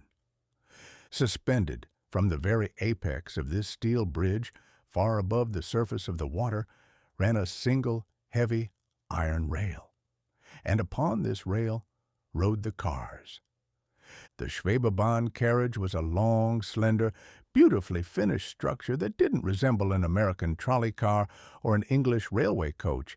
It looked like nothing so much as a giant, elegant metal chrysalis that had been detached from a tree and provided with windows. The machinery of locomotion was completely invisible to the passenger. The electric motors, the heavy steel wheels, and the complex brakes were all mounted in 2 massive articulated trucks that sat upon the roof of the carriage, gripping the single celestial rail with the tenacity of a bulldog's jaw. The body of the car hung down from these roof trucks by a pair of heavy curved steel arms suspended in mid-air at an altitude of 30 feet above the river. When the train was stationary at the platform, it looked perfectly stable and respectable. But the moment the current was turned on, it revealed its true, light-hearted, and fluid character. The etiquette of the pendulum. The first thing the German commuter discovered when he boarded the Schwebebahn in the spring of 1901 was that his relation to the universe had been radically altered by the laws of centrifugal force. The German citizen of that period was a creature of the most profound, unshakable solemnity. He was a man who took his posture, his politics, and his breakfast with a seriousness that was almost religious. He did not wish to be amused by his journey. He did not desire his transportation to possess any dramatic variety. He merely wanted to arrive at his office at exactly 8:42 in the morning, with his collar unrumpled, his dignity intact, and his mind prepared for the day's bookkeeping. When he stepped inside the floating railway, he found himself inside a beautiful wood-paneled salon, provided with comfortable seats and large plate glass windows that offered a magnificent view of the local soot. The train started with a low, smooth electric hum that was highly comforting to his nerves. It did not jerk, it did not rattle, and it did not breathe smoke into his face. It glided through the air with the silent grace of a ghost. But the moment the line encountered its first sharp curve over the winding river, a phenomenon occurred that very nearly caused the entire municipal council of Elberfeld to swallow their pipes in terror. Because the carriage was suspended from a single rail by its roof, it was entirely free to swing from side to side like a common clock pendulum. Therefore, when the train entered a corner at full speed, the body of the car did not remain upright. It obeyed the grand, universal command of nature and swung outward over the river at a highly speculative and alarming angle. To the passenger inside, the effect was sublime. He would look out of the window, expecting to see the familiar brick wall of a dye works or the chimney of a brewery, and find himself staring directly down into the black, swirling waters of the Wupper at an angle of 15 degrees. The entire car would tilt as one man. The passenger's morning newspaper would slide across his knees, his umbrella would roll toward the opposite side of the floor, and his fellow passengers would all lean together with a synchronous mechanical politeness, like a row of sunflowers bending before a sudden gust of wind. For the first few weeks of operation, this aerial waltz was a source of considerable constitutional anxiety to the elderly matrons of the district. They were convinced that the curved iron arms on the roof would eventually tire of their labor, snap under the weight of the passenger department, and launch the respectable society of barmen into the river like a crate of ducks. But the German engineers had calculated the margins of safety with a precision that was absolutely bulletproof. The train could not fall off the rail, it could not capsize, and even if the electricity failed completely, it merely sat there in the sky, dangling safely over the water until the rescue engine arrived to drag it home. The swaying motion, which had at first inspired so many muttered prayers and so much nervous clutching of the seat cushions, was quickly discovered to be a remarkably pleasant and soothing variety of exercise, acting upon the digestion of the local merchants with the beneficial effects of a sea voyage without the attendant hazards of sea-sickness or shipwreck. The imperial approval and the aerial elephant. The supreme certificate of respectability was awarded to the enterprise in the autumn preceding our year, when the Kaiser himself, Emil Wilhelm II, the master of the empire, arrived in the valley to inspect the miracle. The Kaiser was an individual who possessed an immense appetite for military spectacles and mechanical novelties, and he climbed into the imperial Schwebebahn carriage with a look of magnificent curiosity. The engineers turned the current on, the train leaped forward, and His Majesty spent 20 minutes flying through the clouds over the river, his spiked helmet gleaming through the plate-glass window, and his hand raised in a majestic salute to the thousands of his subjects who were cheering from the roofs of the tanneries and the bridges below.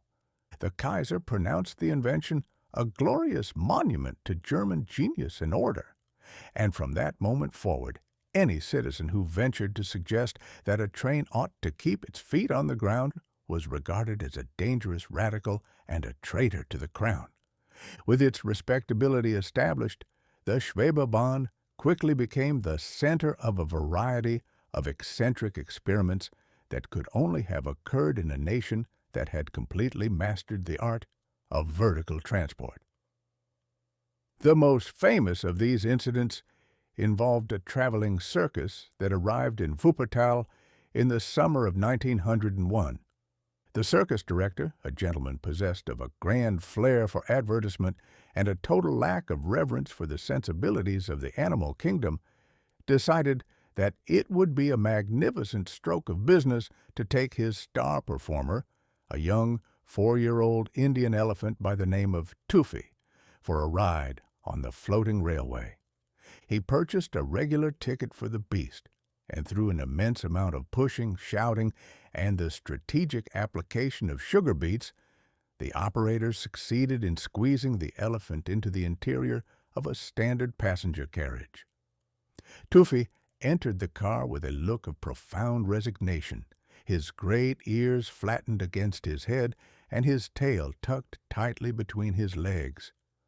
For the first mile, the journey proceeded in a state of the most tense, dramatic silence.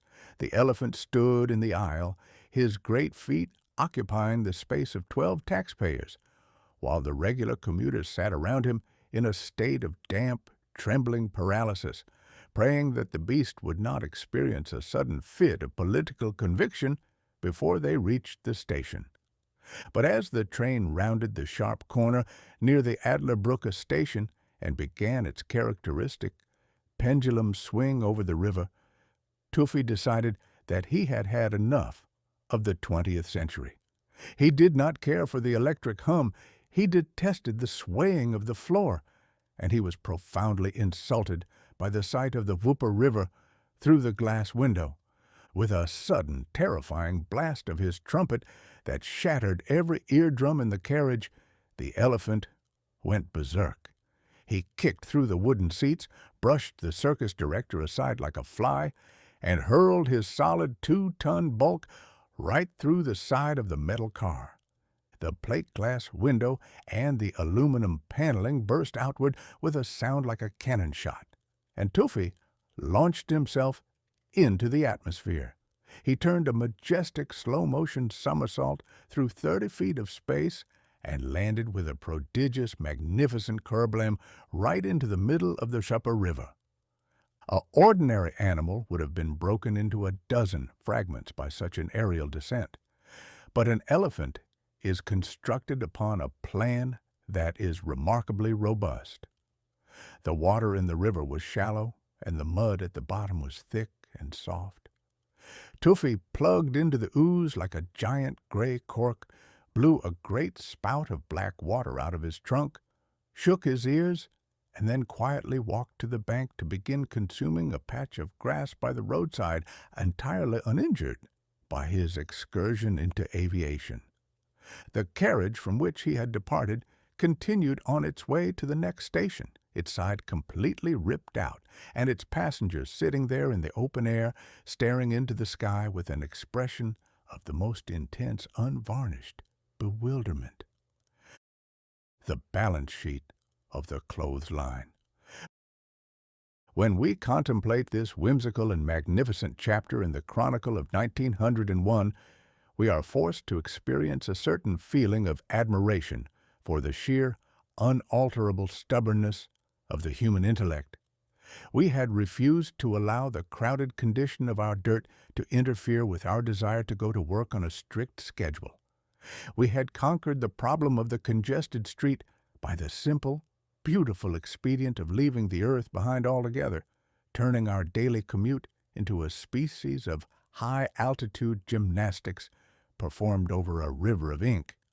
The Schwebebahn proved a grand and permanent success, continuing to fly its passengers through the valley of the Wupper, decade after decade, with a record of safety that made every surface railway in the world look like a dangerous humbug. It solved the problem of crowded streets by simply turning the German commuter into a bird that had been taught to hang upside down from a clothesline. Man had successfully annexed the atmosphere to his municipal real estate, leaving the rest of his century to construct its tracks through the clouds, its highways across the treetops, and its empires in the sky, while the old river below rolled on in its dark, industrial silence, entirely ignored by the busy generations that were flying through the heavens over its head, their eyes fixed upon the destination indicators in their waistcoats, swinging gently through the fog in perfect accordance with the laws of gravity. Chapter 14. The chemical of flight or fight. Of all the grand, high-flown virtues that have been celebrated by the poets and the monument builders since the world first began to keep a history of its own transactions, there is none that has received a larger share of unadulterated praise or a more thoroughly inflated valuation than the quality known as human courage. Every nation under the sun possesses a massive collection of bronze statues representing various heavy-jawed gentlemen who are depicted as looking into the mouth of a cannon with an expression of the most serene and lofty indifference. We are taught from our infancy that to be frightened by an exhibition of danger is a low, unchristian, and thoroughly un-American variety of weakness, and that the truest specimen of manhood is the fellow who can face a charging rhinoceros or a municipal tax collector without a single quiver in his whiskers or a solitary extra thud in his ribs. Yet, if a man will only consent to put away his poetry books for 5 minutes and take a cold, clear look at the actual behavior of his fellow creatures, he will discover that this grand tradition of heroism is nothing but a venerable and transparent humbug. Courage, in 9 cases out of 10, is merely a magnificent name for a total lack of imagination, or a condition of the brain so thoroughly dense that it is incapable of calculating the distance between a man's ribs and the hoof of an enraged mule. The far more common, practical, and democratic quality, the quality that has actually preserved the human race from being entirely erased from the planet by the wild beasts, is the ancient, sacred, and beautiful instinct of cowardice. A man who is blessed with a healthy, lively fit of terror when danger shows its teeth is a man who is likely to live long enough to pass his virtues down to his grandchildren, whereas the hero who stands his ground to argue the point with a landslide or a locomotive is almost invariably converted into a subject for an immediate coroner's inquest before he has even finished his speech. For centuries, the philosophers were profoundly puzzled by the sheer, instantaneous velocity of this domestic panic. They could not understand how a respectable, slow-moving citizen who required 20 minutes of hard study to balance his checkbook or determine which pair of trousers to wear to church could suddenly turn into an acrobat of the first class when an emergency presented itself. If a man happened to encounter a spectral apparition in a graveyard at midnight, he did not wait for his brain to deliver a learned discourse upon the immortality of the soul. His legs would instantly take up the management of his itinerary on their own responsibility, clearing a 6-foot picket fence and 3 blackberry hedges with a lightness and a grace that would have moved a professional dancing master to tears. The old-time doctors explained this mystery by talking about the animal spirits that lived in the blood, or a sudden commotion among the bile and the gall. But in the early months of the year 1901, a quiet, sharp-eyed Japanese chemist working in a private laboratory in New York looked into a glass beaker and discovered that our courage, our cowardice, and our athletic versatility are all dictated by a few drops of a mysterious, clear fluid that the body manufactures in its own private cellar without ever asking our permission. The Alchemist of Clifton Place. The gentleman who accomplished this magnificent invasion of our interior economy was Dr. Yokichi Takamine. Now, Dr. Takamine was an individual of rare and beautiful cultivation, a samurai by descent, an engineer by education, and a chemist by inclination, who had arrived on our shores with a profound knowledge of the sciences and a remarkably successful method for the brewing of starch-converting ferrets. He had established a private laboratory in a quiet corner of New York City, and there, surrounded by the clatter of the elevated trains and the roaring midnight of Manhattan smoke, he set himself to solve a problem that had baffled the grandest laboratories of Germany for a generation.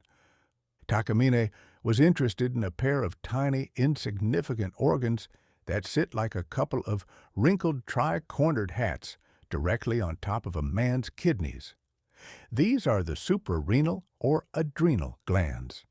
For centuries, the anatomy professors had looked upon these little fleshy caps with a great deal of professional curiosity and a total lack of understanding.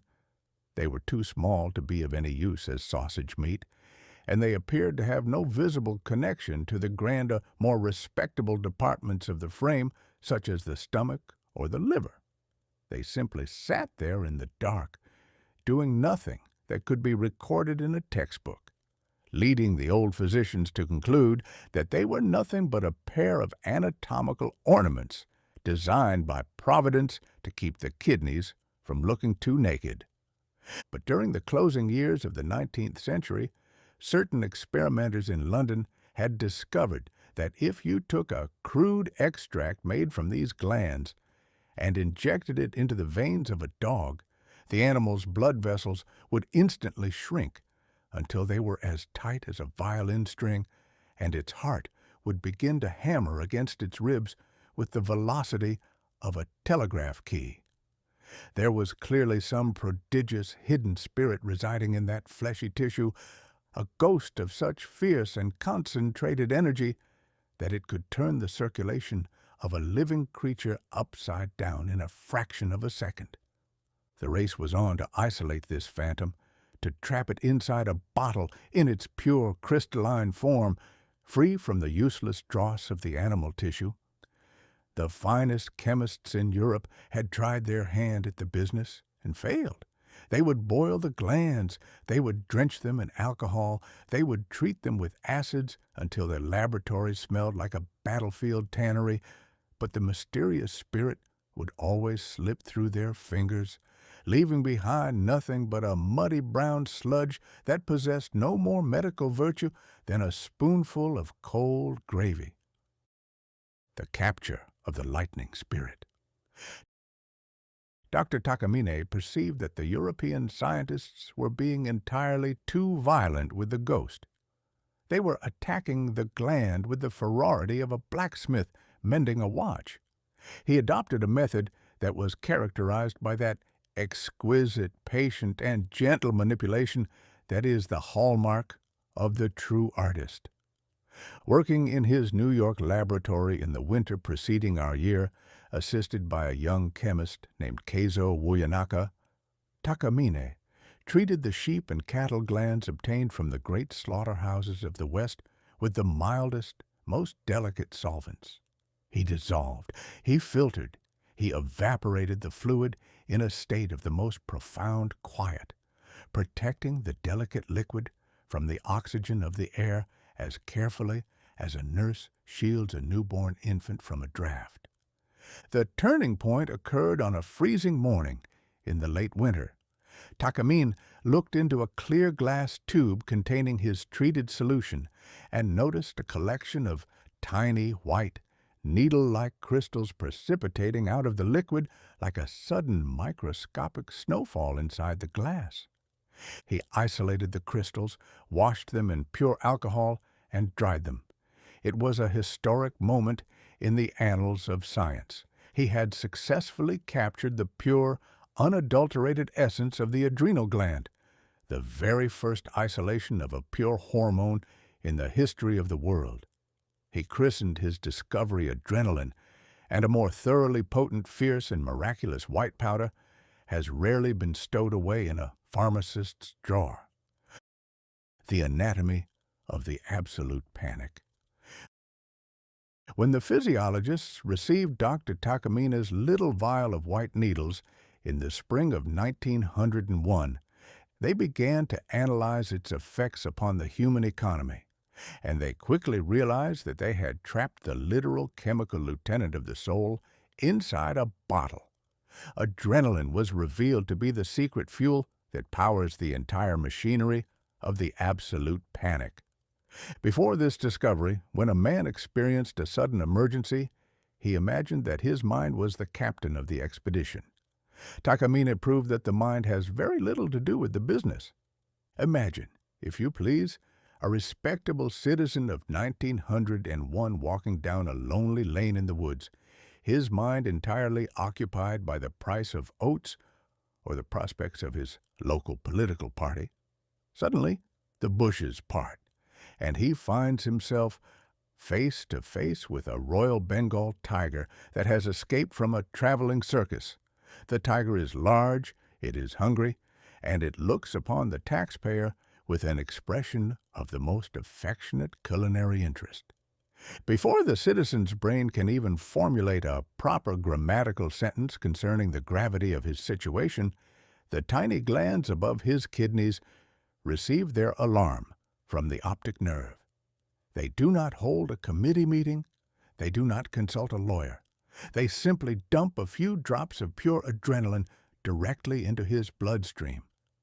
The effect is an instantaneous, mechanical transformation that makes the grandest magic of the fairy tales look like a cheap sidewalk trick. In a single pulsation of the heart, the adrenaline travels through the citizen's frame, delivering a series of imperial commands to every organ in his body. The blood vessels, the vessels in his skin and his stomach, are instantly clamped shut, turning his face the color of an old tablecloth and cutting off his digestion in the middle of a sausage, in order that every drop of his vital fluid may be rushed to his muscles. The air passages, the tubes in his lungs expand to their widest capacity, allowing him to inhale enough oxygen to power a steam compressor. The liver is ordered to immediately dump its entire reserve of sugar into the blood, turning his circulation into a high-octane syrup that is ready to explode into energy at the first touch of a muscle fiber. The eye. The pupils widen until they are as large as saucers, allowing him to see every twig, every stone, and every avenue of escape with microscopic clarity. The citizen is no longer a slow-moving, respectable member of the school board. He has been converted by a fraction of a milligram of white crystals into a fierce, high-pressure engine that is fully prepared to either engage the tiger in a wrestling match to the death or to launch himself up the trunk of a smooth pine tree with a velocity that defies the laws of gravitation. It is the chemical of flight or fight, the substance that decides whether a man shall turn himself into a hero or a pedestrian before his intellect has even discovered that there is a quarrel in progress. The three scenarios of the supreme shudder. The humorists of the period were quick to point out that while Dr. Takamine's chemical was an excellent assistant when dealing with a Bengal tiger, it was an article that operated with the same blind, mechanical enthusiasm in situations that were far less heroic, though no less terrifying to the domestic peace of the citizen. They discovered that the body manufactured precisely the same brand of adrenaline for three entirely different varieties of the supreme shudder. The first, as we have seen, was the physical peril, the encounter with the tiger, the grizzly bear, or the runaway trolley car on the avenue. In this scenario, the adrenaline is a magnificent benefit, turning a common man into a champion sprinter or a human wildcat in the space of 2 seconds. The second variety was the supernatural dread, the moment when a gentleman is walking through a dark graveyard at 2 o'clock on a foggy morning and hears a low, hollow, rattling sigh emerge from behind the monument of a respectable deacon who has been dead for 40 years. The adrenaline behaves with the very same precision. It drives the blood from his cheeks, sharpens his eyesight, and sets his heart to thumping like an unhinged hammer. But since a man cannot easily fight a ghost with his fists, And since running away from a shadow is an exercise that offers very little structural satisfaction, the chemical syrup simply turns him into a shaking, chattering, and petrified column of damp flesh, standing there in the lane with his hat lifted 3 inches off his scalp by the sudden erection of his own hair roots. The third, and by far the most frequent and terrible manifestation of the chemical, was the domestic crisis. The sudden, unexpected arrival of a man's mother-in-law at the front door with 3 massive brass-bound trunks and a look of deep dissatisfaction regarding the condition of his lawn. The citizen looks out the window, catches sight of that venerable matron, and his adrenal glands immediately mistake her for the Bengal tiger. They dump the full supply of the white needles into his veins. His face turns pale, his digestion stops dead in its tracks. His heart begins to bark against his ribs, and his muscles tighten for a frantic 60-mile-an-hour flight toward the Western Territories. But since he is a civilized man, bound hand and foot by the etiquette of the parlor and the laws of matrimony, he cannot run away, nor can he engage the visitor with a club. He is forced to stand there upon his own rug, his interior anatomy roaring with the energy of a locomotive under full steam, while he is required to smile, extend his hand, and say, "My dear mother, what an uncommonly delightful surprise, to be sure," in a voice that is trembling like a wet harp string from the sheer, unadulterated pressure of his chemical panic. The lightning bolt for the stalling heart. Yet, for all the amusement it provided to the wits, the isolation of adrenaline in the year 1901 was a triumph for the art of surgery that was truly sublime. It gave the physician a chemical lightning bolt of such fierce and reliable energy that it could be used to override the ultimate shutdown of the human ledger. Prior to Takamines' discovery, when a patient's heart began to falter upon the operating table, slowing down beat by beat during a long operation until it gave a final, weary shudder and stopped altogether, the doctor was entirely helpless. He could massage the chest, he could hurl cold water into the face, or he could pray for a miracle. But in 90 cases out of 100, the patient would slip away into the dark shades, his machinery having permanently retired from the business of life for lack of a proper spark. Adrenaline changed all that in a single season. The physician was now provided with a tiny glass syringe containing a minute solution of the white crystals. If a patient's heart stopped its rhythm, the doctor could inject the fluid directly into the veins or even into the silent muscle of the heart itself. The effect was like touching a dry canebrake with a live coal. The stalled engine of the flesh would receive the old ancestral command of the jungle. The blood vessels would contract, the muscles would leap into a state of the most frantic excitement, and the heart would suddenly give a great joyful bound and set to pumping once more with the steady, regular rhythm of a high-pressure pump. Science had found a method for jump-starting the very gate of death by chemical means, pulling a man back across the threshold of eternity by his own arterial strings. The Chronicle of 1901 records that Dr. Takamine successfully unlocked the secret laboratory of our emotions, proving that our courage, our terrors, and our domestic alarms are all managed by a handful of microscopic needles hidden inside our own tissue.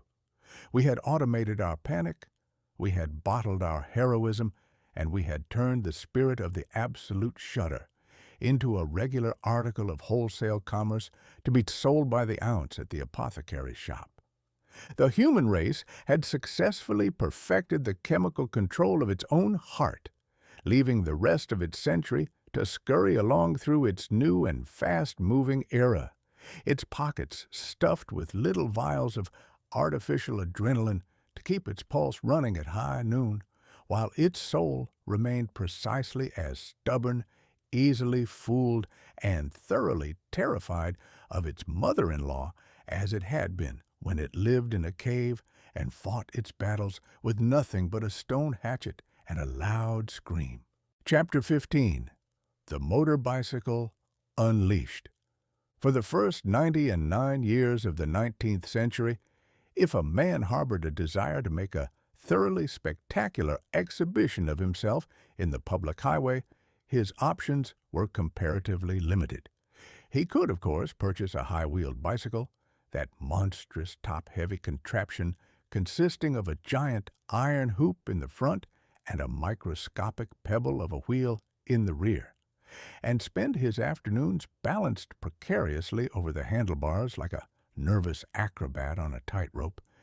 It was a mode of travel that offered a great deal of physical exercise, a magnificent view of the treetops, and a mathematical certainty that before he had cleared the livery stable yard, the rider would pitch forward onto his skull, thereby providing the local boys with an uncommonly fine entertainment and the local apothecary with a steady market for lint and liniment.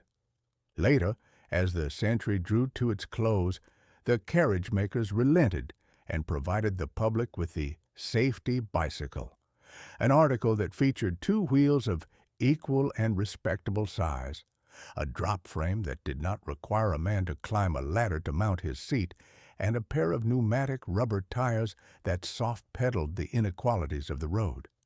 It was a beautiful, wholesome, and silent invention.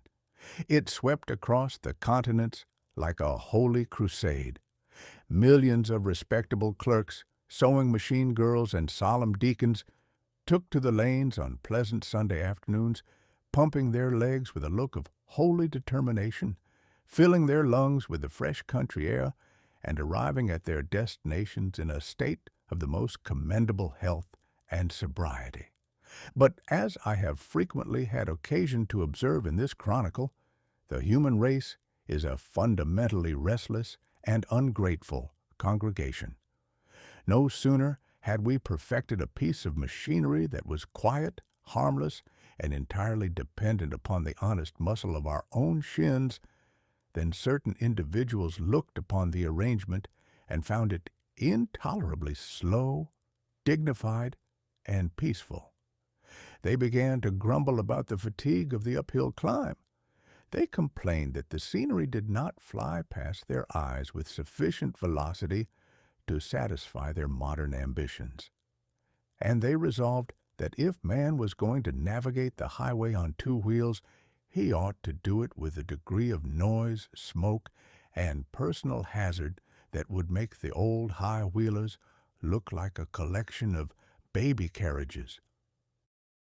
The marriage of the pedal and the petroleum. The architectural manifestation of this particular variety of madness occurred in the spring of the year 1901 in the city of Springfield, Massachusetts. Two gentlemen, George M. Hendy, a champion bicycle racer who had grown weary of his own legs, and Oscar Hedstrom, a machinist of rare grease-stained capability, concocted a plot to permanently destroy the tranquility of the American countryside. They did not build a motor car, for that was an expensive luxury reserved for the billionaires of Wall Street and the diplomats of the Riviera. Instead, they took an ordinary lightweight safety bicycle, widened the iron forks of the frame by a few inches, and strapped a single-cylinder 1 3/4 horsepower gasoline explosion engine directly into the middle of the diamond, right where a sensible man was accustomed to carrying his water bottle or his tire pump. They christened their creation the Indian, and a more thoroughly popular, unruly, and disruptive piece of domestic ironwork has rarely been unleashed upon a suffering neighborhood. The motor bicycle was not an evolutionary compromise. It was a mechanical civil war. It was an invention designed for the young man who found ordinary cycling too slow, regular walking too dignified, and the local cemetery too difficult to reach by the traditional methods of locomotion. It combined the steering physics of a runaway wheelbarrow with the weight of an anvil, and the acoustic signature of a Gatling gun at full battle rattle. The acoustic outrage of the lane. The true significance of the Indian motorcycle lay not in its speed, which rarely exceeded 25 miles an hour on a flat road, but in its absolute, unmitigated acoustic ferocity. The early internal combustion engines of 1901 were entirely unprovided with that modern luxury known as the muffler. They didn't possess a tailpipe to soften their respiration.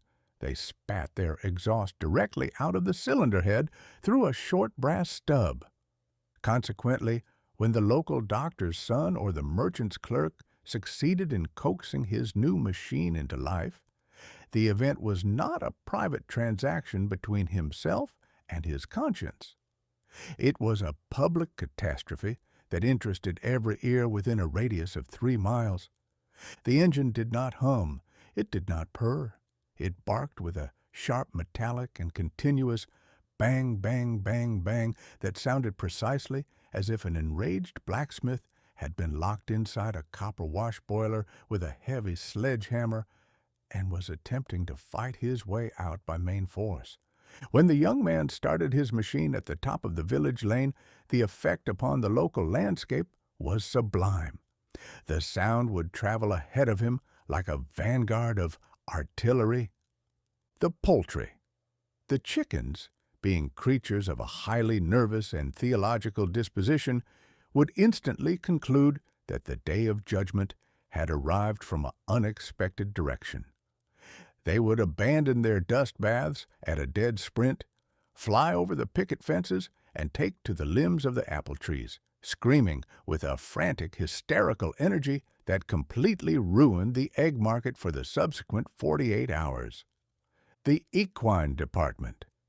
The respectable old farm horses who had spent 10 years looking upon trolley cars, steamrollers, and traction engines with a look of serene philosophical indifference would turn pale beneath their blinders at the first rumble of the motor bicycle. It was not a sound they could classify under the traditional laws of nature. It didn't sound like a horse, it didn't sound like a wagon, and it didn't smell like anything that had any right to be above ground. They would instantly slip their bridles, tilt the milk wagon into the ditch, and depart for the high timber at a velocity that they had entirely neglected to exhibit during the previous decade of their employment. The eldership, the venerable old grandfathers who were accustomed to sitting upon their porches in the warmth of the afternoon to doze and meditate upon the vanity of human wishes, would leap from their rockers as if they had been touched by a live wire. They would drop their pipes, grasp their walking sticks, and retreat into the dark sanctuary of the fruit cellar, under the impression that the Spanish fleet had eluded the blockading squadrons and was currently bombarding the county seat from the mill pond. The etiquette of the human projectile. The young man who operated this mechanical nuisance was a creature entirely unique to the 20th century. He did not dress for a journey, he dressed for a collision. He would provide himself with a pair of immense, thick glass goggles that turned his countenance into the likeness of a cross-eyed grasshopper. He would reverse his common wool cap so that the peak pointed toward his spine to prevent the wind from snatching it from his crown, and he would encase his limbs in a suit of heavy leather gauntlets and grease-spotted overalls that smelled so fiercely of kerosene and rancid castor oil that he was entirely safe from the approaches of any dog or young lady in the parish. To mount the machine, he was required to perform an exercise that was entirely lacking in aristocratic grace. He had to run along beside the iron beast for 30 yards, pushing its immense cold weight through the dust of the road while steering with his thumbs until he had achieved a velocity of roughly 6 miles an hour. Then, while the pedals were revolving with a frantic, unhinged speed, he would make a wild, desperate vault into the leather saddle, reach down with his greasy glove to adjust the spark lever, and pray for a revelation.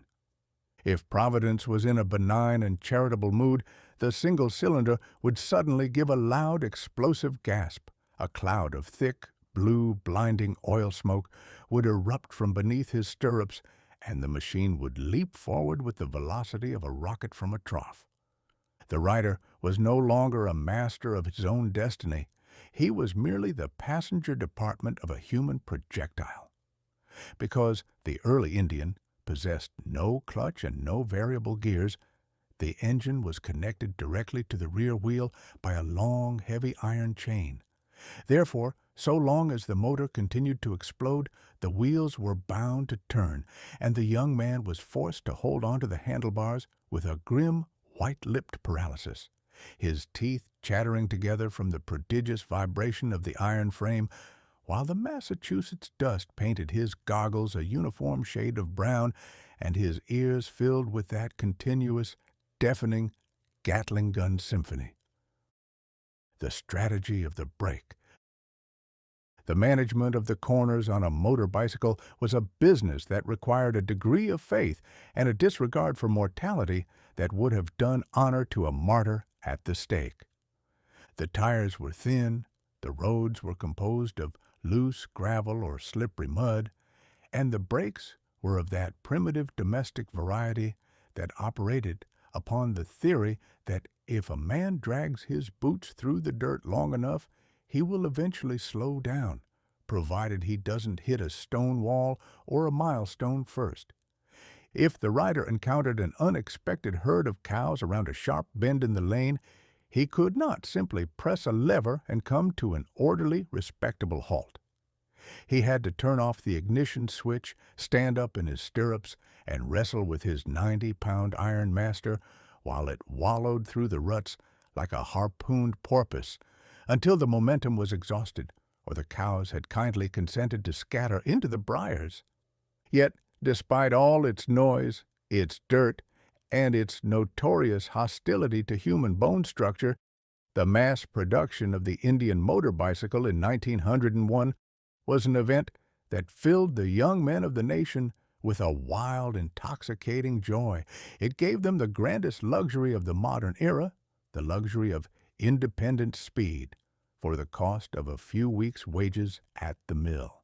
A lad who had been confined all his life to the narrow limits of his own village, his horizon bounded by the schoolhouse and the church steeple, could now saddle his iron pony on a Saturday evening and visit 3 different townships before the moon had gone behind the ridge. He was the master of the distance. He was the king of the turnpike. And he was completely untroubled by the fact that he arrived at his destination covered in black soot, entirely deaf in both ears, and with his trousers completely ruined by the spray of the drive chain. The legacy of the iron pony. When we reflect upon this raucous and bone-shaking chapter in the Chronicle of 1901, we are forced to admire the magnificent roundabout methods by which the 20th century went about the business of saving time. We had taken the bicycle, the most silent, elegant, and economical instrument of health that had ever been devised by the wit of man, and we had successfully turned it into a loud, smoking, fire-breathing engine of destruction that disturbed the peace of entire counties, solely for the purpose of allowing the doctor's son to reach the post office 3 minutes faster than he could have walked the distance on his own feet.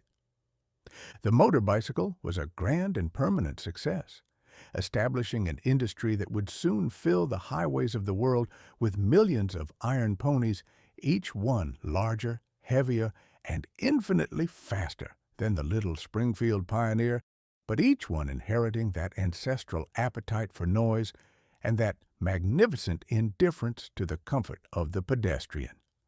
Man had successfully automated his 2-wheeled transport, leaving the rest of his century to build its highways for the exclusive use of the speed monsters, while the old country lanes, where the grandfathers used to smoke their pipes and the chickens used to sleep in the dust, were turned into a permanent blue-tinted wilderness of oil fumes and mechanical thunder, leaving the human race to scramble along behind the handlebars, its goggles covered in mud and its heart beating at high pressure, trying to look as though it was thoroughly enjoying the scenery, while its soul was secretly praying that the chain wouldn't snap before it reached the next blacksmith shop. Chapter 16. The Secretary's Window. Of all the instruments of torture that have been inflicted upon the human race under the high-sounding name of intellectual progress, I am prepared to argue that common ink and the steel pen have been responsible for a larger expenditure of profanity, a greater destruction of human eyesight, and a more profound demoralization of the Christian character than any other invention since the introduction of the tax assessment. For centuries, if a man desired to communicate his thoughts to his neighbor or leave a record of his commercial transactions for the confusion of posterity, he was required to dip a piece of metal or a goose quill into a small pot of dark volatile fluid and drag it across a sheet of white paper by the main strength of his wrist. The result of this ancient process was a phenomenon known as handwriting, and a more thoroughly chaotic, unreadable, and mysterious collection of smudges has rarely been used to represent human speech.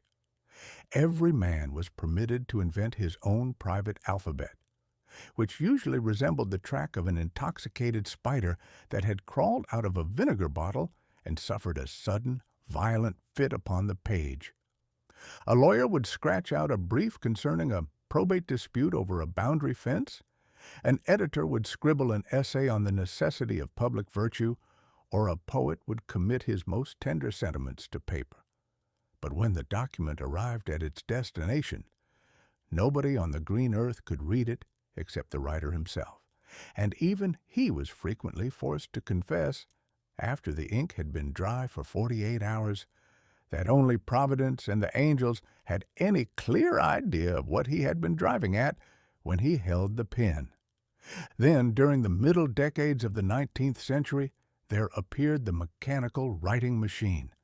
It was a device that promised to banish the illegible scrawl from our offices forever, to standardize the alphabet, and to provide the weary merchant with a clean, pristine, and uniform method of recording his gains and losses.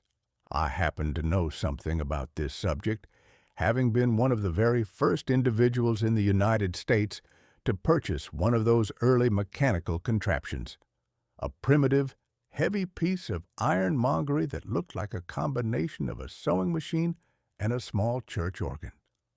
I brought it home, tucked it into a corner of my study, and proceeded to hammer upon its keys with a great deal of enthusiasm and an absolute lack of skill. It was a grand entertainment, to be sure, but it was an experience that required a degree of faith, patience, and blind optimism that was entirely unrecorded in the advertising circulars. The grand comedy of the blind carriage. The true difficulty of those early typewriters, a difficulty that continued to plague the business world until the very turning of our new century, lay in the fact that the entire operation was conducted in a state of the most absolute and unmitigated darkness.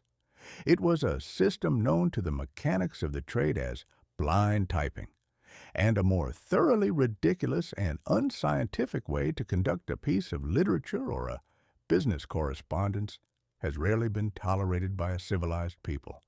On those old machines, the heavy steel type bars lay down in a deep circular well beneath the roller like a collection of iron teeth pointing toward the floor. When the operator pressed a key, the corresponding tooth would strike upward against the underside of the cylinder. Therefore, the letter was printed on the bottom of the paper, completely hidden from the human eye by the massive metal carriage and the rubber platen itself. The writer could see nothing of his own handiwork. He sat there before his desk like a blind organist playing to an empty church, hammering his keys with an act of pure faith, hoping that the ribbon was in its proper place, that the paper hadn't slipped its gears, and that his fingers were hitting the targets they had been commanded to seek. To discover what he had actually written, the typist was required to come to an absolute halt, grasp a heavy iron lever, and flip the entire carriage backward onto its spine like an upside-down turtle, revealing the underside of the roller for a brief, critical inspection. The result of this periodic revelation was almost invariably a source of the most profound humiliation and despair. A clerk would spend 20 minutes hammering out a long, pompous, and legally binding contract concerning the sale of 300 barrels of prime lard. He would feel very proud of his industry. He would hear the bell ring at the end of every line with a satisfying ping that suggested high commercial efficiency. And then he would lift the carriage to admire his progress. There upon the page, he would find that he had accidentally forgotten to press the spacer lever at the beginning of the page, resulting in a single, continuous, and unreadable word that was 4 feet in length and filled the entire sheet from margin to margin. Or he would discover that the black ribbon had become tangled in the teeth below, causing the machine to stamp nothing but a series of blank indentations into the paper, leaving his contract as clean and empty as it had been when it left the stationer's shop. Worst of all was the playful habit the early machines possessed of overlapping their lines. If the paper feed failed to advance by a fraction of an inch, the typewriter would cheerfully print an entire page of text upon one single, solitary line, turning 30 paragraphs of choice commercial rhetoric into a thick, black, and impenetrable bar of solid ink that looked like it had been applied with a house painter's brush. The entrance of the true monarch. The human race endured this blind mechanical guesswork for nearly 30 years, simply because the engineers had declared that a front-striking machine, a machine that would allow a man to see his words at the moment they were born, was an impossibility. They explained that if you made the keys strike forward against the front of the roller, the type bars would inevitably collide with each other in midair, resulting in a permanent, tangled knot of scrap iron over the carriage that would require a cold chisel and a blacksmith to untie. But in the year 1901, this scientific humbug was permanently exploded by the absolute and unchallenged dominance of the Underwood No. 5. The Underwood was the creation of a mechanical genius named Franz Xaver Wagner, who had looked upon the old blind carriages of the Remington and the Smith Premier and decided that the office desks of the world were being governed by a collection of nearsighted monsters. He devised a system where the type bars lay in a beautiful, open, semicircular basket right in the very front of the machine. They did not strike up from the cellar. They swung forward in a graceful, lightning-like arc, hitting the front face of the rubber cylinder with a precise, clean impact, and then dropped back into their nests by the power of gravity, before their brothers had even left the starting line. When the Underwood No. 5 hit the market in full industrial force in 1901, it became the absolute monarch of the office desk in a single season. It was a magnificent, imposing structure, a solid 40-pound square of black cast iron, decorated with elegant gold pinstripes, provided with 4 rows of shiny nickel-rimmed keys, and featuring a pair of bright brass ribbon spools that revolved with the steady precision of a clockwork engine. But its chief glory, its supreme contribution to the sanity of the race, was the secretary's window. For the first time in the history of the world, the typist sat before a machine that possessed no secrets. The paper stood upright in the carriage like a clean white banner, and every letter, every punctuation mark, and every spelling catastrophe was displayed to the eye in real time at the exact fraction of a second It struck the page. There was no more lifting of the turtle. There was no more guessing. There was no more blind faith. The window was open, and the light of day had finally entered the writing department of civilization. The real-time display of human frailty. The immediate effect of this visible typing upon the commercial life of our great cities was a spectacle of the most immense interest and humor. It completely revolutionized the psychology of the office clerk. Under the old, blind dispensation, a typist could maintain a state of the most lofty, arrogant self-confidence throughout the morning. If he was a fellow of loose habits in the matter of orthography, a man who believed that the word received looked better with the I before the E, or who treated the double P in appointment as a variable luxury, he could hammer along with a light heart, secure in the knowledge that his crimes were hidden beneath the iron plates of the machine. By the time he lifted the carriage and discovered his blunders, the page was finished, the hour was late, and he could always blame the irregularities upon a sudden, mysterious distemper in the mechanical alignment of the keys. But the Underwood No. 5 abolished this comfortable sanctuary in a single morning. As his fingers danced across the keys, the clerk was forced to witness his own frailty displayed to the universe in a bold, indelible black font before the ink was even dry upon the paper. Imagine, if you please, a sharp-eyed, high-collared office manager standing behind the chair of a young typist in the winter of 1901. The young man is attempting to draft a letter of apology to a valuable client, and he is in a state of considerable domestic nervousness from the effects of a late supper. He hits the keys with a frantic velocity, intending to write the word judgment. But his right index finger slips, and there upon the white sheet, looking right back into his face with a terrible luminous clarity, appears the word judgmentin. He does not need to wait until the end of the paragraph to find it out. The error is there, shouting his incompetence to the manager, to the room, and to his own conscience. He cannot deny it. He cannot shrug his shoulders. He cannot claim the typewriter is possessed by a demon. He is caught in the act of spelling a word in a fashion that would have resulted in his immediate eviction from a pioneer log schoolhouse spelling bee before he had reached his 10th year. This real-time display of human fallibility led directly to the development of two brand-new office institutions that were entirely unknown to the old blind typists: the eraser shield and the two-color ribbon. The typist of 1901 was provided with a small circular rubber wheel containing a little brush on its tail and a thin strip of celluloid provided with various slots of different sizes. When an error appeared through the window, the clerk would slide the celluloid shield over the paper to isolate the offending character, apply the rubber wheel with a frantic scraping friction that generated a strong smell of scorched sulfur, and erase the blunder before the manager had time to adjust his spectacles.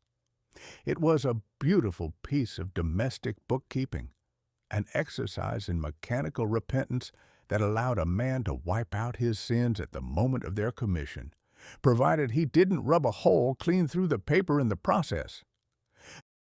The transfiguration of the workspace. The Underwood No. 5 did something more, however, than merely improve the spelling of our clerks. It transfigured the very atmosphere and geography of the American workspace. Prior to 1901, the typical commercial office was a dark, silent, and somewhat sepulchral repository, populated exclusively by elderly, melancholic men who sat upon high wooden stools, wore long black alpaca sleeves to protect their cuffs, and dipped their pens into the ink with the slow, rhythmic solemnity of a row of mechanical undertakers. It was a place where a whisper was considered a breach of discipline and a laugh was a municipal crisis. The visible typewriter swept this ancient cobwebbed piece from the room like a gale through a cellar.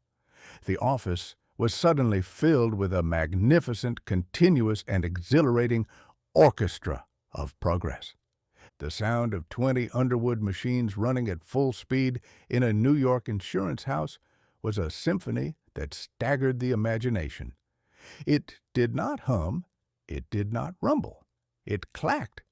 It was a sharp, metallic, and frantic rainstorm of iron teeth hitting the rubber, a furious clack, clack, clack, clack, that sounded precisely as if a company of small infantry had been locked inside a tin warehouse and were engaged in a lively skirmish with automatic pistols, punctuated every 40 seconds by the clear, joyful ding of the margin bell and the sudden, sweeping schloop of the carriage return lever.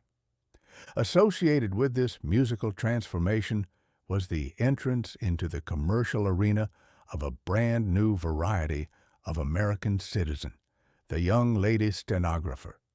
Because the Underwood No. 5 was so light in its touch, so clean in its operation, and so thoroughly transparent in its visible geometry, it was quickly discovered that the manipulation of the keys did not require the heavy, ink-stained muscle of an old clerk.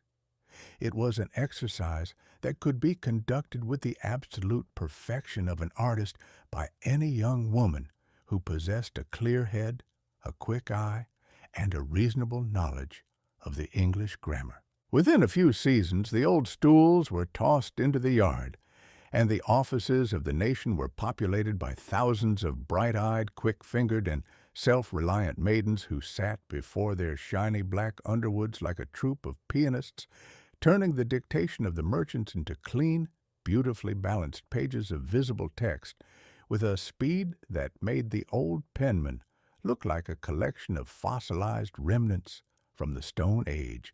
They brought fresh air, light-hearted laughter, and a standard of efficiency to the business world that completely altered the social architecture of the Republic. The balance sheet of the window. When we contemplate this grand, noisy, and transparent chapter in the Chronicle of 1901, we are forced to observe that the Underwood No. 5 achieved its triumph by providing humanity with that rarest of all modern luxuries, the opportunity to see exactly where it was going at the moment it was traveling. We had automated our literature, we had standardized our alphabet, and we had placed our errors on a real-time public exhibition. The visible typewriter proved a grand and permanent success, establishing a mechanical pattern that would remain unchanged for 80 years. Through all the variations of electric motors and electronic screens, until every office on the planet was modeled after the front-striking template laid down by the engineers of 1901. Man had successfully opened a window into his own writing desk, leaving the rest of his century to scramble along behind the keys, its spelling slightly improved, its eyesight partially preserved, and its workspaces populated by an army of quick-fingered stenographers who could turn out 50 letters an hour without ever dropping an ink blot upon their skirts. We had perfected the machinery of communication, leaving the human brain to remain precisely as reckless, vain, and easily confused as it had been when it used a stick to scratch its thoughts upon a piece of damp clay, proving that while science could provide a clerk with a perfect window through which to view his errors, it was entirely powerless to prevent him from writing a piece of complete nonsense, provided he was in a hurry to catch the evening train and his mind was completely occupied by the prospects of his local baseball team or the price of a shore dinner down at the beach. Chapter 17. The Automatic Weaver. Ever since our ancestral parents made that notoriously short-sighted domestic blunder regarding the fruit tree in Eden, the primary, unceasing business of the human race has been the frantic accumulation of clothes. Left to his own merits, man is a thoroughly shivering, defenseless, and ridiculous object. the only creature on the entire planet who is born without a proper suit of fur or a respectable coat of feathers, and consequently, the only one who must spend his whole earthly existence paying a tailor to make him look like something he is not. For several thousand years, the business of hiding our collective nakedness was conducted by methods that were characterized by the most profound, slow-moving, and back-breaking industry. First, you had to find a sheep and relieve him of his wardrobe or cultivate a patch of flax until it was thoroughly ripe and slippery. Then came the grandmother with the spinning wheel sitting by the fireplace through the long winter nights, turning the fluff into thread inch by inch, while the family dog slept by the hearth and the tea kettle sang its monotonous song on the hob. After the thread was completed, it was delivered to the local hand-loom weaver, a craftsman who was considered a creature of high romance in the old poetry books, but who was, in the cold light of reality, nothing but a long-suffering pedestrian who spent his life sitting on a wooden bench, pumping his legs up and down to change the threads of the warp, while his arms flew back and forth like a pair of frantic windmills as he hurled a wooden block called the shuttle from one side of his frame to the other. By the time a man had accumulated enough cloth to fashion a respectable pair of trousers, he was usually old enough to be thinking about his shroud, and the garments he wore were so stiff, so heavy, and so thoroughly permanent that they could be passed down through 3 generations of his heirs, carrying with them the history, the grease, and the geographical characteristics of the family line without ever losing their shape or their durability. The stuttering monster of steam. Then came the great industrial awakening of the 19th century, and with it, the introduction of the power loom. The inventors took the old wooden frames of the weavers, forged them out of heavy cast iron, and hitched them by a system of leather belts and spinning pulleys to a great steam engine in the basement of a 5-story factory. It was a magnificent, terrifying exhibition of human ingenuity. The iron looms did not wait for the weaver's feet or his tired arms. They hurled the shuttle back and forth across the threads with the velocity that turned the flying wood into a mere blur, producing a noise that made the interior of a New England cotton mill resemble the inside of a brass drum during a thunderstorm. Yet, when viewed through the critical spectacles of the 20th century, it must be confessed that these early power looms were thoroughly imperfect and dim-witted engines. They were fast, they were powerful, and they were completely devoid of a conscience. But they suffered from a permanent constitutional defect that prevented them from ever achieving true industrial independence. They possessed the memory of a grasshopper and the attention span of a puppy. The difficulty lay entirely in the volatile nature of the bobbin, that little wooden spool hidden inside the flying shuttle that carried the crosswise thread of the weave. The loom would bark along at a furious rate, the shuttle flying back and forth at a speed of 150 trips a minute. But because the bobbin was small and the thread was thin, the spool would run completely naked every 3 or 4 minutes. The moment the thread was exhausted, the iron monster was completely undone. It didn't know how to help itself. It didn't possess the brains to ask for a fresh supply. If it continued to run without any yarn, it would merely hammer its own empty teeth together, ruining the cloth and creating a grand tangle of scrap iron in the middle of the frame. Therefore, every factory room was required to maintain a vast army of human workers called weavers, whose sole duty was to watch the iron idiots with a nearsighted intensity. Every 3 minutes, when a loom ran out of yarn, the weaver had to come to an absolute halt, slap a heavy brake lever, stop the machine dead in its tracks, pluck the empty shuttle from its box, and insert a new, fully loaded bobbin by hand. Worse still was the disgusting ritual known as the kiss of death. To get the new thread through the tiny glass eye on the side of the shuttle, the worker was required to apply his own lips directly to the wood and suck the yarn through the hole by main force of his lungs. It was an exercise that turned the weaver's mouth into a repository for fine cotton lint, grease, and the floating microbes of the parish, ensuring that if any single worker in the room happened to be suffering from a fit of consumption or a cold in the head, the entire congregation would be sharing the same affliction before the whistle blew for Saturday noon. Under this stuttering system, a single human being, working with the absolute maximum of muscular agility and a total disregard for his own lungs, could supervise perhaps 4 of these iron machines at one time. If he attempted to manage a 5th, the looms would spend all their time taking a nap while he was busy kissing the shuttles of their brothers, and the production of the mill would collapse into a state of the most unprofitable confusion. The Magic Wheel of Massachusetts.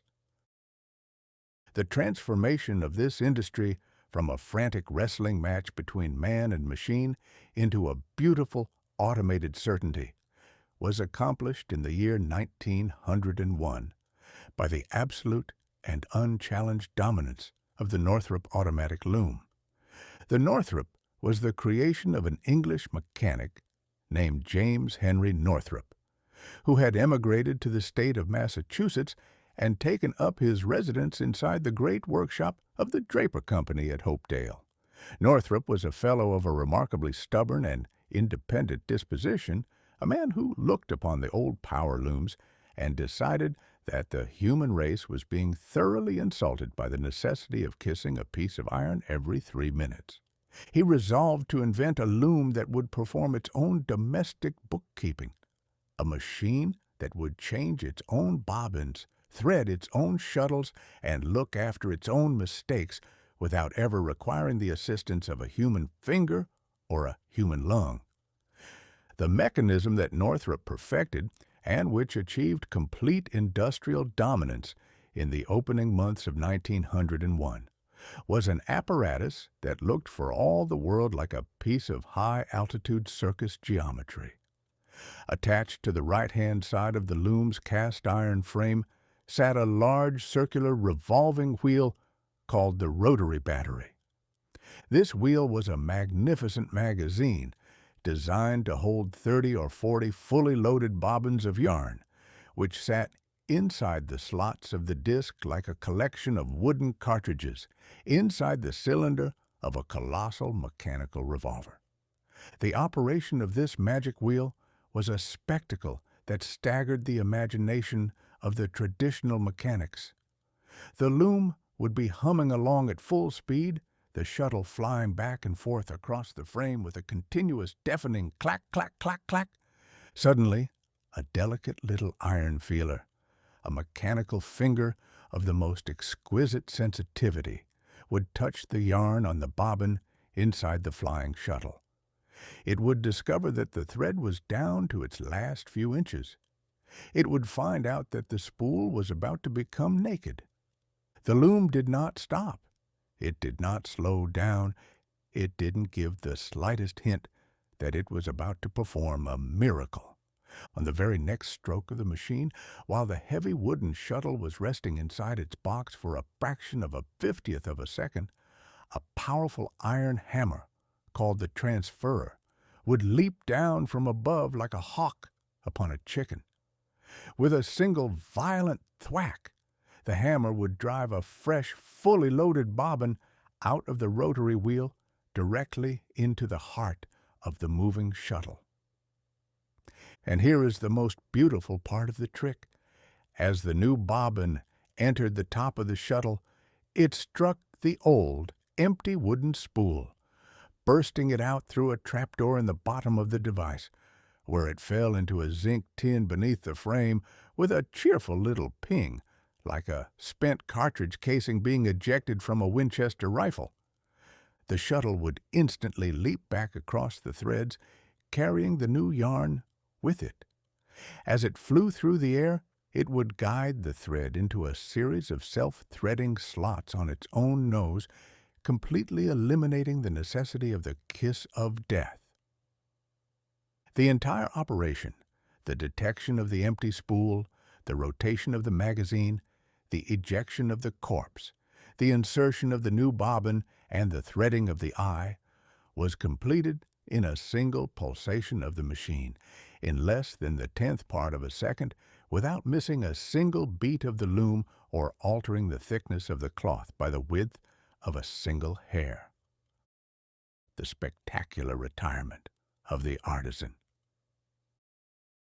When the Northrop loom reached full dominance in 1901, the effect upon the human population of the textile centers was nothing short of a total industrial transfiguration.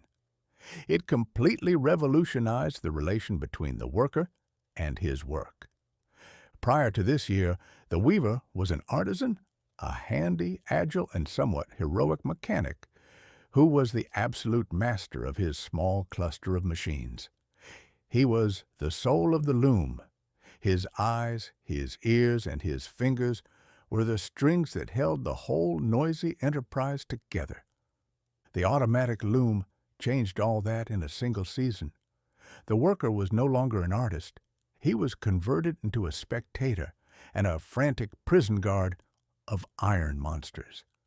Because the Northrop loom could change its own bobbins without stopping, and because it was provided with another beautiful little device called the warp stop motion, an electrical hair trigger that would stop the machine instantly if a single one of the 1,000 parallel threads happened to snap, the weaver was relieved of all his traditional labor. He didn't have to kiss the shuttle. He didn't have to watch the bobbins. He didn't have to touch the brake lever. Consequently, the factory masters looked upon their payrolls and realized that they had been treating their workmen with an unnecessary degree of generosity. If a loom could look after its own interior anatomy, there was no reason on earth why a single human being should be confined to the supervision of 4 machines. In the spring of 1901, the assignment of labor in the mills was multiplied by a factor that turned the heads of the old Union men completely upside down. A single, ordinary cotton mill girl who had spent the previous decade wrestling with 4 old-fashioned frames was now placed in the middle of a long, narrow alley and commanded to supervise 24, 36, or even 40 Northrop automatic looms at the same time. The frantic exercise of the cotton guard. The life of the weaver was transformed into a frantic, mile-long exercise in high-speed observation. The factory room was no longer an assembly of individual craftsmen. It was a vast, roaring wilderness of iron-teeth-biting cotton, a square mile of automated machinery that ran with the steady, relentless precision of a planet in its orbit. The human worker walked up and down the long concrete alleys between the roaring frames like a ghost wandering through a mechanical purgatory. She did not touch the fabric. She did not feed the wood. She simply walked, her eyes scanning the horizons of the machinery, looking for a single, small signal, a tiny red steel flag that would pop up from the top of a loom whenever a thread broke, and the warp stop motion brought that particular engine to a standstill. When the flag appeared, the girl would rush to the spot, tie the 2 broken ends of the cotton thread together with a lightning-like twist of her fingers that required less than 3 seconds of time, flip a lever, and the loom would instantly plunge back into the roaring chorus of its brothers while the worker turned on her heel to pace back down the lane, her eyes fixed upon the next horizon, waiting for the next flag to show its head. She was no longer a weaver. She was a cotton guard, a tender of iron teeth, an insignificant human cog whose chief duty was to ensure that the automated magazines never ran out of spools and that the machines were never permitted to rest for a single unnecessary moment of the day or night. the balance sheet of the automated shirt. When we contemplate this magnificent and relentless chapter in the Chronicle of 1901, we are forced to observe that the Northrop loom achieved its triumph by providing the 20th century with that grandest and most characteristic of all its luxuries, the luxury of cheap, uniform, and unlimited production. We had automated the ancient art of the loom, we had banished the kiss of death from the factory, and we had turned the independent craftsman into a weary pedestrian who spent his life pacing a track between 20 dozen roaring monsters. The automatic weaver proved a grand and permanent success, establishing a pattern that would quickly spread from the cotton mills of Massachusetts to the wool factories of England and the silk houses of France, until every piece of textile on the habitable globe was cooked up by a machine that didn't care a straw for human romance or human artistry, provided the copper current was strong in the wires and the rotary batteries were filled with wood. Man had successfully found a method for making his shirts by the million and his trousers by the mountain, leaving the rest of his century to buy its garments out of a grand standardized department store heap where everything was uniform, everything was cheap, and everything looked precisely like its brother. We had perfected the machinery of the warp and the weft, leaving the human race to scramble along behind the iron teeth, its clothes significantly cheaper, its nakedness thoroughly hidden, and its factory rooms populated by a silent, pacing army of supervisors who spent their days watching the automated revolution roll across their horizons, trying to look as though they were the ones who had given the orders, while their hearts were secretly pining for the grand, slow-moving era of the old handloom, when a man could sit upon his own bench in the warmth of his own kitchen, take an hour to hurl a single wooden shuttle through the threads, and enjoy a quiet fit of meditation without having to worry about a red steel flag popping up from his furniture to inform the universe that he had accidentally dropped a stitch or forgotten to wind his yarn. Chapter 18. The Blue from the Coal Tar. It has always been a source of the most profound amusement to me to observe that of all the grand, high-flown vanities that cultivate the human soul, none is more thoroughly expensive nor more completely ridiculous than our collective obsession with the color of our clothing. Left to her own devices, nature is remarkably economical with her paint-box. She provides the grass with a sensible, working coat of green. She paints the dirt a dependable and unpretentious shade of brown, and she reserves her grandest, most dazzling displays of crimson and gold for the sunsets, which are entirely free to the public and cannot be cornered by a syndicate of bankers or packed into a dry goods store. But man is not content to wander through the world dressed in the honest, neutral tints of the soil. No sooner does he achieve a minor degree of wealth or social prominence than he experiences a burning, irresistible desire to dye his coat a color that will cause his neighbors to look upon him with a green eye and make the local tax assessor double his valuation. For the greater part of human history, the absolute king of these artificial colors, the supreme, undisputed monarch of the wardrobe, was the shade known as royal blue. It was a color that carried with it an aroma of the most ancient majesty and the most ruinous expenditure.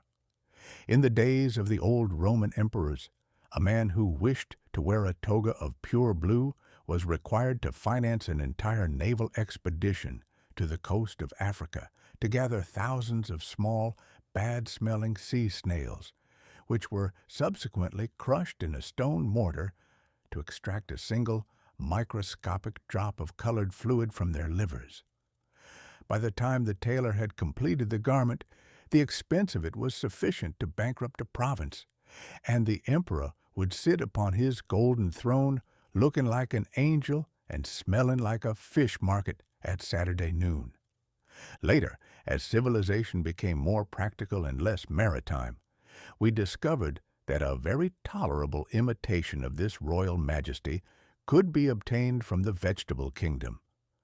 We found a plant called Indigofera tinctoria, or common indigo, a shrub that harbored a secret blue heart beneath its innocent green leaves, and for 300 years the production of this plant was one of the grandest, most sweat-stained, and most fiercely lucrative agricultural enterprises on the habitable globe. The great fermenting wilderness of the East. The headquarters of this blue empire was located in the vast, sun-baked plains of India, particularly in the province of Bengal. Now, an indigo plantation was not a place that invited a poet to sit on a fence and ponder the beauties of agriculture. It was a colossal, burning wilderness of human labor and industrial chemistry masquerading as a farm. To satisfy the insatiable appetite of the European textile mills, where millions of yards of cotton cloth were waiting to be turned into the blue uniforms of the British Navy and the heavy working trousers of the American mechanic, the planters of Bengal cultivated thousands of square miles of the indigo shrub. The plant was a delicate, temperamental article that required an immense amount of weeding, a prodigious quantity of water, and a continuous crushing expenditure of human muscle. When the crop was ripe, the leaves were harvested by an army of thousands of native laborers, whose wages were calculated in copper fractions of a penny, and whose clothing consisted entirely of a modest linen rag around their loins. These leaves were hurried to the factory before the sun could wither them, and there they were thrown into giant, open-air stone vats that were as large as public swimming pools. The extraction of the color was an exercise that resembled a grand, primitive, and thoroughly disgusting waltz. The vats were filled with river water, and the leaves were left to ferment in the tropical heat for several hours, until the fluid turned a bright, frothy green and gave off a stench that was completely indescribable, a thick, sweet, and suffocating miasma that could be detected by a traveler 3 miles down the wind. When the fermentation was complete, a crew of 20 or 30 brawny laborers would leap directly into the stinking fluid, naked to the waist, their skins already stained a permanent ghostly shade of azure by the chemistry of the trade. They would stand there in the burning sun, knee-deep in the green soup, and for 3 long hours they would beat the water with long wooden paddles to force the oxygen of the atmosphere into the mixture. It was a spectacle of the most intense and furious exertion. The paddles fell with a continuous rhythmic slap-dash, slap-dash. The green foam exploded into a dark, curling purple, and the men would shout and sing to keep their courage up while the colored spray painted their faces, their chests, and their whiskers a uniform, indelible shade of royal indigo.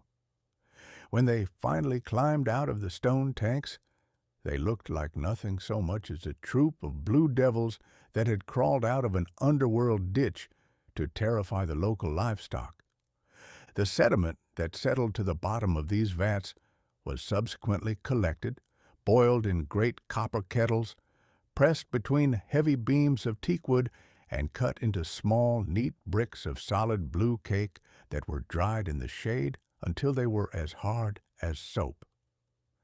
These cakes were packed into heavy wooden chests, branded with the marks of the great merchant houses of Calcutta, and shipped across the oceans to the markets of London, Hamburg, and New York.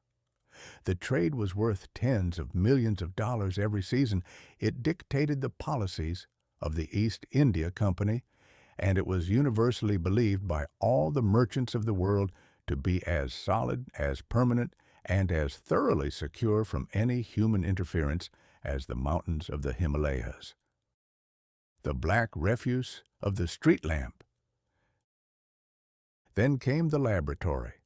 While the planters of India were enjoying their fortunes and the blue laborers were paddling their way through the stone vats of Bengal, The citizens of Europe were busy illuminating their towns by a brand new variety of progressive cleverness. They discovered that if you bake common bituminous coal inside a sealed iron retort without allowing any air to enter, the stone will decompose, giving off a brilliant, highly volatile gas that can be captured in pipes, conducted down the avenues, and burned at the tip of a brass jet to illuminate the nocturnal operations of the burgesses and the thieves. It was a magnificent improvement, to be sure, but it was an industry that left behind a residue that was the absolute despair of the municipal authorities. When the gas had all been sucked out of the coal, the bottom of the iron retort was found to be filled with a thick, sticky, and unutterably foul-smelling black sludge known as coal tar. Now, coal tar was the ultimate undisputed masterpiece of industrial garbage. It was a substance so thoroughly offensive to the nose and so completely hostile to the cleanliness of the person that a respectable skunk would take a wide detour to avoid crossing its path. If a workman happened to get a smudge of it upon his trousers, the garment was ruined for all time. It could not be washed, it could not be scraped, and it could only be eliminated by the simple expedient of burning the trousers in the yard. For decades, the gas companies didn't know what to do with this black ghost. They tried buried vats, but the tar would leak into the wells and turn the local tea into a beverage that tasted like a locomotive boiler. They tried dumping it into the rivers, but the fish would immediately turn their bellies to the sun and float downstream by the thousands. They tried using it to paint the bottom of fence posts, but the very earthworms would emigrate to the next county to escape the aroma. It was a permanent, continuous, and dark nuisance that sat upon the edge of progress like a guilty conscience. The alchemists of the Rhine. But in the closing decades of the 19th century, certain serious, heavy-browed German chemists, men who possessed an extraordinary affection for things that were smelly and a complete indifference to the beauties of nature, began to examine this black sludge through their microscopes. They discovered, to their unutterable amazement, that this foul product of the gasworks was not a simple piece of dirt, it was a vast, complicated, and invisible garden of organic molecules, a literal laboratory treasury that contained the chemical skeletons of all the perfumes, all the medicines, and especially all the colors of the creation, hidden away in the dark like the jewels in an ogre's cave. The capital of this scientific wizardry was the great factory of the Badische Aniline and Soda Fabrik, or BASF, which frowned down upon the waters of the River Rhine at Ludwigshafen. The directors of this concern did not look like merchants or farmers. They were a committee of pale, silent, and highly educated gentlemen who wore spotless white linen coats, spent their mornings surrounded by glass retorts and delicate balances, and spoke a language composed entirely of long, terrifying chemical formulas that would have caused an old-fashioned schoolmaster to faint from lack of air. These German alchemists resolved to commit a piece of industrial robbery that was entirely unprecedented in the annals of science. They determined to isolate the precise molecular signature of the indigo plant, discover how to rebuild it out of the atoms of the coal tar sludge, and destroy the agricultural monopoly of India from inside their own workshop. The enterprise was conducted with a degree of patience, stamina, and financial expenditure that makes the building of a transcontinental railway look like a very ordinary transaction. For 17 long years, a succession of chemists, led by the brilliant Professor Adolf von Baeyer and perfected by Karl Heumann, labored over the problem.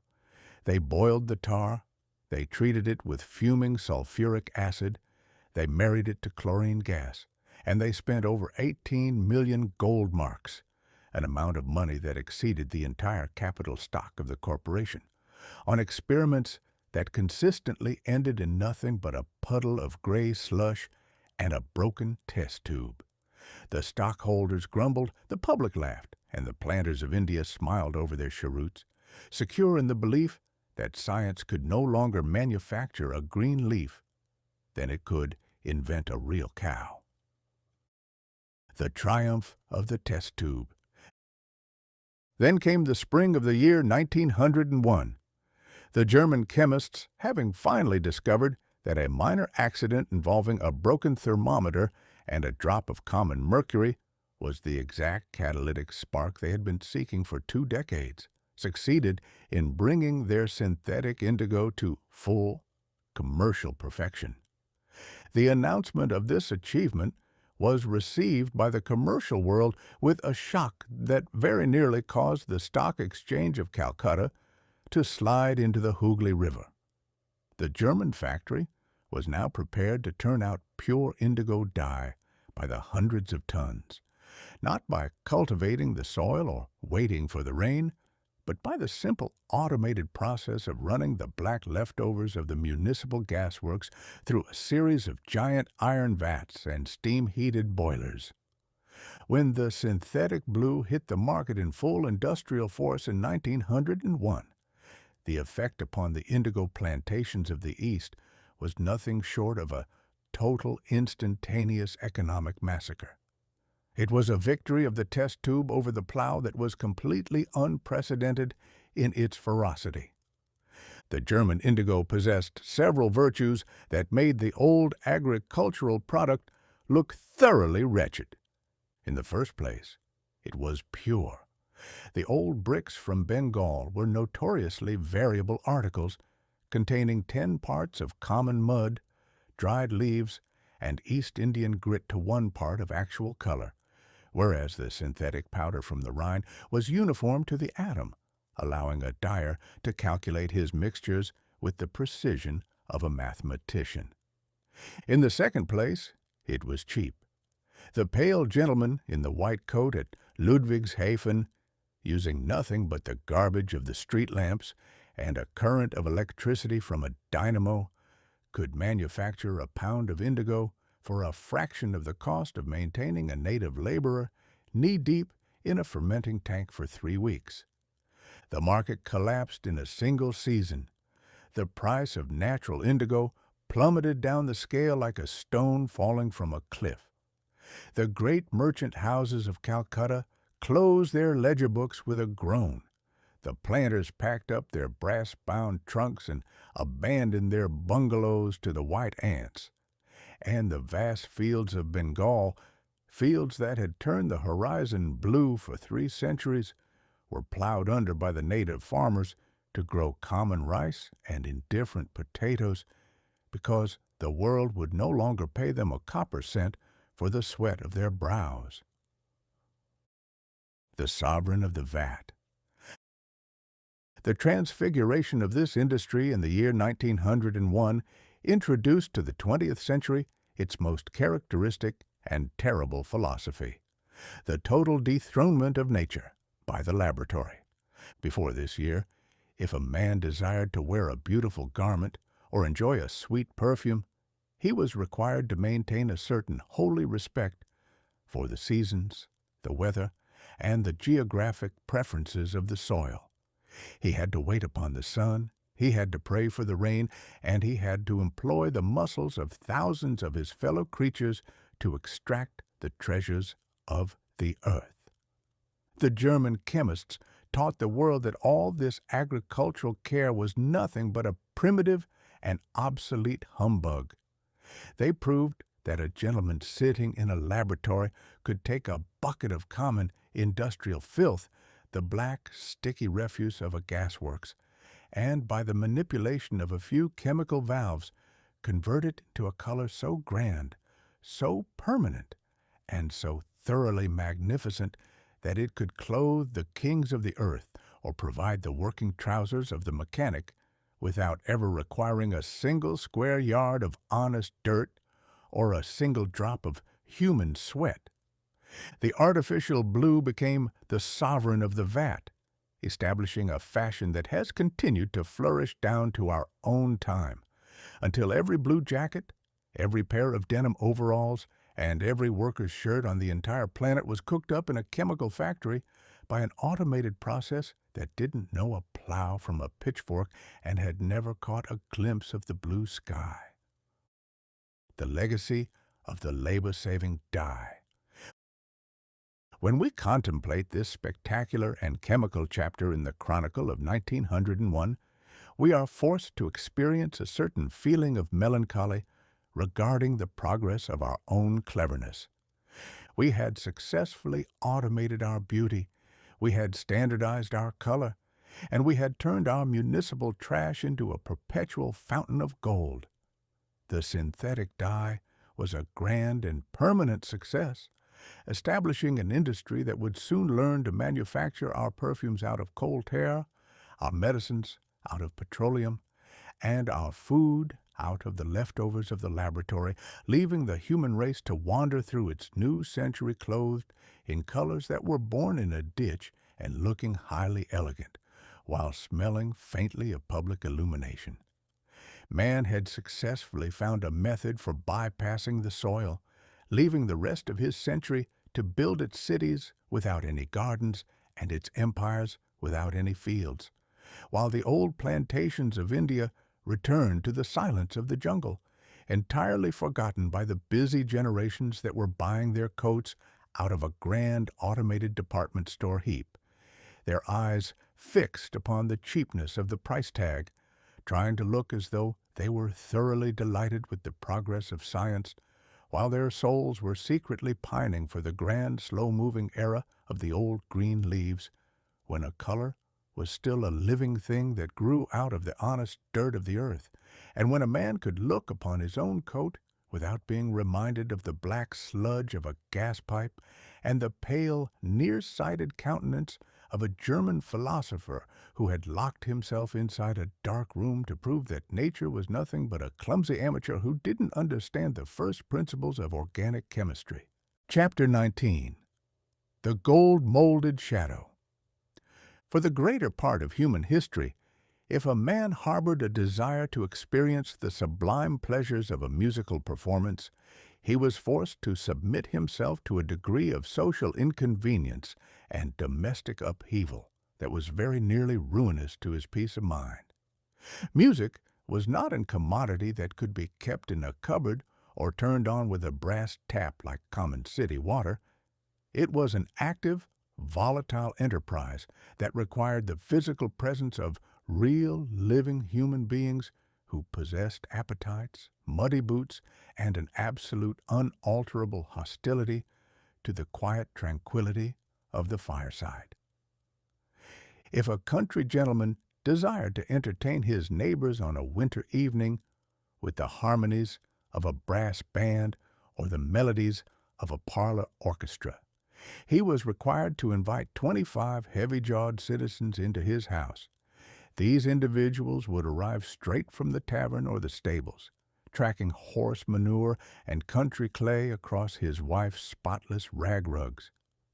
They would spend the first 40 minutes of the evening tuning their instruments, an exercise consisting of a succession of the most dismal, unearthly squeaks, groans, and snorts that sounded precisely like a livestock yard during a gale, before embarking upon a performance that was almost invariably 3 parts enthusiastic noise to 1 part recognizable melody.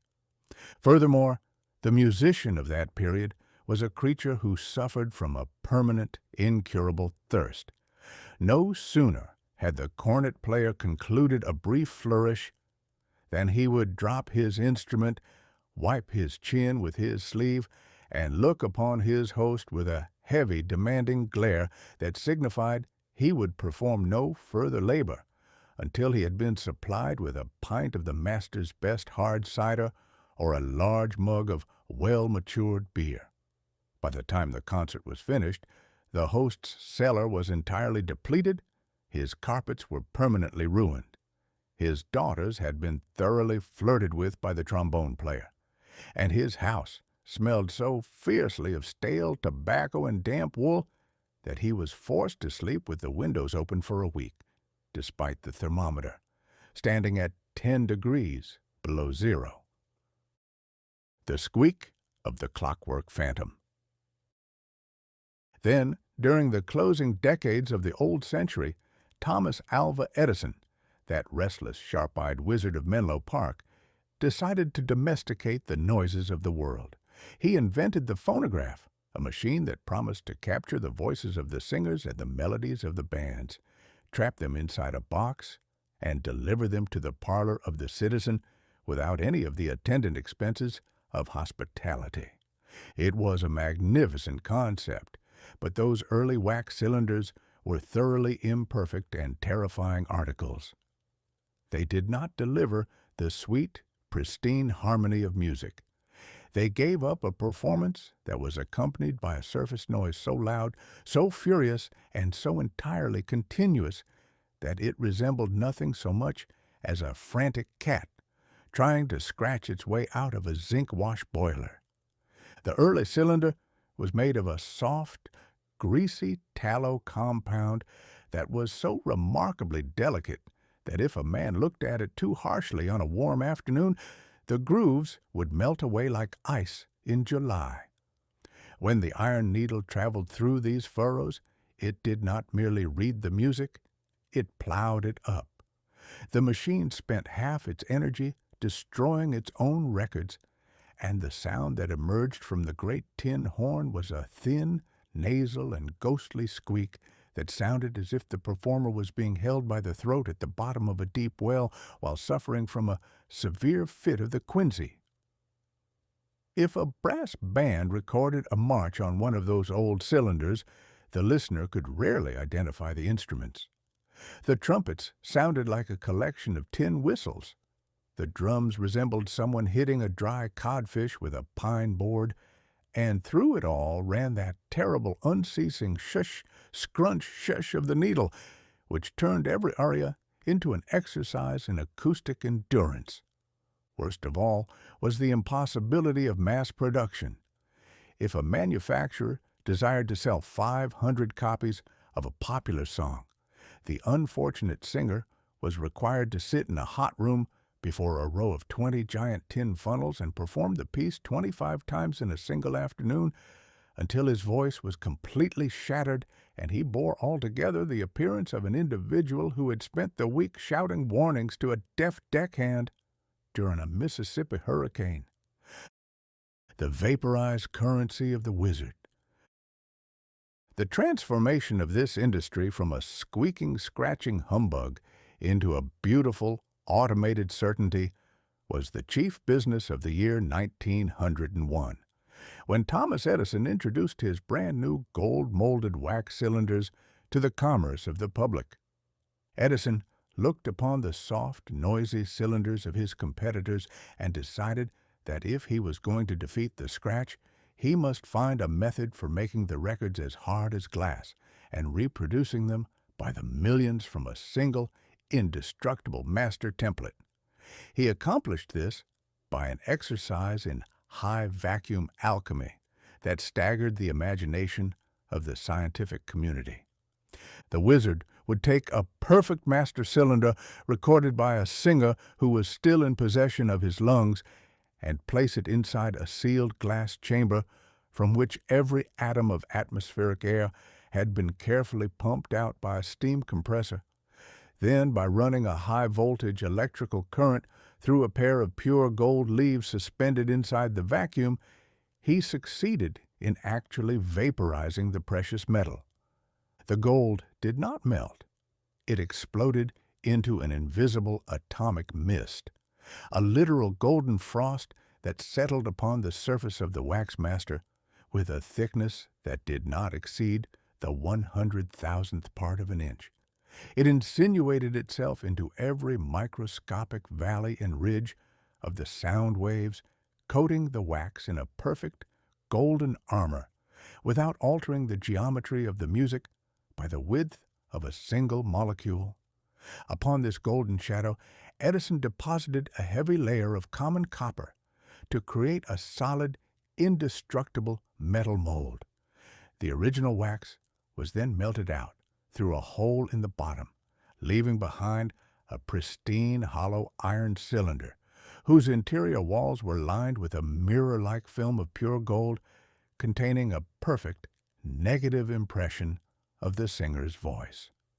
From this golden matrix, the factory at Orange, New Jersey could stamp out thousands of identical copies every hour, using a new hard, shiny black wax compound that was as smooth as polished marble and as tough as a mule's hoof.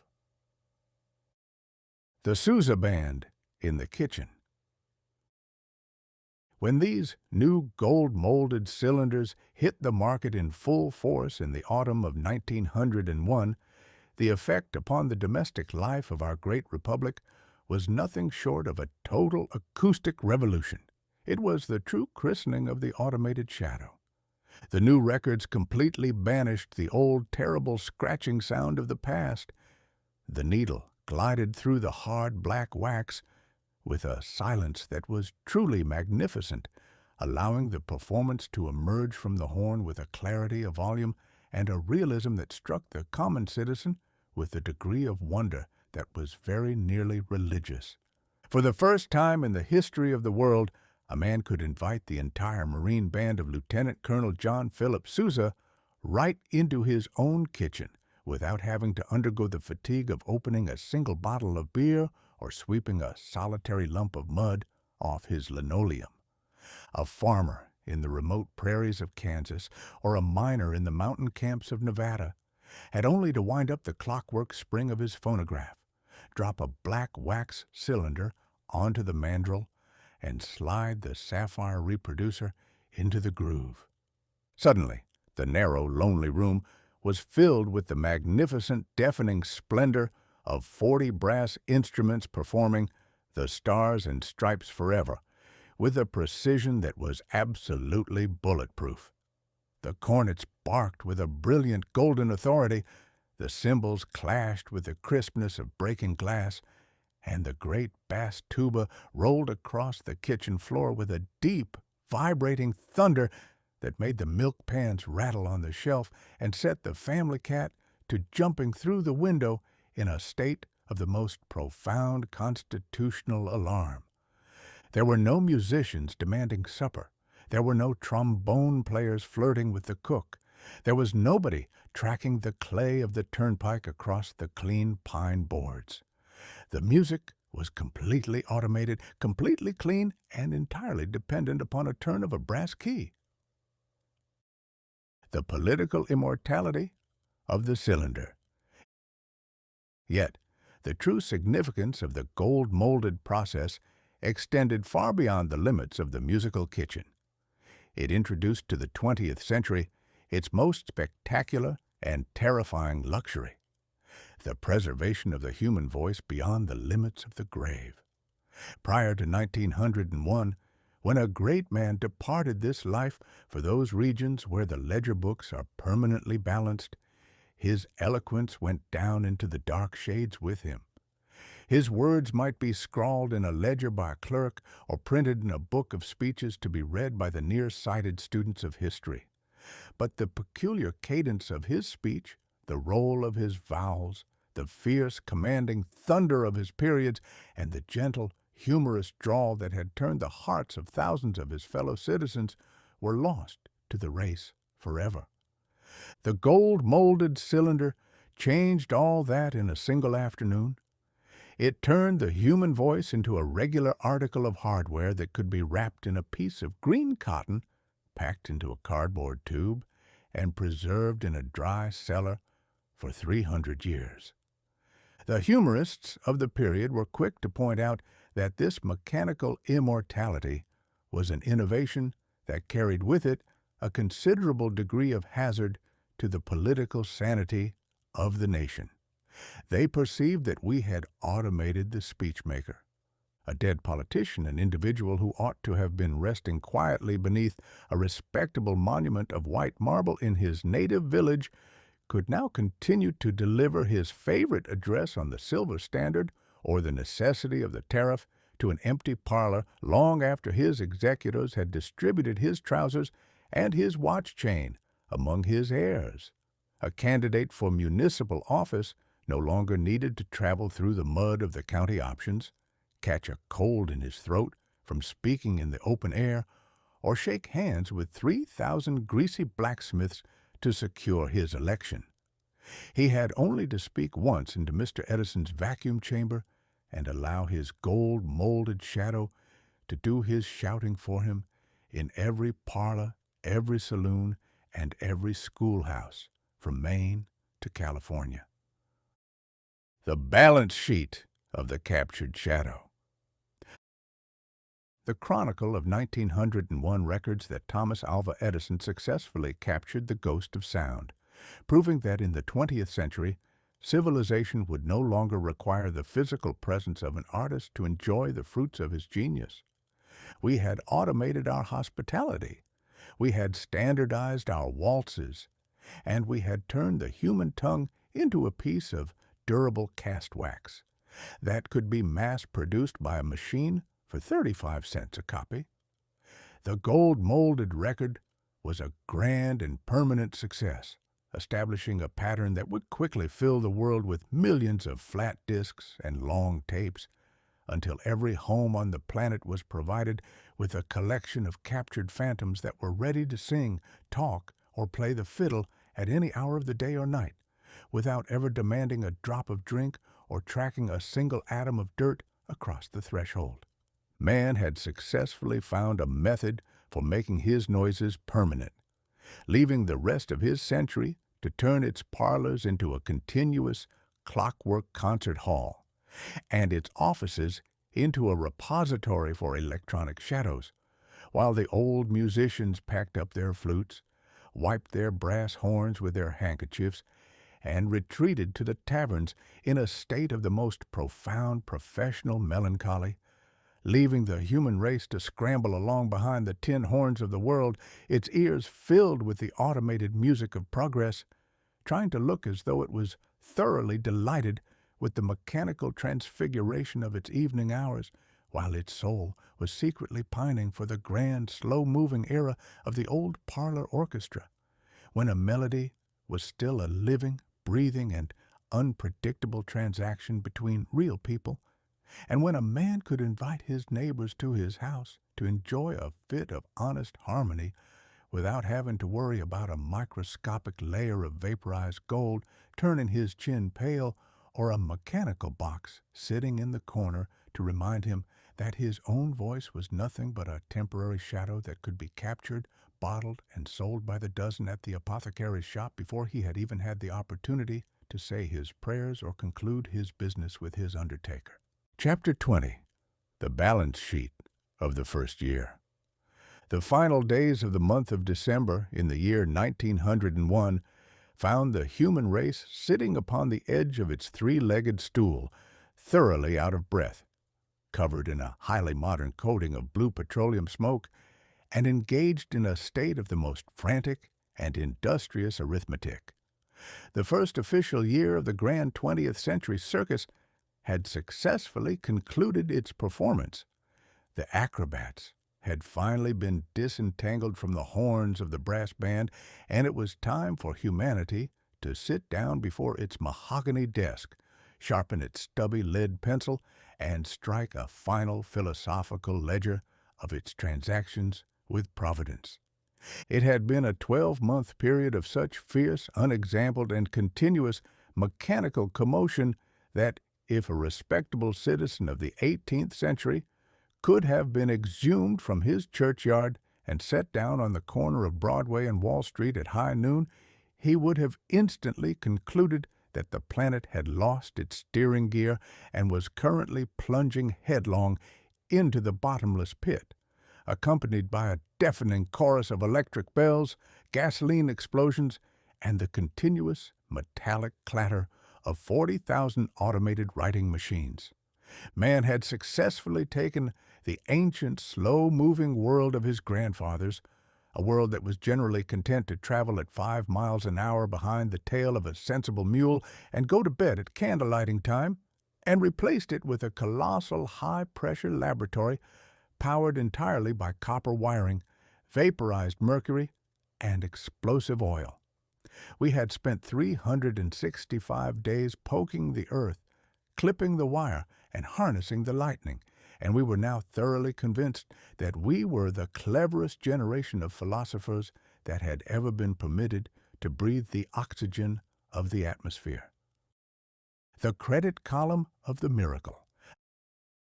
Let us look then upon the grand credit column of this modern bookkeeping. When we count up the individual items of our cleverness, it must be confessed that the list is prodigious enough to stagger the imagination of a Stone Age chieftain. In the course of a single season, we had drilled into the flat prairie of Texas and unleashed a black, growling geyser of petroleum that shot 200 feet into the heavens, proving that the planet was stuffed with enough cheap grease to turn every highway into a speedway and every city into a blue wilderness of combustion. We had stood upon a frozen cliff in the storms of Newfoundland and caught 3 faint, ghostly little clicks out of the Atlantic fog, proving that the vast ocean had been bypassed by an invisible phantom and that the nations of the earth could now sit together on a single wireless back porch to exchange their neighborhood gossip, whether they had anything intelligent to say to each other or not. We had built a 5-ton mechanical dragon that rumbled through the streets of London behind 2 long-suffering dray horses, running giant rubber pythons through the windows of the aristocracy to inhale the domestic history of their carpets for the entertainment of high society. We had stamped out tiny ribbons of paper-thin steel, clamped them into a safe little iron tea-holder, and taught the masculine portion of the race to pitch its blades into the rubbish heap every Saturday night, thereby transforming a daily brush with sudden death into a minor piece of domestic bookkeeping. Away in Paris, a Brazilian dandy in a spotless white collar and a Panama hat had crawled out of his wicker basket in mid-air to adjust his spark levers with a common pocket knife, navigating his gasoline sausage around the Eiffel Tower and back on a strict schedule, proving that the sky was no longer the exclusive property of the angels and the buzzards. We had bred a low, wide-slung pressed steel beast named Mercedes that tore up the gravel of the Riviera at 50 miles an hour, while back in Wall Street a couple of gentlemen in silk hats and high collars had combined a dozen metal companies into a single, monstrous billion-dollar corporation by a few strokes of a lead pencil, proving that the individual blacksmith beneath his spreading chestnut tree was entirely obsolete, and that iron, coal, and human sweat could be managed with perfect precision by a financial committee that had never held an anvil in its life. We had turned our own thumbs into government informants by the adoption of the Galton-Henry fingerprint system, forcing the professional burglary class to either purchase heavy leather gloves or abandon the trade entirely to enter municipal politics. We had run the lightning through a vacuum tube filled with the vapor of mercury, producing a cold, efficient illumination that turned every healthy human face into the likeness of a gangrenous corpse, but allowed the textile mills to run until 3 o'clock in the morning without straining the eyes of the overseers. We had distributed gold medals paid for by the profits of high explosives, while a German professor used an X-ray lamp to look straight through our waistcoats and remind us that beneath our diamond pins and our political convictions, we were nothing but a collection of 24 bare ribs and a knobby skull, engaged in a permanent mechanical grin at our own expense. We had hunted down the silver-spotted mosquito in the rain barrels of Havana, clearing the tropics of the yellowjack with 25 cents worth of common kerosene oil. We had wired our hard-of-hearing grandfathers to a heavy storage battery that hurled the raucous noises of the street lamps directly into their brains, and we had hung our trains upside down from a steel clothesline over a river in Germany, allowing the commuter to travel to his labor with the birds, while a 2-ton circus elephant jumped through the aluminum paneling of the car to enjoy a spectacular 3-story somersault into the mud below. Finally, we had isolated the pure chemical spirit of our own panics from the glands of a sheep, mass-produced the royal blue of kings out of the black sludge of a municipal gasworks, and coated the master cylinders of our phonographs with a microscopic frost of vaporized gold, allowing a brass band to be invited into the kitchen without tracking the clay of the turnpike across the clean pine boards. The debit column of the human spirit. It was a magnificent, unparalleled harvest of miracles, to be sure, but when we turn the page of the ledger and examine the double-entry system with a cold, clear, and unliterary eye, we are forced to experience a certain sense of philosophical collapse. We have calculated the intelligence of the machinery, but we have entirely neglected to look at the spiritual dimensions of the operator. Let us turn the great green X-ray of our criticism directly upon the soul of the creature who has performed these wonders. Has he grown an inch taller in his moral stature since he took possession of the internal combustion engine? Has he dropped a single one of his ancient, traditional, and cherished vices since he learned to talk across the ocean without a wire? Has he become any more patient, any more reasonable, or any more status-seeking in the eyes of his Creator since he traded his old family broom for a 5-ton vacuum hose? Not a bit of it.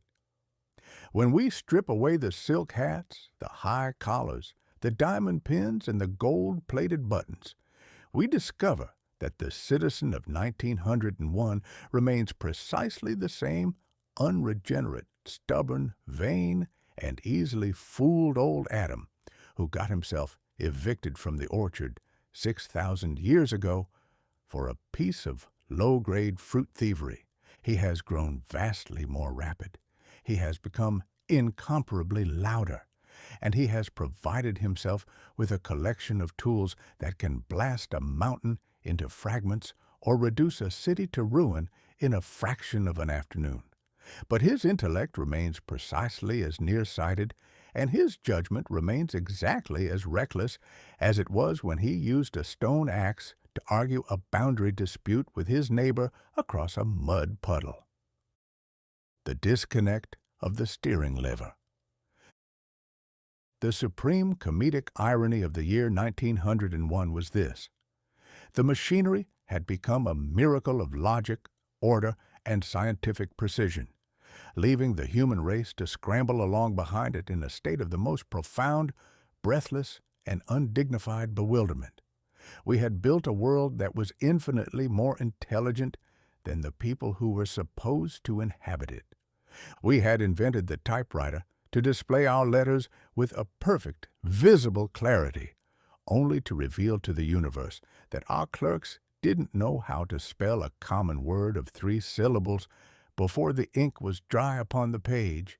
We had isolated the chemical of flight or fight to save the patients of our hospitals from a sudden cardiac shutdown, only to discover that our own bodies manufactured the very same syrup whenever we caught sight of our mothers-in-law standing upon the front rug with 3 brass-bound trunks. We had mass-produced our clothing by the million yards through the assistance of a mechanical hand that could change its own bobbins in the 10th part of a second, turning the independent craftsman into a weary prison guard who spent his life pacing a concrete alley between 40 roaring monsters, his eyes fixed upon a red steel flag that popped up from his furniture to inform him that his iron master had dropped a stitch.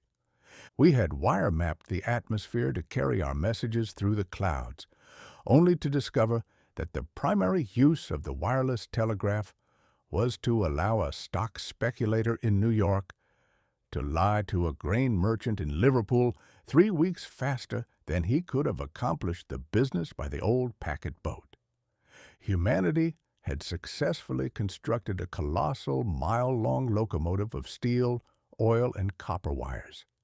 It had turned on the steam, it had opened the throttle to its widest notch, and it had launched the whole apparatus down the tracks of time at a velocity of 60 miles an hour, while the human race sat inside the cab, its goggles covered in mud, its cap turned backward to keep the wind from snatching it from its skull, and its heart beating at high pressure from the sheer, unadulterated velocity of the journey, trying to look as though it was thoroughly in charge of the expedition, while its mind was completely occupied by the price of oats, and its soul was secretly praying that it could discover where the steering lever was located before the engine encountered a sharp corner or ran out of track at the end of the line.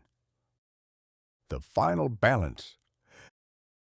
The balance sheet of 1901 records that the first year of the new century was a grand and triumphant success for the pocketbook and the patent office, but a total stalemate for the character of the taxpayer. We had automated our industry, we had standard mapped our music, we had captured our shadows, and we had put our repentance on a strict academic schedule financed by the profits of blasting powder. We had achieved a paradise of convenience, speed, and expensive repair bills, leaving the human race to scramble through the rest of its century in a state of the most profound and comfortable laziness, secure in the belief that because it could travel from New York to Nice in 2 weeks without having to feed a horse, it was somehow more civilized than the generations that had built the Parthenon with their hands or written the book of Job with a goose quill. The year 1901 closed its ledger, packed up its brass valves, and delivered the world into the arms of 1902 with a light heart and a magnificent bank balance. There was no turning back. The string had been cut, the ghost had crossed the sea, and the real beast was loose upon the turnpike. The human race continued its grand march into the modern era, its pockets stuffed with disposable steel blades and little jars of synthetic coal tar dye, its ears filled with the automated symphony of the Sousa band emerging from a tin horn, and its eyes fixed upon that green ghostly X-ray light that looked through its waistcoat and revealed its bones, marching forward with a look of magnificent, unvarnished self-satisfaction, entirely unregenerate, thoroughly unteachable, and completely delighted to discover that it could go 3 times as fast, make 4 times as much noise, and become twice as ridiculous before dinner time as any other collection of creatures that had ever been permitted to wander across the face of the creation.